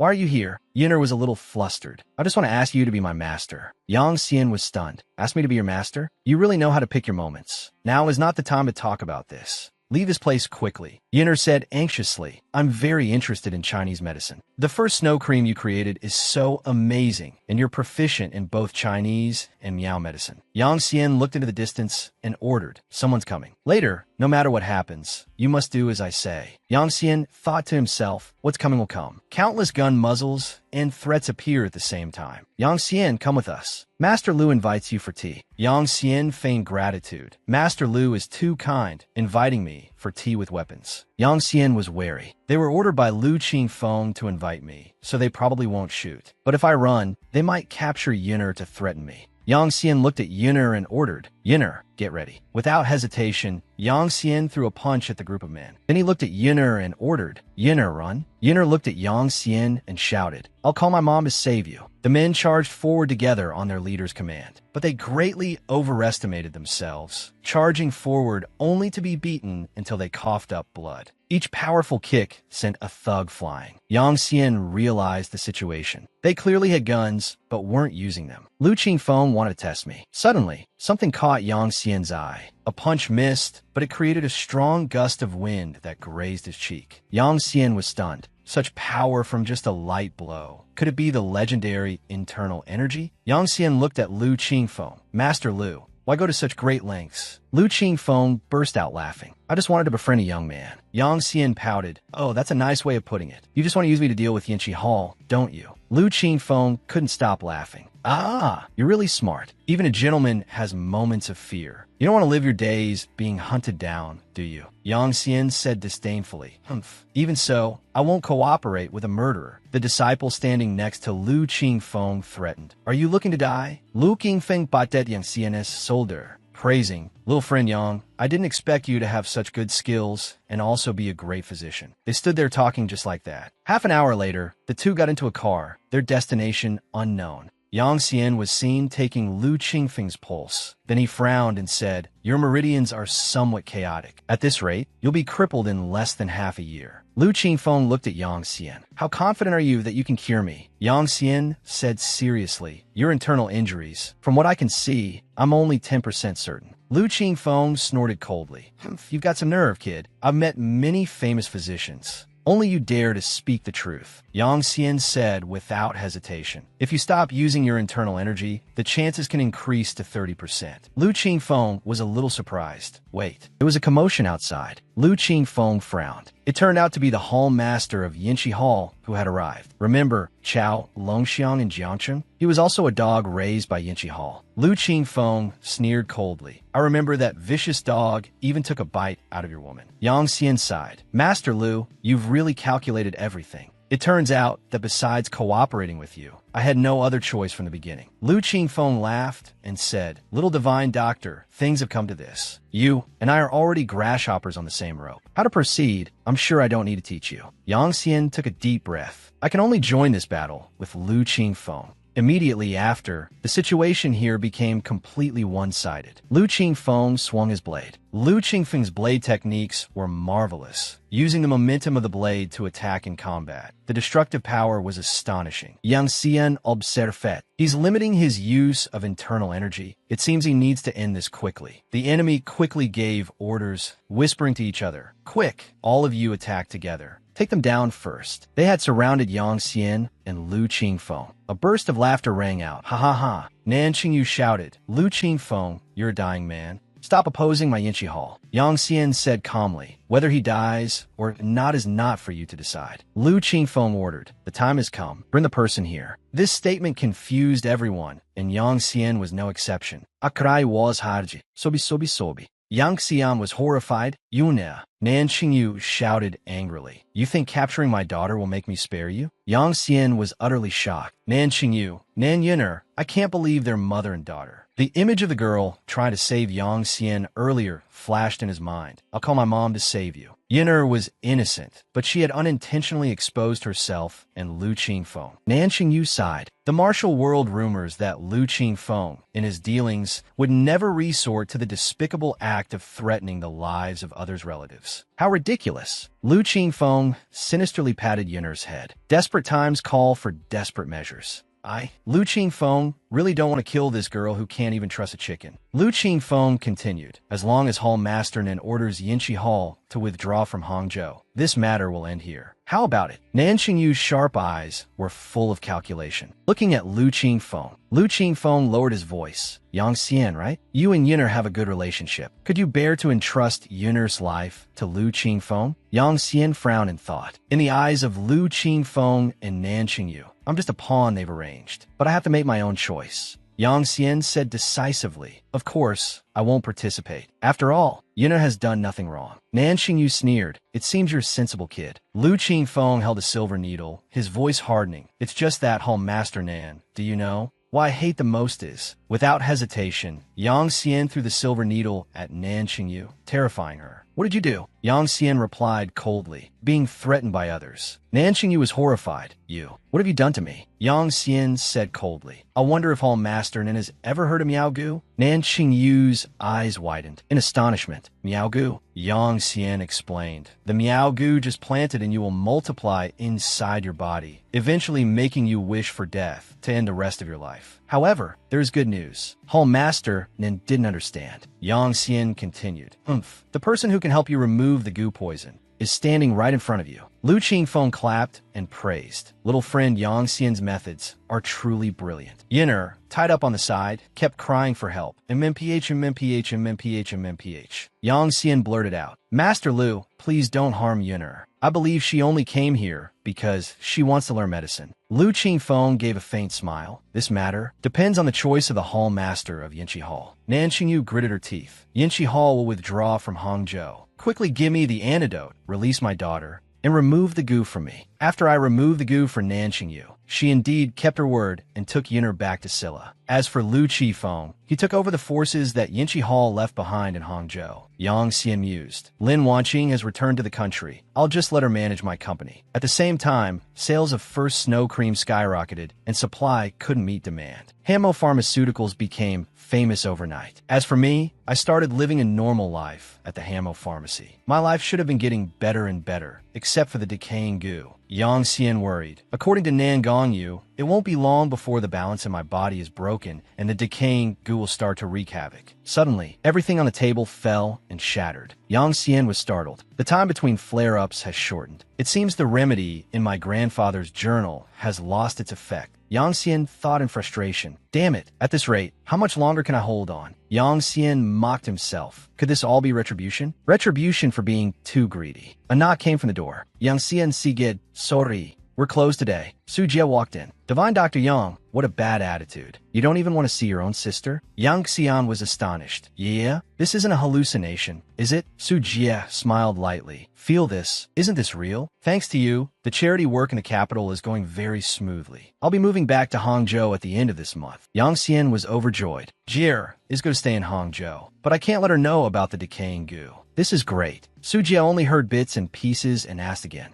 Su Jie looked around and suddenly noticed. Why is this medical book on the floor? Yang Xian flipped through the book and read. Then he was startled. This is a journal? Little Xian, did something happen to you? In the journal, every line was written very clearly. Although there is no radical cure, it can alleviate the pain when Yenner's decaying goo flares up. Yang Xian forced a smile. I'm just practicing concocting medicine. This is how all divine doctors are trained. Su Jie looked at him suspiciously. Don't I know you? You can't fool me. Su Jie asked seriously. Has something very serious happened to your body, right? Yang Xian lowered his head in thought. Seeing this, Su Jie rested her head on Yang Xian's chest and said with teary eyes, Little Xian, let's get married and never be apart for the rest of our lives. Su Jie hugged Yang Xian tightly, her eyes moist, her hands clutching his shirt. Get married? Yang Xian was stunned by Su Jie's proposal. Yang Xian thought to himself, get married? You're about to die, and you want to drag Su Jie down with you. He said softly, no, I can't. Su Jie grew a little anxious, placed her hands on his shoulders, and asked, why? Is it because of the decaying goo mentioned in that diary? You want to bear it all alone? After asking, she gripped his hand tightly and said softly, no, I won't let you do that. I absolutely won't let you be alone. We can figure something out together. I'm sure it'll be okay. Yang Xian thought to himself, it'll be okay? Grandpa searched the entire world with no results, and Nangong already confirmed that I won't survive. He lowered his head and gently kissed the back of her hand. If this really is the end of the road, then Jie must be my final wish. Yang Xian tog, but I can't selfishly drag her along. I can't harm her. Despite this thought, he still felt a little sad inside. The self-torment ploy is a great success. I finally tricked the goddess into proposing. He broke into a radiant smile, raising both hands, his expression completely different from before. But in his heart, he thought,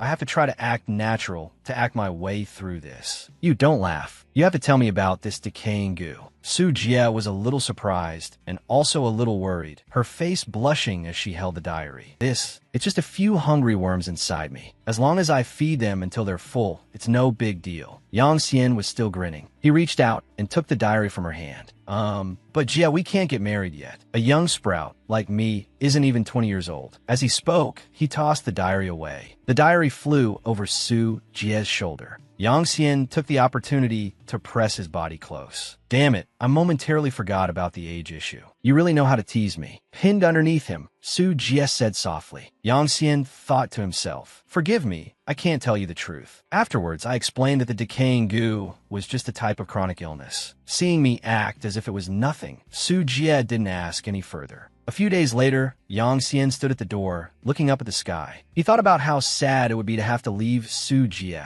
in the future. A car parked not far away. Good morning, Definite Dr. Yang. Lu Qingfeng was helped out of the car by his bodyguards. Seeing Lu Qingfeng appear, Yang Xian thought to himself, Lu Qingfeng, it seems his internal injuries have worsened again. In the clinic, after the treatment was finished, Lu Qingfeng was getting dressed when he heard Yang Xian say, from now on, come twice a week. The precious medicinal herbs I've prepared for you are about to arrive. If you persist in not using your internal energy, there will be a good turnaround within a year. He said while tidying up, feeling a slight urge to laugh. AI, how ridiculous. I don't even know which day I'll die, yet I'm still persistently treating others. Before coming today, I was thinking about how I would have to intimidate you into treating me. I didn't expect Dr. Yang to be so kind-hearted and not set any conditions. It truly makes this old Lu ashamed. Lu Qingfeng flicked his sleeves and stood up. Healing the sick and saving lives is the duty of us physicians. Master Lu is too kind. Yang Xian laughed and said, Take a look at this. Lu Qingfeng handed him a file. What is this? Yang Xian asked dubbed fully. My grandfather? Yang Xian looked at the contents inside and said in astonishment. Lu Qingfeng spoke up. This is information my men brought back from the Shu Zhongtang clan. I thought young friend Yang would be interested, so I brought it over. Your grandfather seems to have found some secret method to remove the goo, but this Tang clan, it's easy to enter, but very difficult to leave. The file contained a photo of his grandfather.